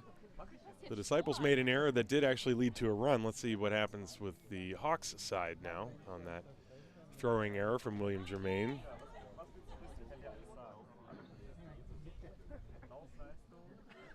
Nate-Sean Thomas has power. And a check on Thorpe. Thorpe does not take a huge lead over there usually, but he will run from time to time. They're going to give Nate-Sean a couple of cracks at getting a good pitch to hit. Here's the 0-1 outside with an off-speed pitch, 1 ball, 1 strike. Bottom of the first, 2-0 Tübingen. Hope you're enjoying your day wherever you may be watching from. And the runner's going. Pitch is popped up on the right side. The call and the catch made Luca Helber, as Thorpe obviously had to get back. And so there are 2 down. That'll bring up Daniel Patrice. Patrice had one heck of a first game. He was 5 for 6 with 3 singles and 2 doubles. He scored the game-ending run. And he's been absolutely raking. And let's see. Now there's no automatic update to his statistics in the easy score system, which is really too bad. He came into that game as one of the best hitters for Haar, and he lines that into right center field. That is down for another base hit. Thorpe takes the turn, heads to third base, and he is there. So Patrice is 6 for 7 on the day. And he's been lining the ball to right center field all the time. So he came in batting .379, and now he's 6 for 7. So that's one way to raise the batting average. So first and third for the Disciples, as they will try to make the Hawks pay for the error that they made. And now David Dinsky steps up. Dinsky also had 4 hits in the first game. He was 4 for 4 with 2 doubles and 2 singles. Very nearly hit a home run.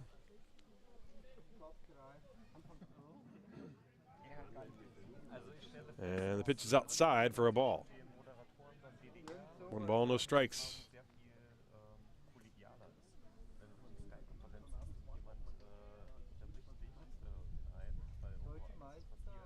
Patrice, a normal leadoff first, and the pitch is fouled at the plate. 1 ball and 1 strike to David Dinsky. Dinsky, a guy who does not get cheated. And I mentioned that Dinsky came in hitting .357, then he went 4 for 4. So the Disciples had a whopping 25 hits in the first game. There's a check on Patrice at first, and he dives back safely. 25 hits in a game. I mean, that is some hitting.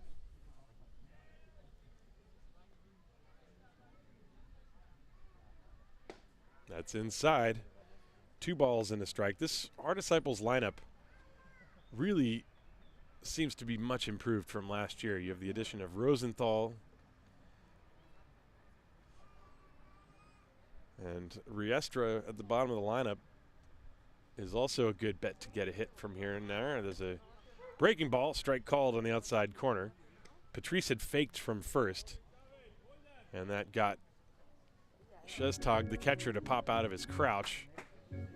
The count now even 2-2 on Dinsky,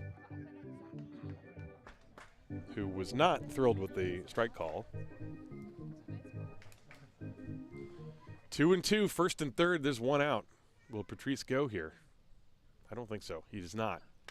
And Dinsky fights it off foul, and the count's still 2-2. You don't want to strike him out, throw him out, double play, especially when you have the tying run on third. Dinsky is a very fast base runner. He would have to hit a pretty hard ground ball right at somebody to be doubled up. So you figure if he puts it in play, the Disciples have a good chance to score. 2-2. And he swings and misses at the breaking ball. And that is out number 3. So I guess everything I was talking about with the double play didn't matter because there were 2 outs, which I forgot about. It's been a long day already, folks, but Josh Wyant looked like he also wasn't sure how many outs there were. Dinsky strikes out. The Disciples strand a pair. No runs. 1 hit, 1 error, 2 left at the end of an inning. It's 2-0 Tübingen. This is Haar Disciples baseball.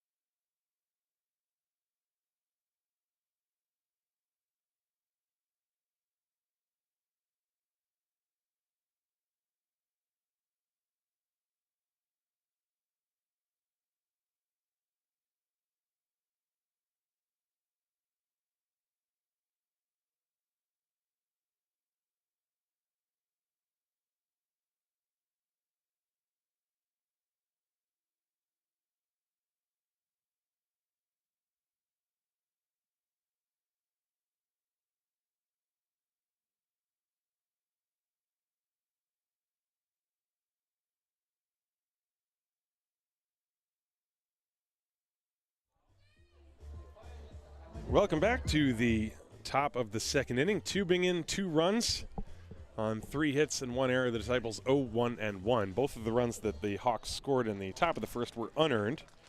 And now 9-1 and 2. Jaden Hung against Zach Treese. The first pitch is low. 1 ball, no strikes. Hung followed by Marcel Herring and Timo Stoltz. Hung in the first game was all over the field. He was pitching, he was in the outfield, and he now hits a pop fly to left field for Joseph Rosenthal, and he's got it. That's the first out. Hung did not have a hit in the first game, but he did put the ball in play, as he does there, for out number 1. And now the top of the order, Marcel Herring. Herring hit the first pitch of the game on the ground to the third baseman Riestra, who had it go off of his glove for an error, and then he later came around to score. Timo Stoltz is on deck. The pitch is outside for a ball. 1 ball, no strikes.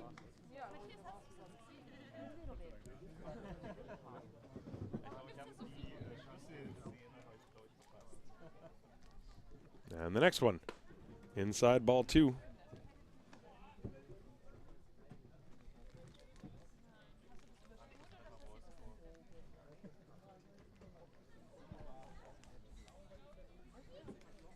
Treese behind Marcel Herring. And the pitch. Another ground ball towards third. This one is foul as it goes down the line. 2 balls and 1 strike to count.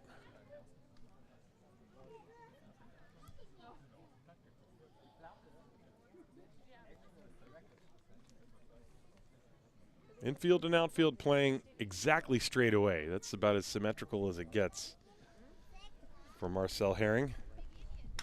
And he pops one into right field. Van Kopf coming in. He's underneath it, and he's got it for out number 2. So 2 down, and that'll bring up Timo Stoltz.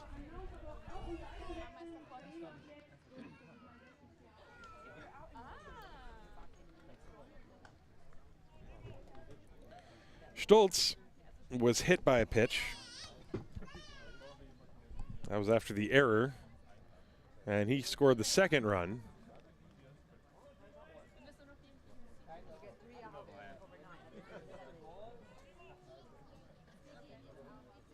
And he shoots a foul ball, strike 1. Treese looks to have a much better rhythm so far this inning than he did in the first inning. Obviously the first pitch error and then the hit batter kind of put him under pressure right away after only a couple pitches. There's a breaking ball, that one's inside. 1 ball and 1 strike from Zach Treese to Timo Stoltz. Game 2, top of the second inning. Beautiful day in Haar. That ball lined to right field. That's going to drop for a hit in front of Titus van Kopf. So Stoltz is aboard with a 2-out single. And that will extend things for the very dangerous William Germain.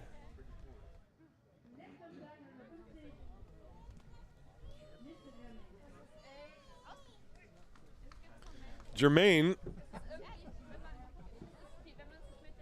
hit a pop-up after fouling off a number of pitches his first time. So he's 0 for 1. 2 down, runner at first base. You can see he and Will Thorpe exchanging some pleasantries. The Bundesliga is like a big family, especially for players that have been playing in it for a while, even if they're from the U.S. or wherever. Everyone knows each other. You play all the same teams. There's the same villains and the same heroes on every team. There's a good pitch on the outside edge, called for a strike. It really is a fun league.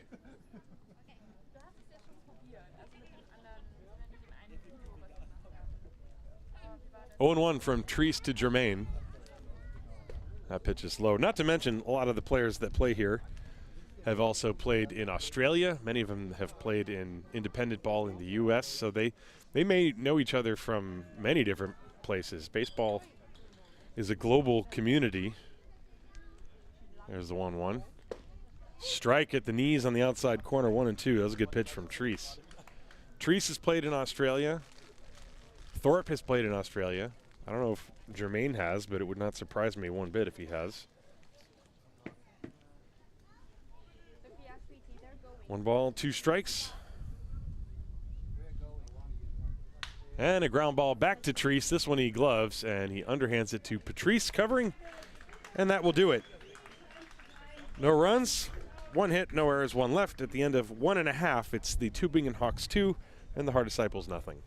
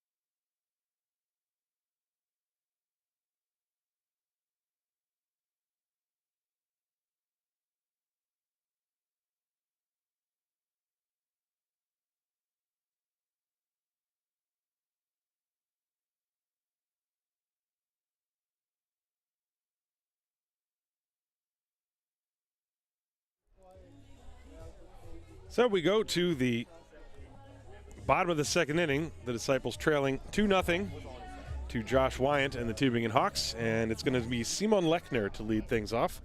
Lechner, the designated hitter. He's only had 6 plate appearances this year. He's 1 for 5, and he's also got a walk. He's a guy who generally works the count. He tends to always get, it seems like he's always in a full count up there. And that pitch is in there for a strike to him. Lechner, the number 6 hitter, followed by Titus von Kopf and Joseph Rosenthal. Wyant's first pitch was in for a strike, so the count 0-1 to Simon. And the right-hander deals. That's low and outside, 1-1.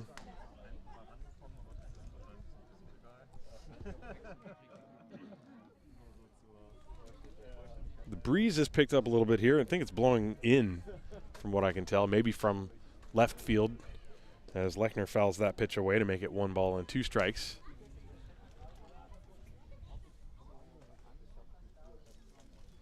Now the field of play is all in the sun, but the fans get to sit in the shade. If you want to be in the sun, you kind of have to head down the 3rd baseline. But it is beautiful, still absolutely gorgeous weather. Here's the 1-2 pitch. Slapped on the ground to 3rd, backhanded by Burr. He fires across on a bounce, and an excellent scoop by Matthias Schmidt on the back end, as Lechner is thrown out 5-3.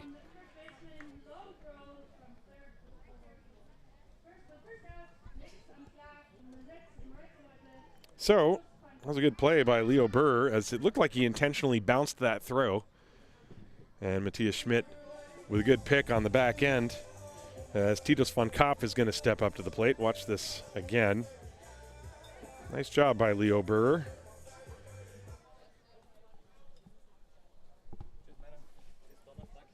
So Titus steps up, and the first pitch to him is outside for a ball. 1 ball, no strikes to Titus. Titus in the first game also had 4 hits. He had the game-ending hit. I don't know if it went as a single or a double. He did reach 2nd base on it, but it was with the winning run on 3rd, or the game-ending run on 3rd, so I'm not sure what he was credited with. I wrote it down as a double in my scorebook.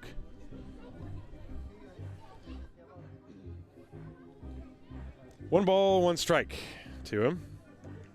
Right-hander Josh Wyant, number 9 there in your picture. And a breaking ball hit on the ground, weakly left side. Burr gloves, throws, and got him. Another good play by the 3rd baseman, Leo Burr. This time he fired all the way across without a bounce. And that's the 2nd out of the inning. And that'll bring up Josef Rosenthal. Rosenthal, in game 1, had a single, a double, and a walk. Officially was 2 for 4. He also pitched the final 2 innings of the game. Number 7 hitter in the lineup. Excuse me, number 8 hitter in the lineup for the Disciples. And a check swing on a breaking ball. He did not go around. Ball 1. Wyant, for his pitch count, he is in excellent shape. I mentioned at the outset, he goes at least 120 pitches. Well, we're 20-something pitches, and only one more is what he needs to retire Rosenthal, as that's a very quick 1-2-3 inning, 3 ground ball outs off the bats of the Disciples. 27 pitches for Wyant through 2, and nothing across the board for the Haar Disciples. We go to the 3rd inning. It's 2-0 Tübingen. This is Haar Disciples baseball.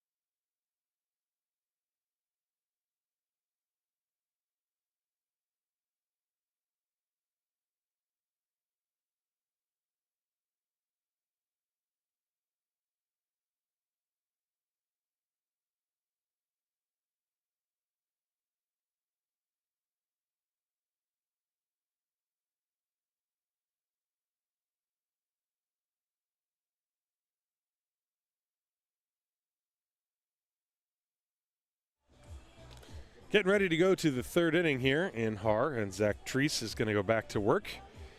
Facing 4, 5, and 6, Victor Nazario, Matthias Schmidt, and Luca Helber here in the top of the 3rd inning. Tübingen with 2 unearned runs in the top of the 1st, and that's where we stand. Treese has thrown 37 pitches so far, and he's kicking at the landing spot in front of the mound to get it to be comfortable for his delivery. So Victor Nazario, first time up, he singled, and the pitch is outside for a ball. He singled and was later erased on a fielder's choice.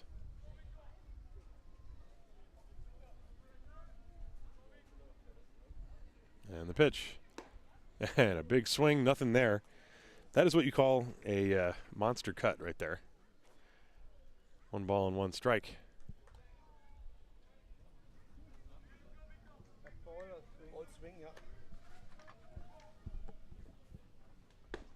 And the curveball, very top of the zone, 1 and 2 from Treese to Nazario.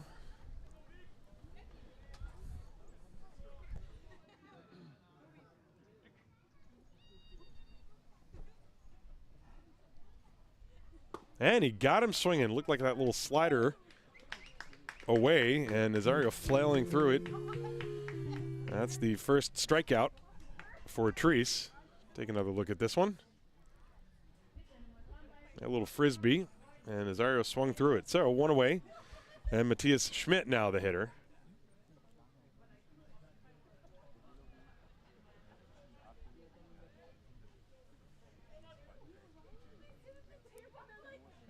And a strike at the knees. A good pitch from Zach Treese, first pitch fastball.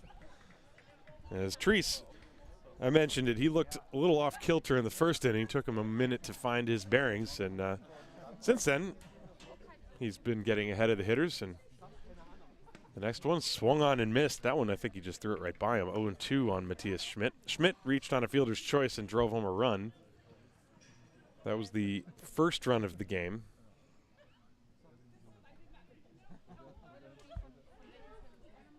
And the pitch.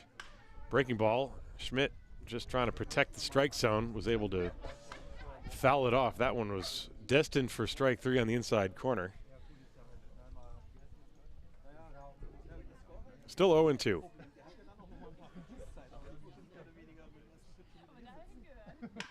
Line drive, base hit to left field, as Schmidt was able to get the hands in and yank the bat head through the zone and get that inside low fastball. Just sort of, that was almost like, you know, when you see lefty batters described as dropping the bat head down and in. Well, that's exactly what Schmidt, the right-hander, did on that one. Treese was ahead 0-2. That wasn't a bad pitch, really. Just a good job of hitting by Matthias Schmidt. Give him credit. So he's on first. And Luca Helber is the hitter. There's one out. Breaking ball is outside. Ball one from Treese. Treese to Helber. Helber singled to drive home the second run for the Hawks. And he pops it into short right field. Von Kopp racing over, and it lands in front of him for a base hit. And everybody will just move up 90 feet. So Helber with 2 singles, and the Hawks with 2 on for Leo Burrer. That was a little pop fly off the end of the bat, and Titus von Kopp could not get there. So it lands for a base hit.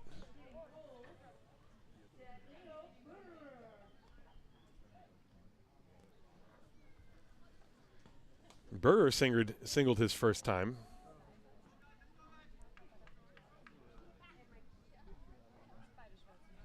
Well, Treese in the jam again. He's going to have to work around these 2 singles. There's only 1 out in the inning. It's forced at any base. And Burger swings through that, strike 1.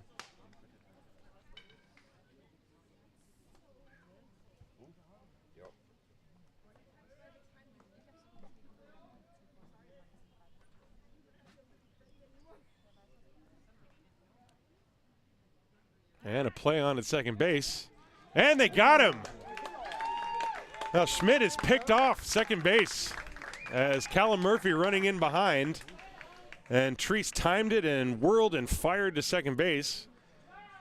And now there are 2 down as Schmidt is picked off second base. Boy, that's a tough one. Play went 1-4, so 2 down and now a runner at first. Suddenly a completely different complexion to the inning. A ground ball to short. Thomas is going to go to first, and one more pitch. And that's all it took for Treese to get out of the inning. The pickoff was huge in that. Looked like the Hawks were going to mount some sort of a rally again, and instead it was not to be. No runs, 2 hits, no errors, 1 left on base, and at the end of 2.5, 2-0 Tübingen. This is Haar Disciples Baseball.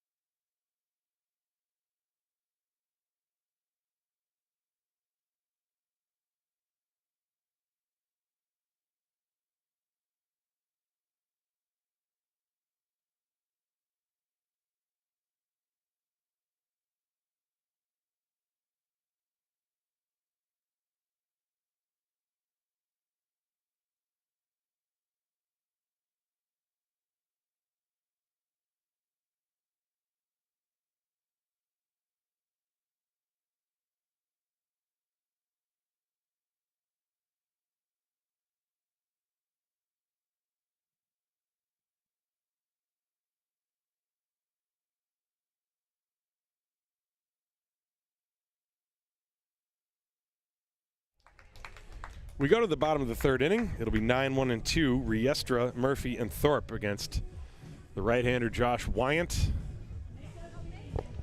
2-0 Hawks leading the Disciples.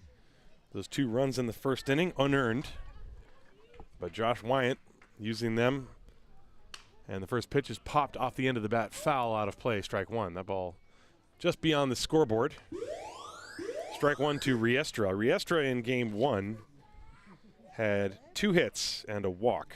It was officially 2 for 4. And the pitch. Ground ball towards the hole, and it's a base hit into right field past the dive of Luca Helber. And we've seen every single ball that goes through the infield dirt and hits that lip of grass, just kicks high into the air. Almost every single one, whether it's to left field, to center, or to right, doesn't really matter. And that was the case there. So Riestra with a leadoff single. And now the top of the order. This is Callum Murphy. And he shows bunt and looks at a strike, which I missed because the replay was still playing. My apologies. Strike one, the count on Callum Murphy. He's taking a look down the third base line to the coach, Alex Tufts, giving those signs. Riestra on first base. Takes a ball. Riestra has some itchy feet over there. He's moving his feet quite a bit. You wonder if he might try to take off. He's only got one stolen base in one try. Not going there. Breaking ball, swing and a miss. Murphy way out in front. 1 ball and 2 strikes.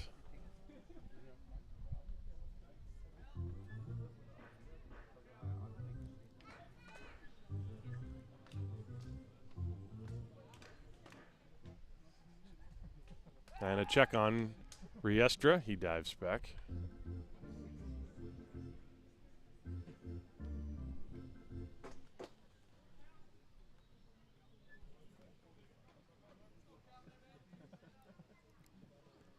Line drive, right center field. That's a base hit. Riestra is going to take the turn and stop at second base as the throw comes in behind him. So Callum Murphy with a single, 2 consecutive singles to start this inning, and now Will Thorpe steps up to the plate. Let's take a look at this base hit off the bat of Callum Murphy. Pitch down and away. He just sort of swats at it and lines it into right center field. Good job of hitting by Callum. And so Will Thorpe now the hitter.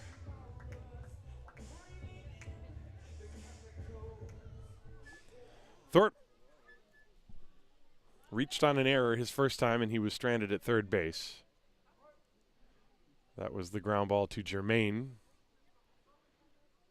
And the pitch. He shows bunt and gets down a very good one. Wyant fields and has no play as nobody covered first base. So the first baseman, Schmidt, was charging,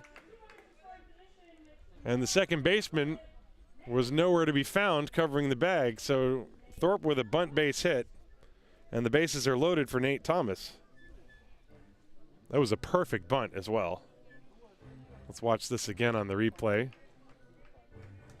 It was a breaking ball, good pitch to bunt on, and you see the second baseman was way over near the second base bag. So bases loaded and nobody out.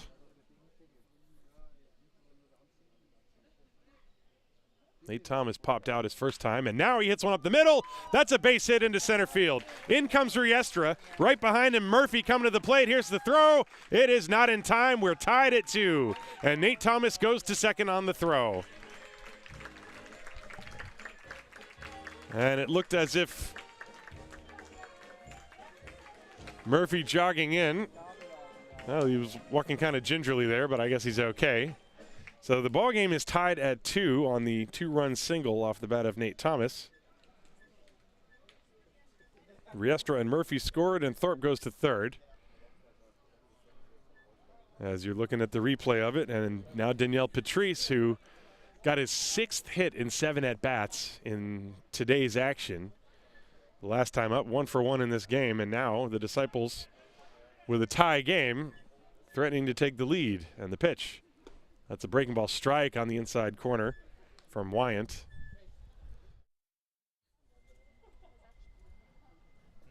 Nothing in 1 to Patrice, who singled to right field his first time.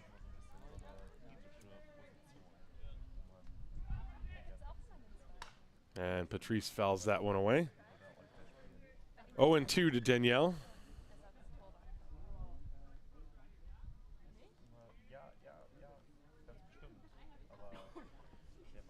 So the Disciples continuing with the hitting. They had 25 hits in the first game, and they've got 5 so far in this one. This one is inside and actually hit Patrice on the knee, right on the kneecap. Ooh, that is not where you want to get hit. And he is hobbled. Looks like he's going to try to stay in. Let's watch the replay, though. Oh, that one hit him right on the left side of his left knee. And he's trying to stay on 2 feet.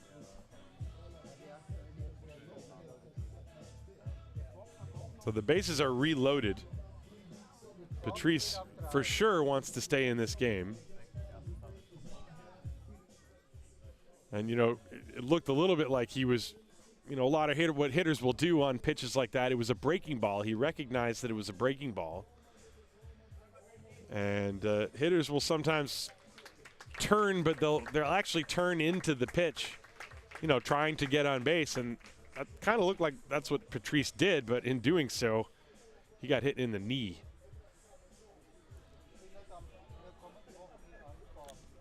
Because he's only got to be lucky that that wasn't a fastball. That would have hurt a lot more. But getting hit in the knee, there's not a lot of protection there. It's just direct on the bone. You hope that doesn't swell up and stiffen up on him.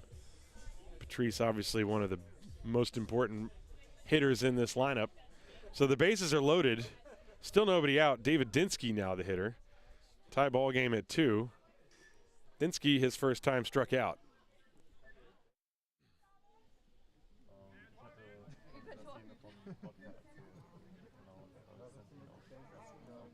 And a ground ball sharply hit up the middle. Jermaine fumbles it, flips it to the second baseman. They do get the force out there. However, Thorpe scores, and the Disciples lead now 3-2. Ball was hit hard. Jermaine was right there. He went to his left and failed to pick it up on the first try, but got it on the second try, and then somewhat surprisingly flipped it to Helber covering second base, even though Jermaine was right there. However, give Dinsky a run batted in. Patrice is out, and now he can go ice his knee, presumably. The play goes 6-4. That's the first out of the inning. Thorpe scored. Thomas goes to third. So now runners on first and third with 1 out, and Simon Lechner, who grounded out his first time. Disciples leading 3-2. There goes the runner. The pitch is a strike, and the throw goes to the shortstop. That's just in case Thomas was going to try to come home. So a stolen base for Dinsky. And Lechner has an 0-1 count. And now a base hit could make it 5-2. There's 1 out in the inning. Lechner could get a run home with a ground ball as the infielders are playing back.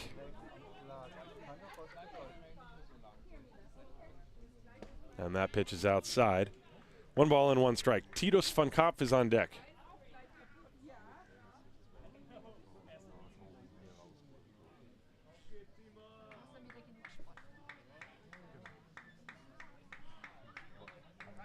One and 1 to Lechner. That ball driven to deep left center field. Stoltz is over. He finds it out of the sun. Both runners tag. The throw comes to third. Not in time as Thomas scores. And the Disciples lead 4-2. That's a sacrifice fly for Simon Lechner.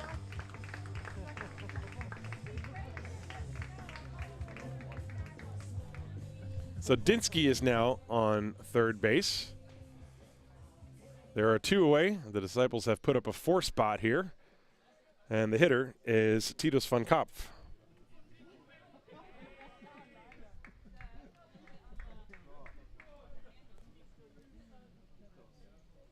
And the pitch is high and outside. 1 ball, no strikes. Titus van Kopf grounded to third his first time, 0 for 1. Dinsky, the runner at third base, he'll be ready to scamper home on anything that might go to the backstop. So pressure on the catcher as Dinsky very fleet of foot at third. Popped foul out of play, 1-1. 4 runs for the Disciples.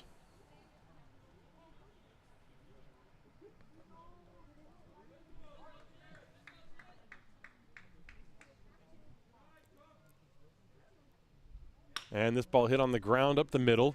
The second baseman, Helber, is there. He fields and throws to first in time to get van Kopf, and the inning is over. But the Disciples send 8 batters to the plate. They score 4 times on 1, 2, 3, 4 base hits. There were no errors, and there was 1 left on base. So we go to the 4th inning. The Disciples leading the Tübingen Hawks by the score of 4-2.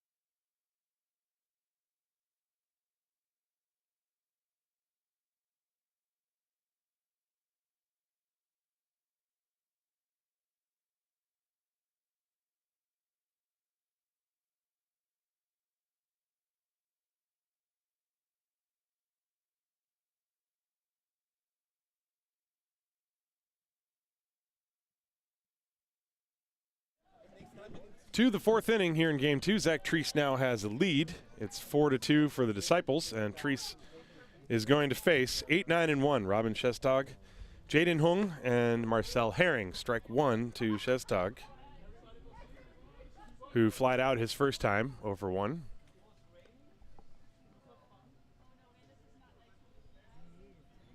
There's the 0-1 from Treese. Swing and a miss, 0-2. Good pitch. That looked like it might have been that split finger that just drops down under the bat. 0-2. Treese with one strikeout in the game only. Not a lot of strikeouts generally speaking today. There's another one though. Curveball gets him looking. That was a beauty. And there's the first out. Let's watch that on the replay. Perfectly located right to the mitt. And Shestog knew it. So now Jaden Hung steps up to the plate. 0-1, he flied out his first time.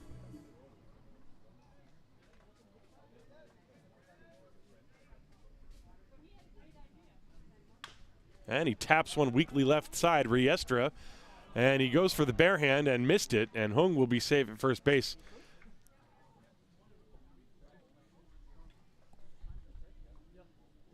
And that's going to go as an error.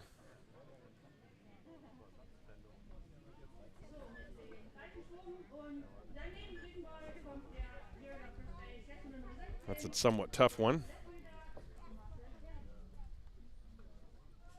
Little swinging bunt.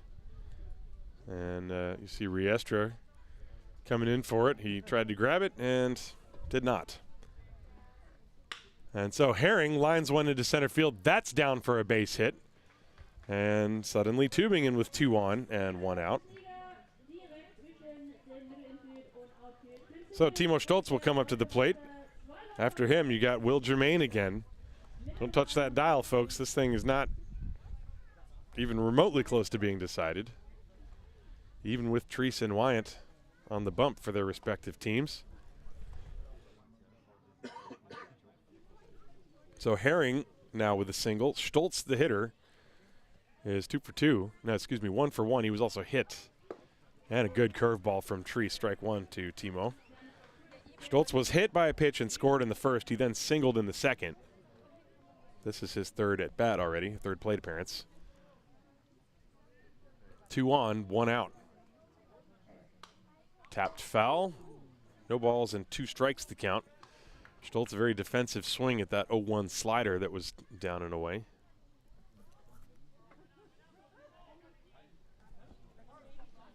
Number 36, that's Jaden Hung. You see him in your picture. He's on second base. Herring is at first. Popped up, foul territory, being chased by Patrice down the line into the bullpen, but out of his reach. And the count still 0-2 on Stoltz.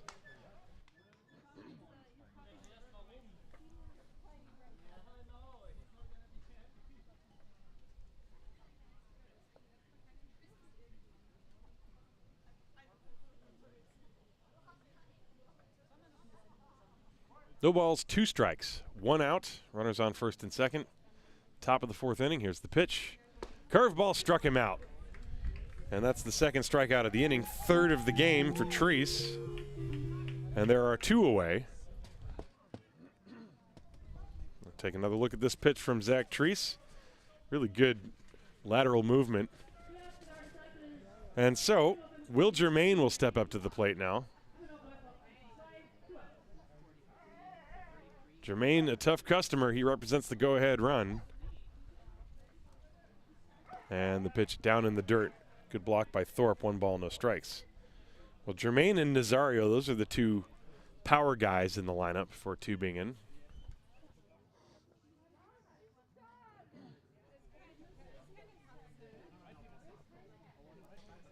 First and second, 2 down. And a line shot to left field. Rosenthal is there, and he leaps up to make the catch.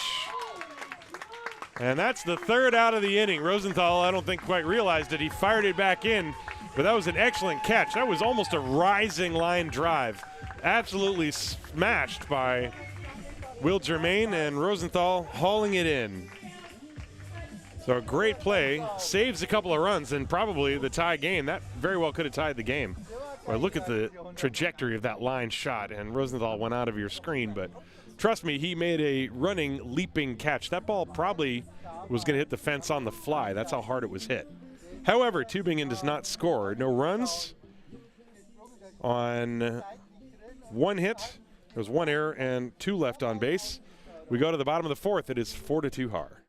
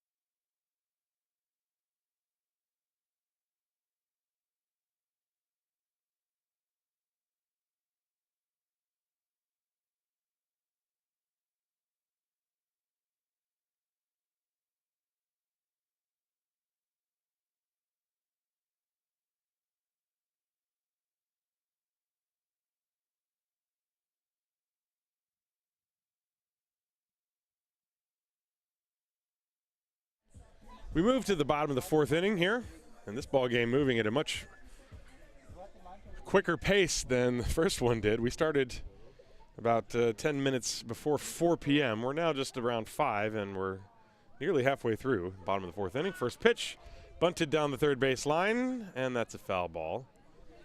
As the hitter is Joseph Rosenthal. 8-9-1. Rosenthal, Riestra, and Murphy. 1 strike the count to Rosenthal, who grounded out his first at bat in this game.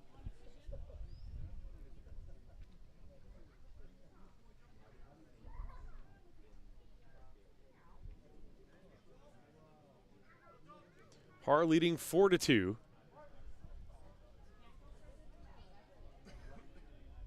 And a sidearm fastball comes in high.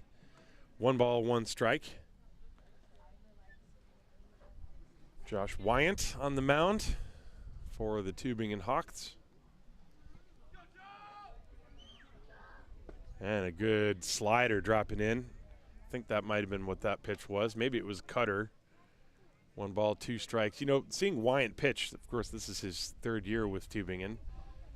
And he's got that unorthodox delivery. But, you know, Tübingen used to have one of the most unorthodox pitchers in the Bundesliga, as this ball is flied to right center field. It's drifting away from Stoltz, but he makes the call and the catch, crossing in front of Nazario. Rosenthal is out, number 1. Tübingen years ago had a right-hander by the name of Kyle Waddell, who was a submarine pitcher, and he used to give the Disciples just all sorts of problems. They just could not score any runs off him. It's kind of a Chad Bradford type. I don't think he was as extreme as Chad Bradford, but I guess my point is Tübingen, they've sort of cornered the market on oddball pitchers, I suppose. There's a line drive into left field. That's a base hit for Riestra, as he takes the turn at first and will hold on there with a single. So Francisco is 2 for 2. He singled to right field in the 3rd inning, and now he lines one to left field here in the 4th.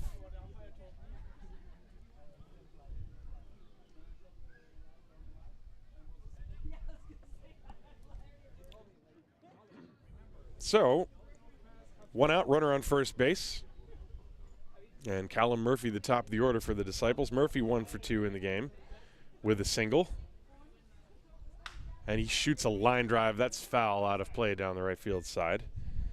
It seems like even when the Disciples are hitting foul balls, they are hitting them with authority. There's a lot of balls flying all over the place. It's solid contact. This Disciples lineup looks really strong. One of the strongest I can really think of in recent memory. They're not really going to hit tons and tons of home runs. In fact, they only have 1 as a team. But, boy, everybody in the lineup can hit. As the runner was going, and Murphy fouls that one into the bullpen for strike 2. And, you know, case in point, Riestra taking off. Tufts can feel pretty confident doing things like that, using hit and run when you have a lineup filled with guys that you feel confident can barrel up the ball. Murphy is one of those. I mean, everybody 1 through 9, really.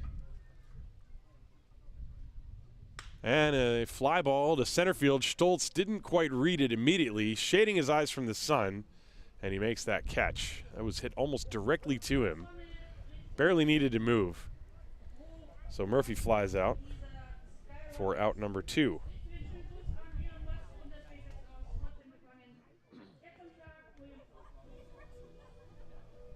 So now Will Thorpe steps up. Thorpe reached on an error and singled. 1 for 2. He also scored a run in the 3rd inning.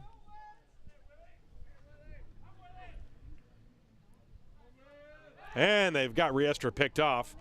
Running towards second base. The throw, he is out. So the play goes 1-3-6 as Riestra was going on first move and Wyant picked him off. So that's the 3rd out of the inning. Nothing across the board. The Disciples, no runs, 1 hit, no errors, and nobody left. At the end of 4, the Disciples leading Tübingen by a score of 4-2.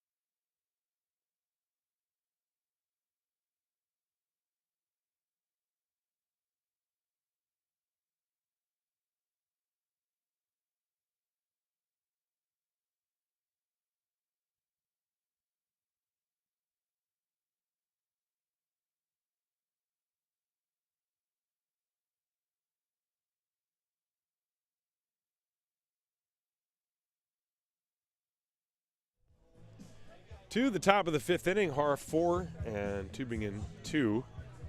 4 runs, 5 hits, 2 errors for the Disciples, 2-7-1 for the Tübingen Hawks. Zach Treese going to work against Nazario, Schmidt, and Helber, 4, 5, and 6 in the lineup for the Tübingen Hawks. And Treese's first delivery is hit in the air to center field and deep. Dinsky drifting back, and he almost stumbled. He goes down to a knee and finally puts it away for out number 1. Mentioned it's a very large outfield out there. There are probably some ballparks here in Germany that ball would have left from, but not here. Nazario's out number 1. So 1 down, and Matthias Schmidt steps up. Nazario, before that flyout, was 1 for 2. Schmidt is also 1 for 2. He's got a run batted in. He singled, but then he got picked off. Fastball in there at the letters for a strike, 0-1. Treese, 62 pitches. That's pretty good, considering 1 out in the 5th inning. Fouled away, strike 2. The Disciples did not have to use either Steinlein or Titus von Kopf in the first game, so you figure both of those guys would be ready if needed here in game 2. I mean, we're getting way ahead of ourselves here. We're only in the 5th inning anyway, but just keep that in mind. Pitch hit on the ground up the middle. Thomas to his left fields it from behind second, flips it, and they just barely got the runner at first. Schmidt hustling down the line, but he is out number 2. You know, Nate Thomas, he's got a very nonchalant way. It's very relaxed, very fluid, his motion. And sometimes he just lobs it to first base. and it's just barely in time to get the runner. It almost reminds me of Robinson Cano, that extremely fluid way of playing defense. He's very solid. And here's Luca Helber, who hits a fly ball to left field. Rosenthal started back. Now he stops and he puts it away, and that is what you call an efficient inning for Zach Treese. I think he threw about 5 pitches, maybe 6, 5 or 6. Either way, 1, 2, 3 go the Hawks. And we go to the bottom of the 5th inning. We are exactly halfway through game 2. It is 4-2 Disciples.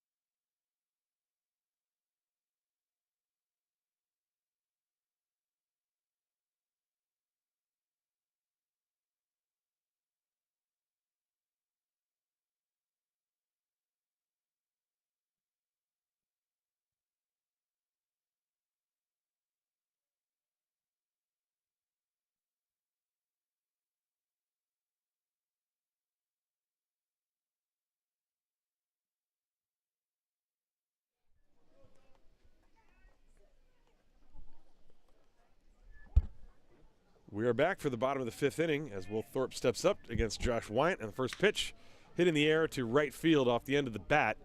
Nazario backs up a few steps and puts it away for out number 1 as Thorpe makes out on the first pitch. After Thorpe, it'll be Thomas and Patrice. This game moving right along. This is pretty much the opposite of the first game so far, as I predicted. And when you have 2 pitchers that are throwing a lot of strikes, hitters tend to swing early and often, trying to make something happen. The Disciples were able to make something happen in the 3rd inning when they pushed across 4 runs. And now Nate Thomas with a blast to right field. Goodbye home run.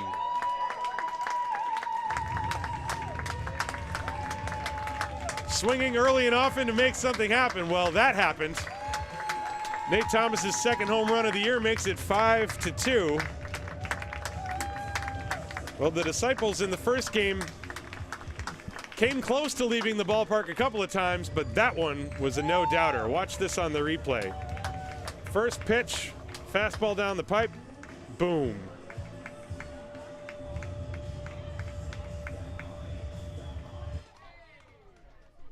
And so the Disciples now have a 3-run lead. And Danielle Patrice will step up to the plate.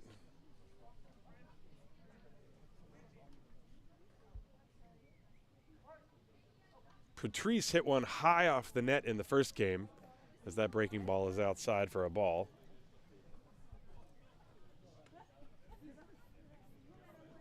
Patrice has 6 hits in 7 at-bats, and then he was hit. So he's been on base 7 of 8 times. I mean, that's some kind of a day. And all of his hits have been solid. That pitch is outside 2-0, so Patrice is absolutely locked in.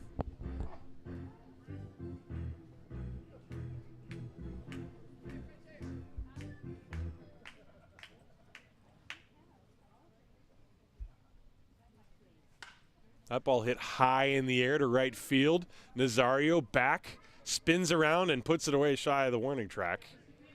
But right field does not look like a picnic today.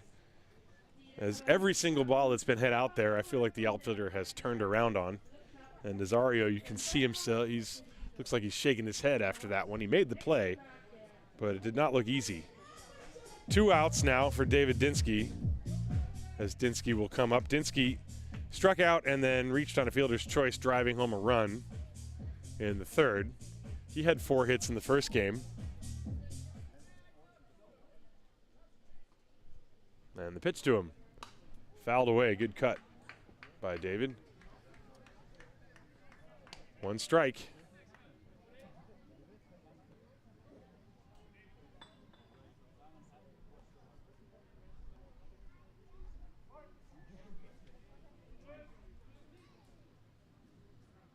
And a ground ball back to Wyatt on 1 bounce.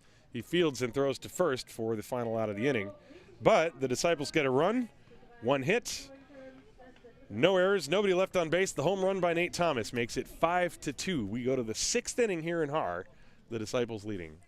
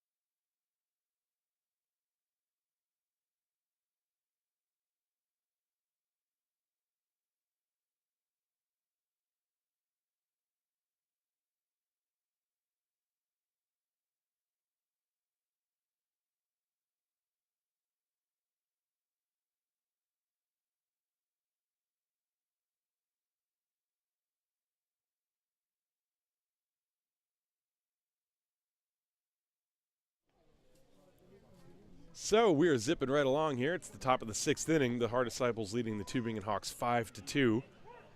5 runs, 6 hits, 2 errors for the Disciples, 2-7-1 for the Hawks. And the first pitch to Leo Burrer is in for a strike. Burrer, Shestag, and Hung, 7-8-9 against Zach Treese, the right-hander from Arkansas. And the pitch, curve, is high. Maybe that was a slider, actually.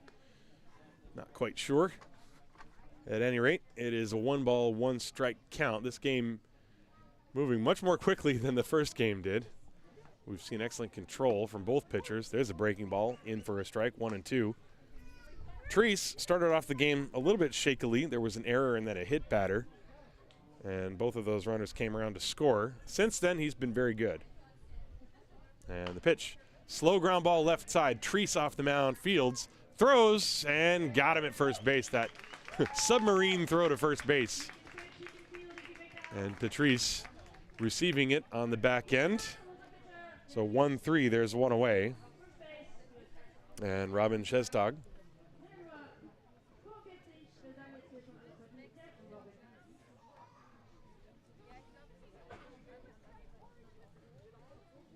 Shestag is 0 for 2.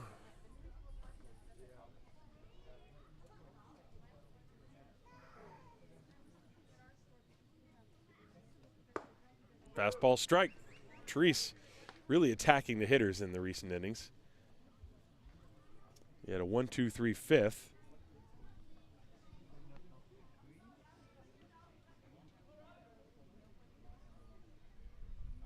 That's inside, 1 ball, 1 strike.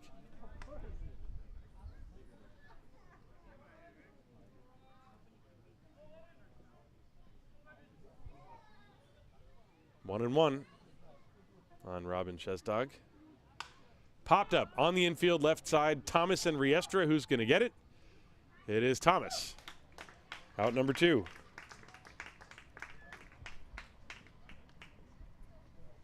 And that will bring up Jaden Hung, the DH.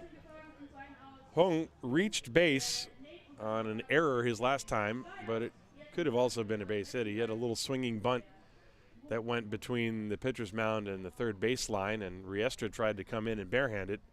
Couldn't make the play. And the fastball is high and outside to him. So Hung pitched a couple of pretty effective innings, showed some promise as a pitcher in the first game. Played right field as well. Hasn't hit the ball that hard, but he also has not looked super overmatched. He's been able to put the ball in play. All except for one plate appearance. There's a swing and a foul. 1-2.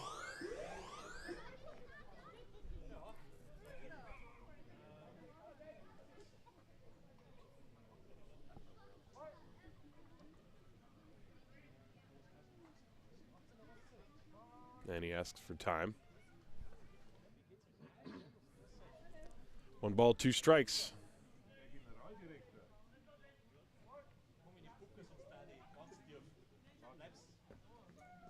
And a curveball swung on and missed.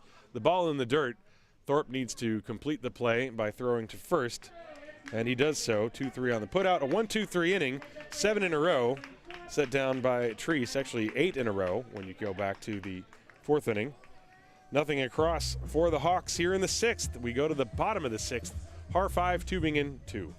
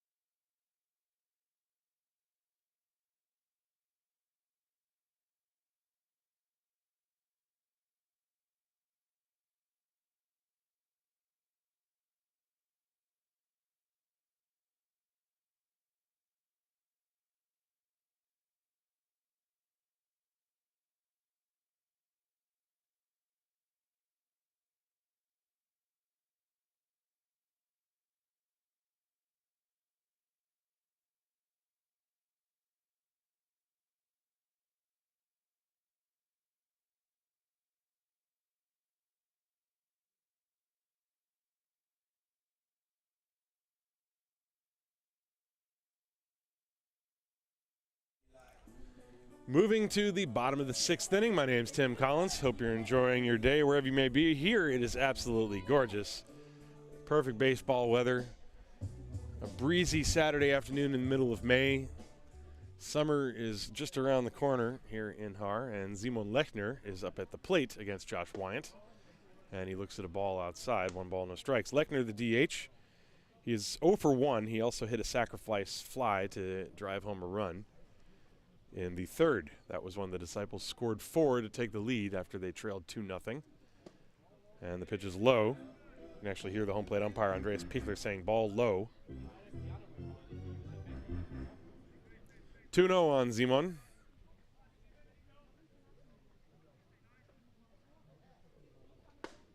And it's high, 3-0. Wyant has allowed 7 hits. He's hit a batter, but he has not walked anyone until now.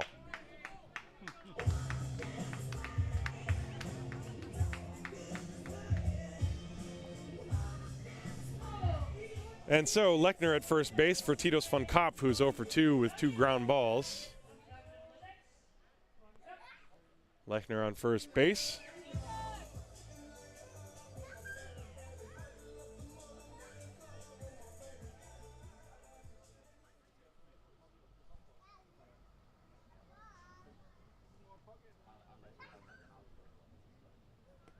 And he shows bunt, pulls it back. The pitch is a strike called on the inside corner.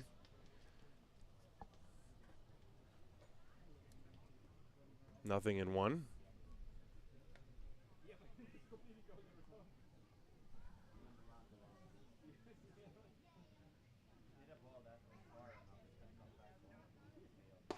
And that one is inside. 1 ball, 1 strike. Wyant, when I can read my own screen correctly enough, has 84 pitches. Is that what that says? It's hard to see.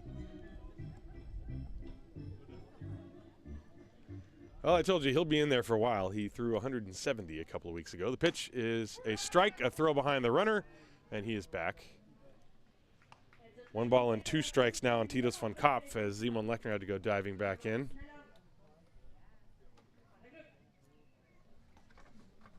Bottom of the 6th inning. Treese and Wyant delivering the quality pitching we expected. And another check on Lechner from first base.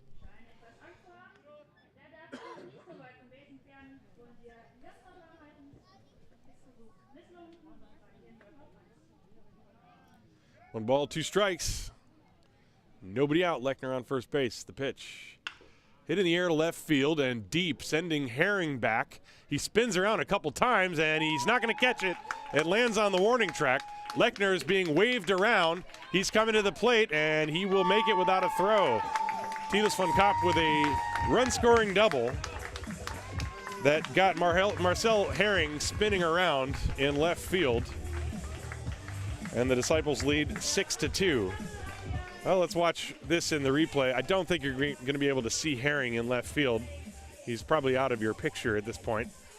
It was a deep fly ball. Herring is going back. You see that he goes out of your picture, and then he spins around and he comes back into your picture, and the ball lands on the warning track.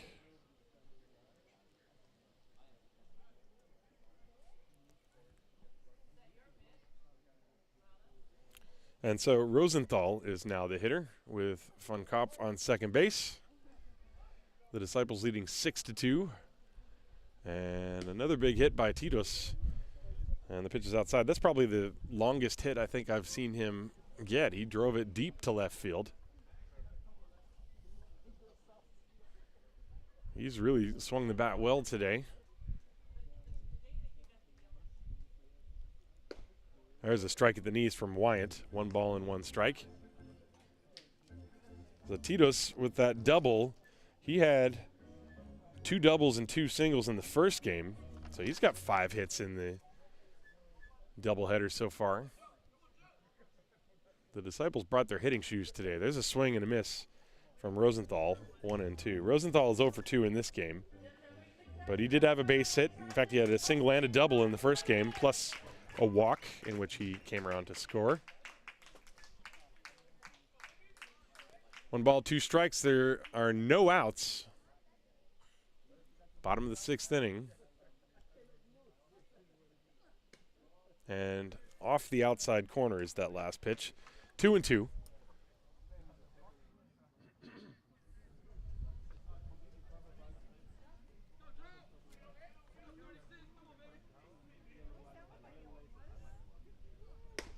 And that's outside again. Wyant trying to hit that outside edge.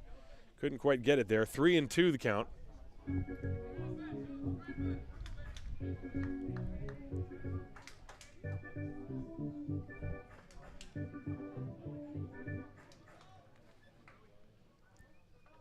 Full count with von Kopf on second base. Nobody out. Wyant against Josef Rosenthal. And he gets him with a slider. Rosenthal swings over the top of it and strikes out. That is the second strikeout for Wyant in this game. Let's take a look at that pitch again. That's a good pitch from Josh. So now Riestra will step up to the plate as you take a look at this 3-2 pitch. And Rosenthal swinging right through it. So Riestra 2 for 2 in this game.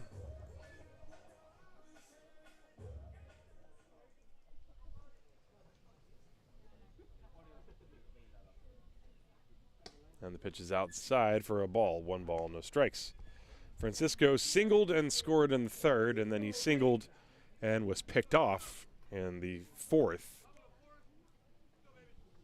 As he was going, looked like he was just going on first move, and Wyant threw over, and he was dead. There's a ground ball hit to the right side. Helber gloves it, takes his time, and throws to first in time to get the out. So the Disciples will have to settle for the 1 run, the RBI double off the bat of Titus von Kopf. And the Disciples get a run on 1 hit, no errors, and 1 left on base. We go to the 7th inning here in Game 2. Moving right along, the Disciples leading 6-2.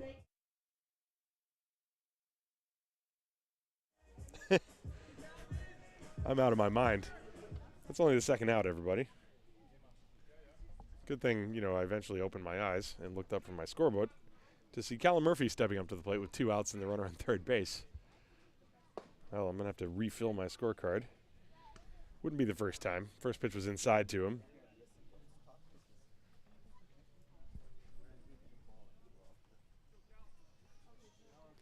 One ball and 1 strike to Murphy. Here it comes. That's low. Ball 2, 2-0. Murphy, by the way, in this game flat out twice and singled and scored. So he is up there trying to drive home Van Kopf. 2 down. 2-0 the count. Van Kopf off third base with a short lead. The pitch. That's a ball outside. As you can hear the home plate umpire clearly state that fact. 3-0. Murphy probably going to be swinging here. Why not? The Disciples with a 6-2 lead. And he is swinging and rolls it to short. Germain fields, throws high, but Schmidt comes down on the bag and they get the out. So the inning is over, and the Disciples indeed only get the 1 run on 1 hit. No errors and 1 left on base. And now we go to the 7th inning with the score 6-2 Haar.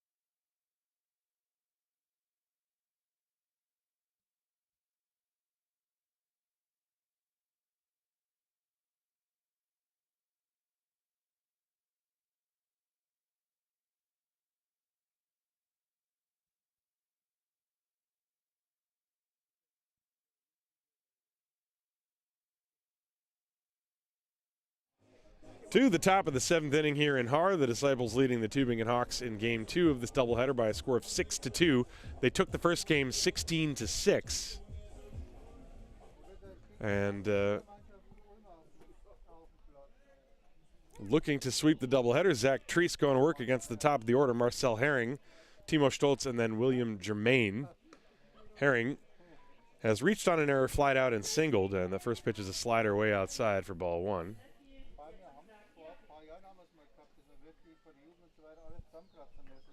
And the 0-1, that's outside, 1-0, and the pitch is now 2-0, the count is, rather. Sorry for the confusion. I've only miscounted outs once in this game so far, so that seems actually, that's pretty good for me. There's a ground ball foul, 2-1 the count.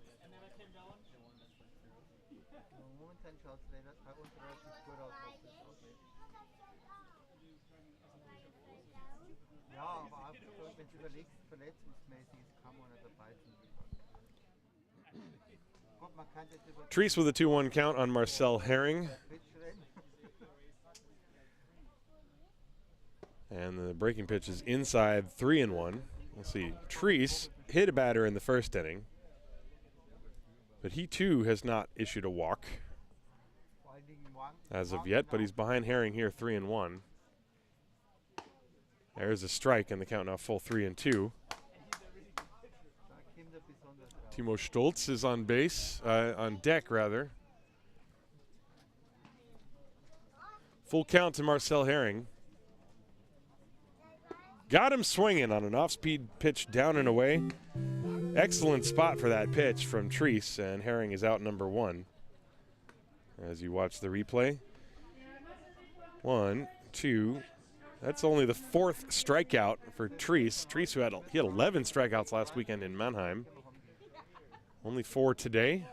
But then again, that would explain the low pitch count. 82 pitches in 7 innings. Pitching to contact. That's something you see a lot more in this league than you do in the big leagues. The pitch is low and outside to Stoltz. 1 ball and no strikes. Of course, nobody here is throwing 99. There are some guys that can throw 94. Sven Schuler of the Legionnaire. There's the pitch, swung on and missed. 1 ball and 1 strike to Stoltz, who has singled, hit by a pitch, and struck out. 1 for 2. He's got a run scored as well. That's a strike right through there. 1 and 2. Treese staying ahead.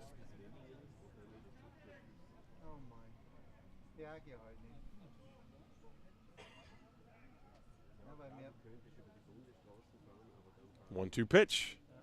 That one is right in there. Little indoor curveball. That's 2 strikeouts in this inning. Actually, 3 straight going back to the end of the last inning. And so Will Germain will step up with 2 outs and nobody on, and that is exactly how you plan to face him.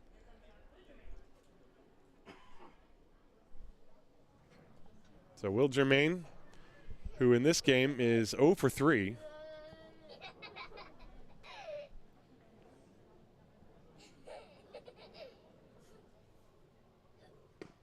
And the pitch is inside for a ball. 1 ball, no strikes.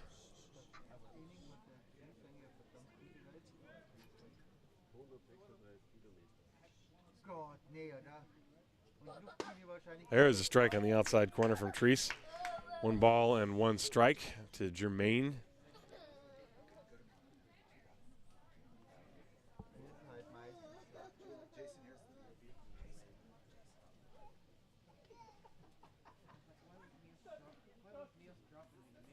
And a good breaking ball, strike 2.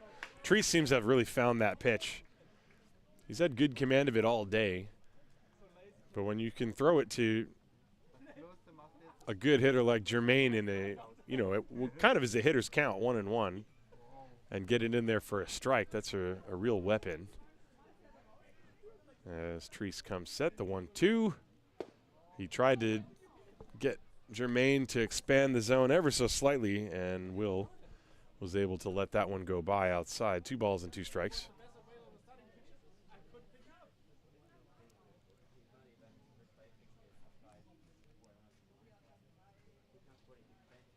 And a ground ball pulled to the shortstop Thomas, who charges in gloves and throws on the run. Good stretch by Patrice at first base, and Germain is out. Patrice still hobbled a little bit after being hit by that pitch in the knee, but he jogs off the field. A 1-2-3 inning for Zach Treese. In fact, that is 11 in a row sit down by the right-hander, going back to the 4th inning. So nothing across the board for the Tübingen Hawks. We go to the bottom of the 7th inning here in Game 2, 6-2 Disciples.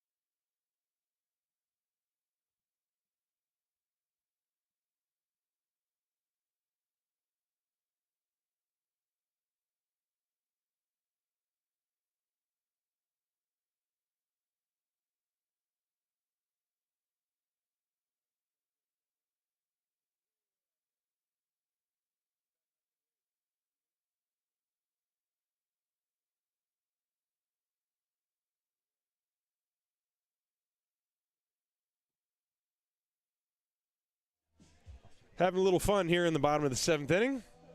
Or should I say, yes, the bottom of the 7th inning is indeed where we're at. The E-scoring has not yet quite caught up to us. The Disciples leading 6-2 as Will Thorpe steps up to the plate. It'll be Thorpe, Nate Thomas, and Danielle Patrice against Joshua Wyant. And the pitch is a strike. So Thorpe has a single in 3 trips, also reached on an error.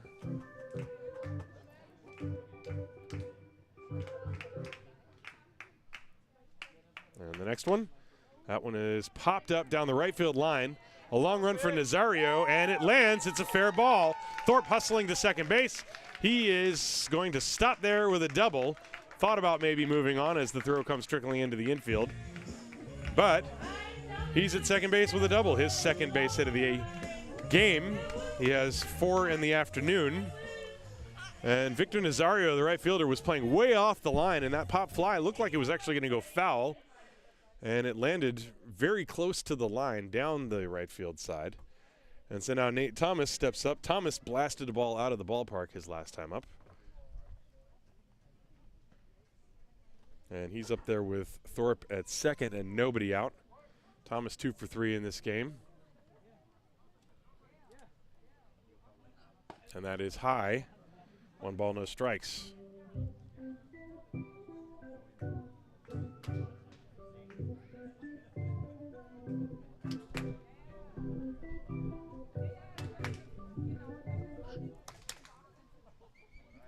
The next one is a strike on the inside corner. 1 ball and 1 strike. There are no outs. We're in the bottom of the 7th inning. The Disciples leading 6-2. The score bug in your screen there is not correct.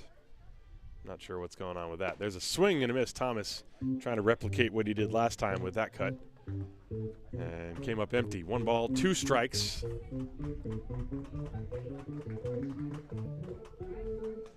Thorpe, the runner at second base.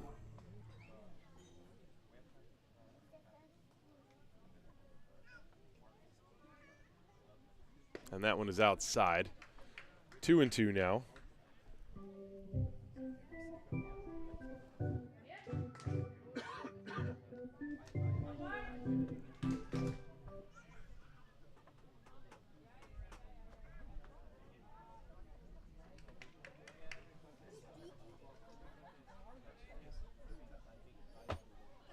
And Thomas swings and misses and strikes out. So that's the first out of the inning. And that will bring up Danielle Patrice. Patrice, who has singled, was hit by a pitch and then flied out.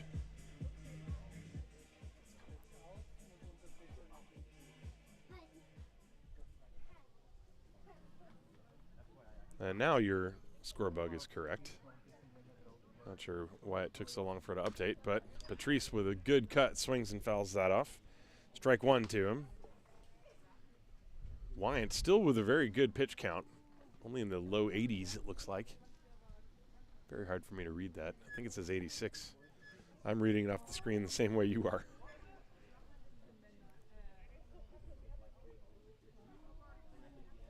Thorpe dancing around off second. Patrice fouls it away, 0-2.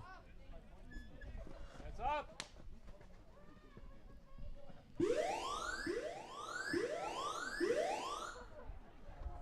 Every foul ball sounds like a UFO landing here. 0-2 on Daniel Patrice with Thorpe on second base. There's 1 out. Disciples leading 6-2, bottom of the 7th inning. And the pitch just missed outside, fastball. 1-2.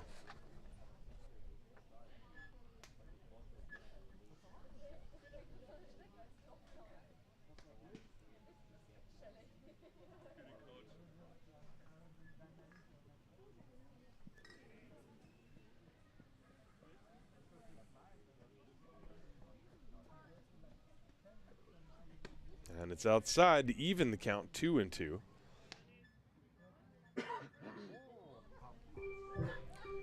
the Disciples in this game, they have 9 hits, 6 runs on 9 hits. They had 25, I believe, in the first game. Just absolutely obliterating the baseball all over the place.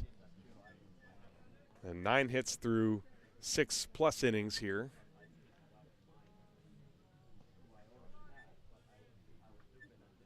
And Patrice drives one to right field. Nazario going back, and it's off his glove, and it's going to carry him up against the fence. Thorpe had to hold at second base, and he will make it to third and no further. As Nazario, struggling with both the sun and the direction of that fly ball, it was tailing away from him. Again, he got turned around. This time, he was able to get some glove on the ball. Would have been a very, very good catch had he made it. My guess is that's going to be a double for Daniel Patrice. And the Disciples have runners on second and third as David Dinsky will step up to the plate.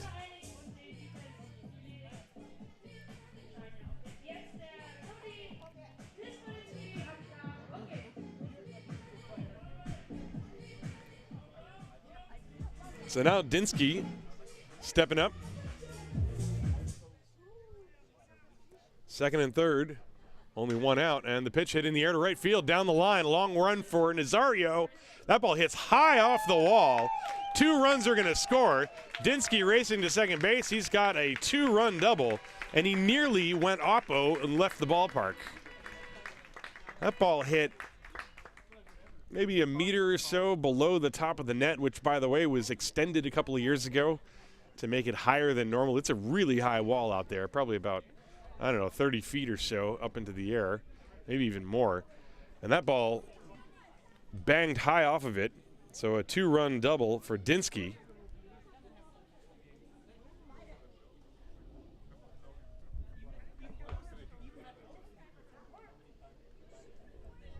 And now Simon Lechner, the Disciples lead 8-2. And he hits a ground ball to the second baseman Helber, who fields and throws to first in time for the out. Moving to third is Dinsky. There are 2 down. And in fact, that was a double, by the way, to Daniel Patrice. I was just waiting for the official scoring there. So Patrice now has 7 hits in 9 at-bats on the day. That's not bad. 8-2, the Disciples leading here in the bottom of the 7th. And Titus von Kopf, who doubled himself his last at-bat, hitting one over the head of Marcel Herring. And he pops this one up on the infield on the right side. The first baseman, Schmidt, is waiting for it, and he makes the catch in foul ground just shy of the first base bag. So von Kopf pops out to end the inning, but the Disciples add 2 more runs.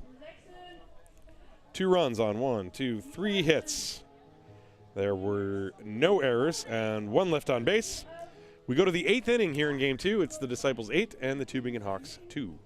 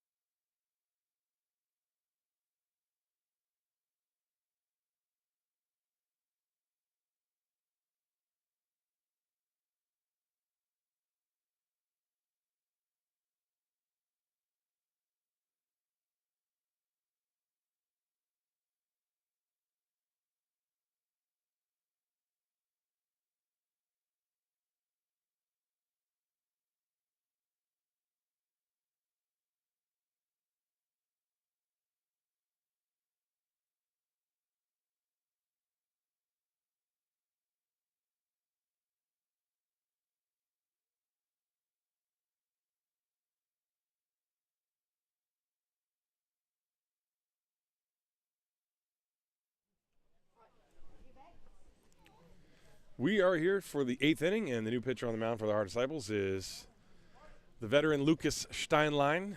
And Zach Treese's day is done, and he had a very good one. He retired the final 11 hitters he faced. Finishes with 7 innings, 7 hits, 2 runs. Both of them were unearned, no walks, 4 strikeouts. Steinlein's first pitch to Nazario was a ball, so it's 4, 5, and 6 in the order for the Hawks as they trail by 6. Haar leading 8-2. And a big swing, nothing there by Victor Nazario, 1 ball and 1 strike. After Nazario, it'll be Matthias Schmidt and Luca Helber, as Steinlein is on, presumably to pitch the 8th and the 9th innings. As the Disciples looking to sweep this doubleheader. The pitch popped up, and that's catcher's interference. As I could hear it back here, the bat from Nazario actually made contact with Wilthorpe's glove, and so Nazario reaches on an error. It's an error on the catcher when that happens. Watch this on the replay. The bat of Nazario is going to hit Wilthorpe's glove. And even I could hear it back here. It was called right away by Pickler, the home plate umpire. Thorpe tried to sell it, but. So a runner at first base now, Matthias Schmidt steps up, and he pops it straight up behind the plate. I think it's going to land on my head. And I guess it didn't. It must have gone behind me. It goes up. I'm under a tent, so once the ball leaves my field of vision, I'm just waiting for a thud somewhere over my head, hopefully not on my laptop. And you can see the kids jumping over the fence to get to that ball. There are, leaves that will burn you back there, but the kids don't care.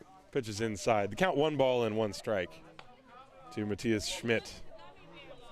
And lucky fan has found the ball. He's retrieving it. 1-1 on Matthias Schmidt. Line drive, right center field. That is actually caught by Murphy. He fires to first and makes the catch. That ball totally fooled me. It looked like it was going further into the outfield, and it just floated to Callum Murphy, the second baseman. It was hit off the end of the bat. So Schmidt is out, number 1, as Nazario had to dive back to the bag. 1 away, and the hitter is now Luca Helber. Helber is 2 for 3 in this game. Schmidt, by the way, had been 1 for 3. That pitch is low, 1 ball, and no strikes on Helber. Helber with 2 singles, including a run batted in. He's also flied out.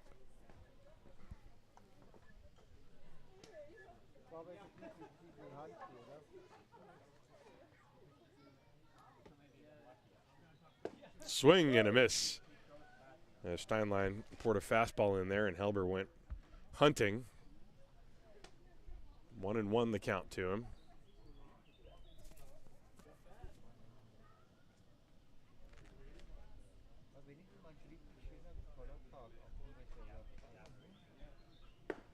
Fastball missed inside, 2-1. There's 1 down. We're in the top of the 8th inning. Disciples won game 1 by a score of 16-6. And they're leading here 8-2. Trying to raise their record to 8-4. They have won 5 consecutive games, if I remember that correctly. There's a foul ball, and there were the kids running. It is just a flurry of activity with every foul ball. 2 balls, 2 strikes on Luca Helber.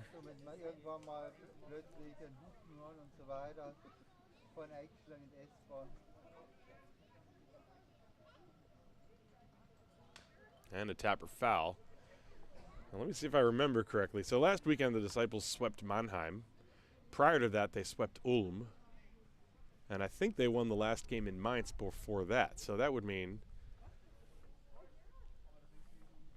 this would be their 7th consecutive victory if they can pull this off.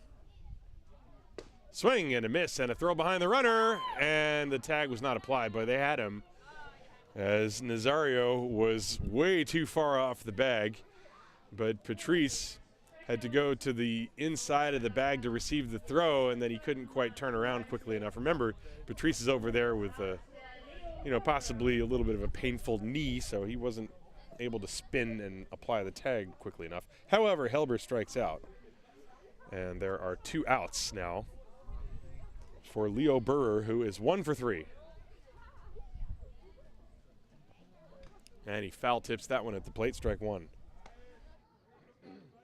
Nazario reached on catcher's interference. And then a little looping line drive to the second baseman Murphy for the first out, and then a strikeout for out number 2. 1 strike to Burrer, and he pops it foul out of play, 0-2.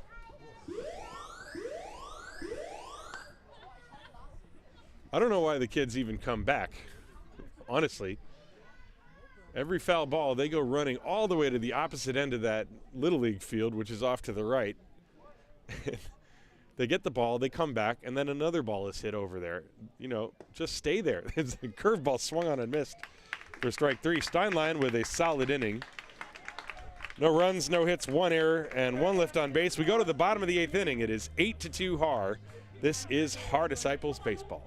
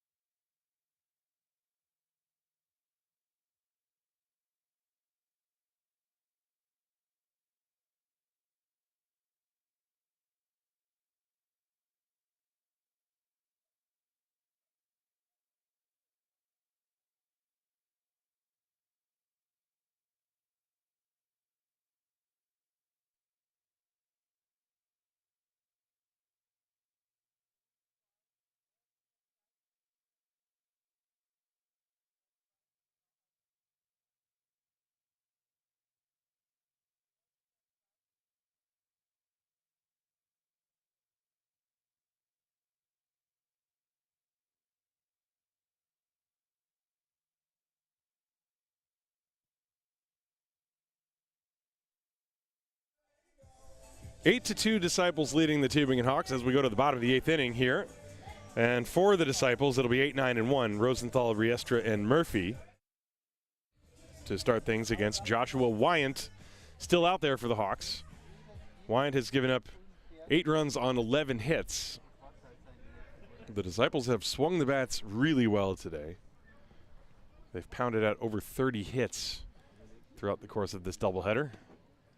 And Rosenthal, who is 0 for 3 in this game, looks at a first pitch ball.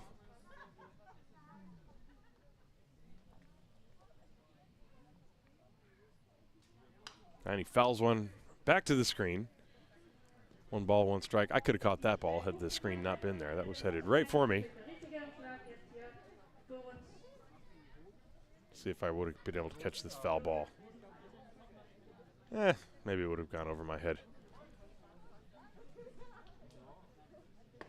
And a little slow curve, and he just drops it in there.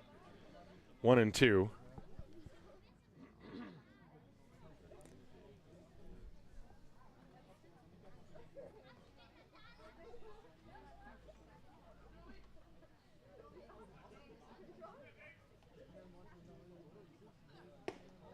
And just missed with that pitch off the outside edge. 2 balls and 2 strikes.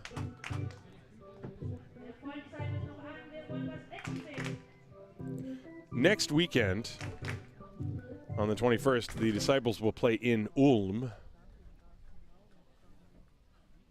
And this pitch is outside for ball 3. And then, after that, on Thursday, Father's Day here in Germany, the Heidenheim Heidekipfer will come to town. That is going to be quite a matchup. The defending champions, which right now, if the Disciples would win this game, they will have the exact same record as the Heidekipfer at 8-4. Well, actually, the Disciples, if they can win this game, they would passed the Heideköpfe in the standings, they would have a record of 8-4. Heideköpfe, I think, are. Oh, let's look at the Heideköpfe record. Although I don't think that's been updated. I think the Heideköpfe are also 7-4 because Heidenheim won today, so they are now 8-4. So yes, if Haar wins this game, they will be tied with an identical record to the Heideköpfe at 8-4. And then, of course, next weekend you have the 2 games against Ulm. But after that, Heidenheim shows up, and meanwhile, Riestra shoots one through for his 3rd base hit of the game. Riestra Alley down that right field side. That's where he pokes the ball frequently. He's done it 3 times today. And now the top of the order, Callum Murphy steps up.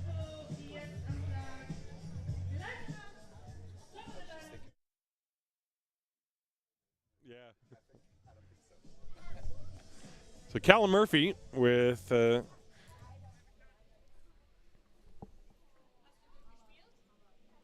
runner at first base. And he takes a pitch outside.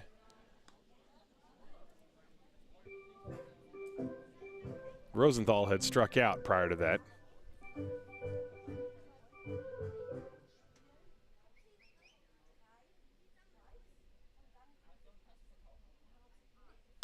This ball lined to right field. That is going to be another base hit over the head of Nazario and all the way to the wall. Riestra is being waved around third base. Here comes the relay throw to the plate. It's in plenty of time to get Riestra. That was a heck of a throw by the shortstop, Germain, I think, who made that throw. And so Riestra is cut down. It's a double off the bat of Murphy, and then he takes third on the throw. Riestra is out at home plate. Let's take a look at who threw that ball. It went from right field to, I believe, the shortstop. I think that's who that was. It was either Germain or Helber.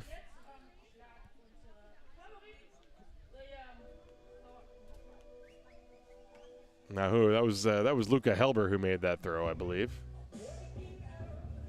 Yeah, it was Helber with the throw. So the play goes 9-4-2, and they get the out at home plate. Meanwhile, Will Thorpe steps up to the plate and swings, and it's a little tapper in front of the plate. Fair ball, picked up by the catcher. The throw to first is dropped, but then picked up again in time for the third out. As Shestog's throw was a little bit low, but Schmidt stopped it and then picked it up with the bare hand while his foot was still on the bag. So, a whole bunch of stuff happened there, but in the end, it's a 2-3 put out as Thorpe makes the third out of the inning. The Disciples do not score. They get no runs on 2 hits, no errors, and 1 left on base. We go to the 9th inning. Last chance for the Tübingen Hawks. The Haar Disciples 3 outs away from a doubleheader sweep. It is 8-2 Haar.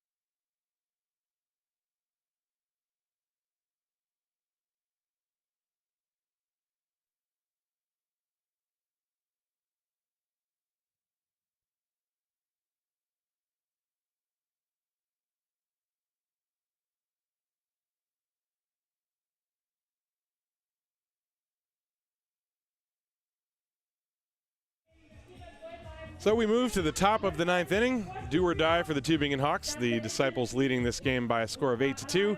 David Wallace goes into the game to play first base and relieve Danielle Patrice. Luke Steinlein out on the mound to try to get the final 3 outs. He pitched a scoreless 8th inning, allowing only 1 runner on the catcher's interference. And it will be 8-9-1. Shestag, Hung, and Herring against Lucas Steinlein. Treese went the first 7. He was great. And Steinlein's first pitch is a strike. The Disciples trailing 2-0 after 1 inning, and then they put up a 4 spot in the 3rd, and they have not looked back since. They scored 1 in the 5th, 1 in the 6th, 2 in the 7th. There's a pop-up, foul territory. Wallace looking for it near the dugout, and he missed it. Anything hit on that side of the field has been absolutely very difficult for the fielders. The right fielders have had trouble all day, and you can see Wallace, who just came into the game not wearing sunglasses, looking directly into the sun, and there are no clouds in the sky, and he misjudged that one. It falls for a strike, so the count is 0-2. No error on that play, though. So Shestag gets another chance, 0 for 3. He's got an 0-2 count.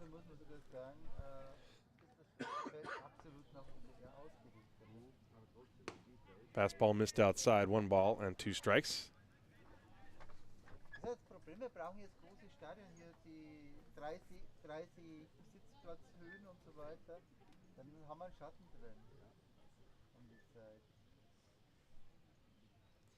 The 1-2 popped up. This one is, I believe, going to go over the fence, out of play. Wallace again with a chance, but that ball is beyond his reach.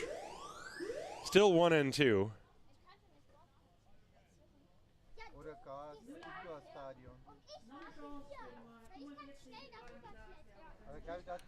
The Disciples 8 runs on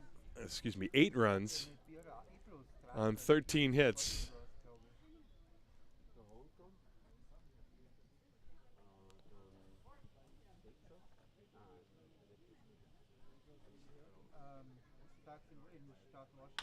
There's a fly ball to right center field.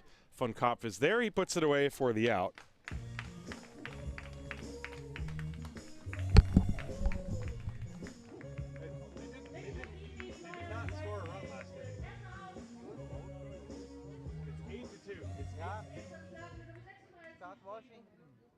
It's 8-2, not 9-2. So you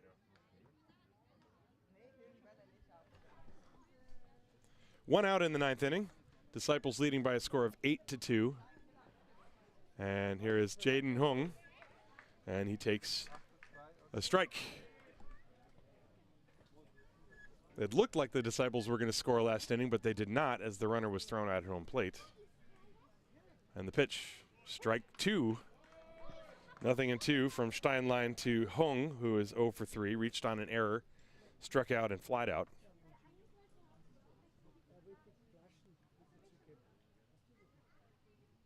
That's outside, 1 ball, 2 strikes. The Disciples 8 runs on 13 hits, they've made 3 errors. The Hawks 2 runs on 7 hits, they've made 1 error. There's a breaking ball, and apparently he went around. The ball's in the dirt. The throw to first by Thorpe is in time to get Hung, who was going down the line pretty quickly. He tried to check his swing. Take another look at that. Well, that's pretty close. 2 down, and so now Marcel Herring is the last man standing between the Disciples in a doubleheader sweep and a record of 8-4.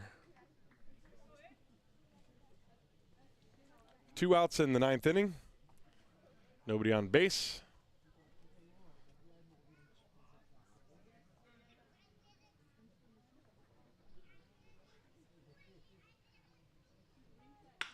That ball drilled towards the gap. Nobody's going to catch it, and it lands in the alleyway and goes all the way to the wall. Herring racing for second base. He's there standing with a double. So we're not done just yet. Marcel drilling one. That is his 2nd hit of the ball game, as he took one down and in and just drilled it to the gap. So 2 outs and now a runner at second base for Timo Stoltz. And this is actually going to be a pinch hitter. Number 24. This is Vincenz Fuhrmann. Pinch hitting for Timo Stoltz.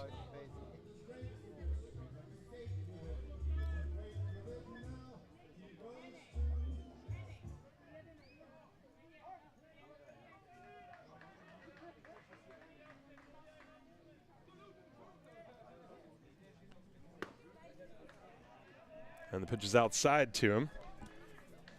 Fuhrman, let's see if he's batted at all this year. He has not. This is his first at-bat of the year in the Bundesliga, perhaps ever in the Bundesliga. I don't know that I've seen him before. The pitch is low. 2 balls and no strikes, the count to him. So the 2-out double for Herring gives Vincenz Fuhrman the chance here. Open stance. And the 2-0. Late swing, and it's a strike. Fouled away. 2 balls and 1 strike. Germain is on deck.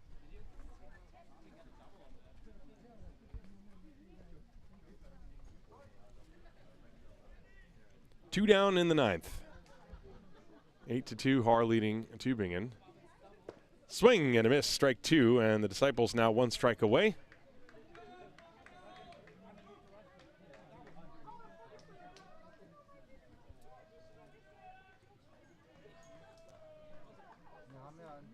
Here's the pitch. It's upstairs and a full count. Well, you don't want to face Germain with runners on. He's the scheduled hitter. He's standing in the on-deck circle.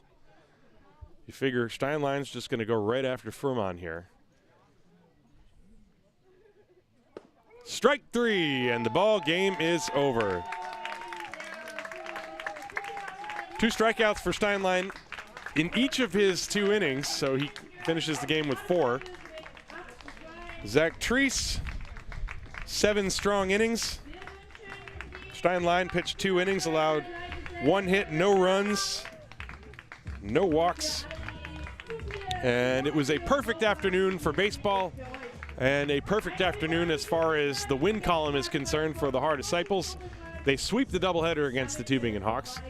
The final score here in Game 2, the Haar Disciples 8, the Tübingen Hawks 2. My name is Tim Collins. I'll be with you next Thursday when the Heidekipfer come to town. And so be on the lookout for that link. I'd like to thank you for watching and tuning in. Please subscribe to the YouTube channel if you have enjoyed this broadcast. And otherwise, I wish you a pleasant Saturday evening, afternoon, wherever you may be in the world. The final score, the Disciples sweep the doubleheader, winning Game 1 by the score of 16-6, and Game 2 by the score of 8-2. My name is Tim Collins, signing off for Haar Disciples Baseball.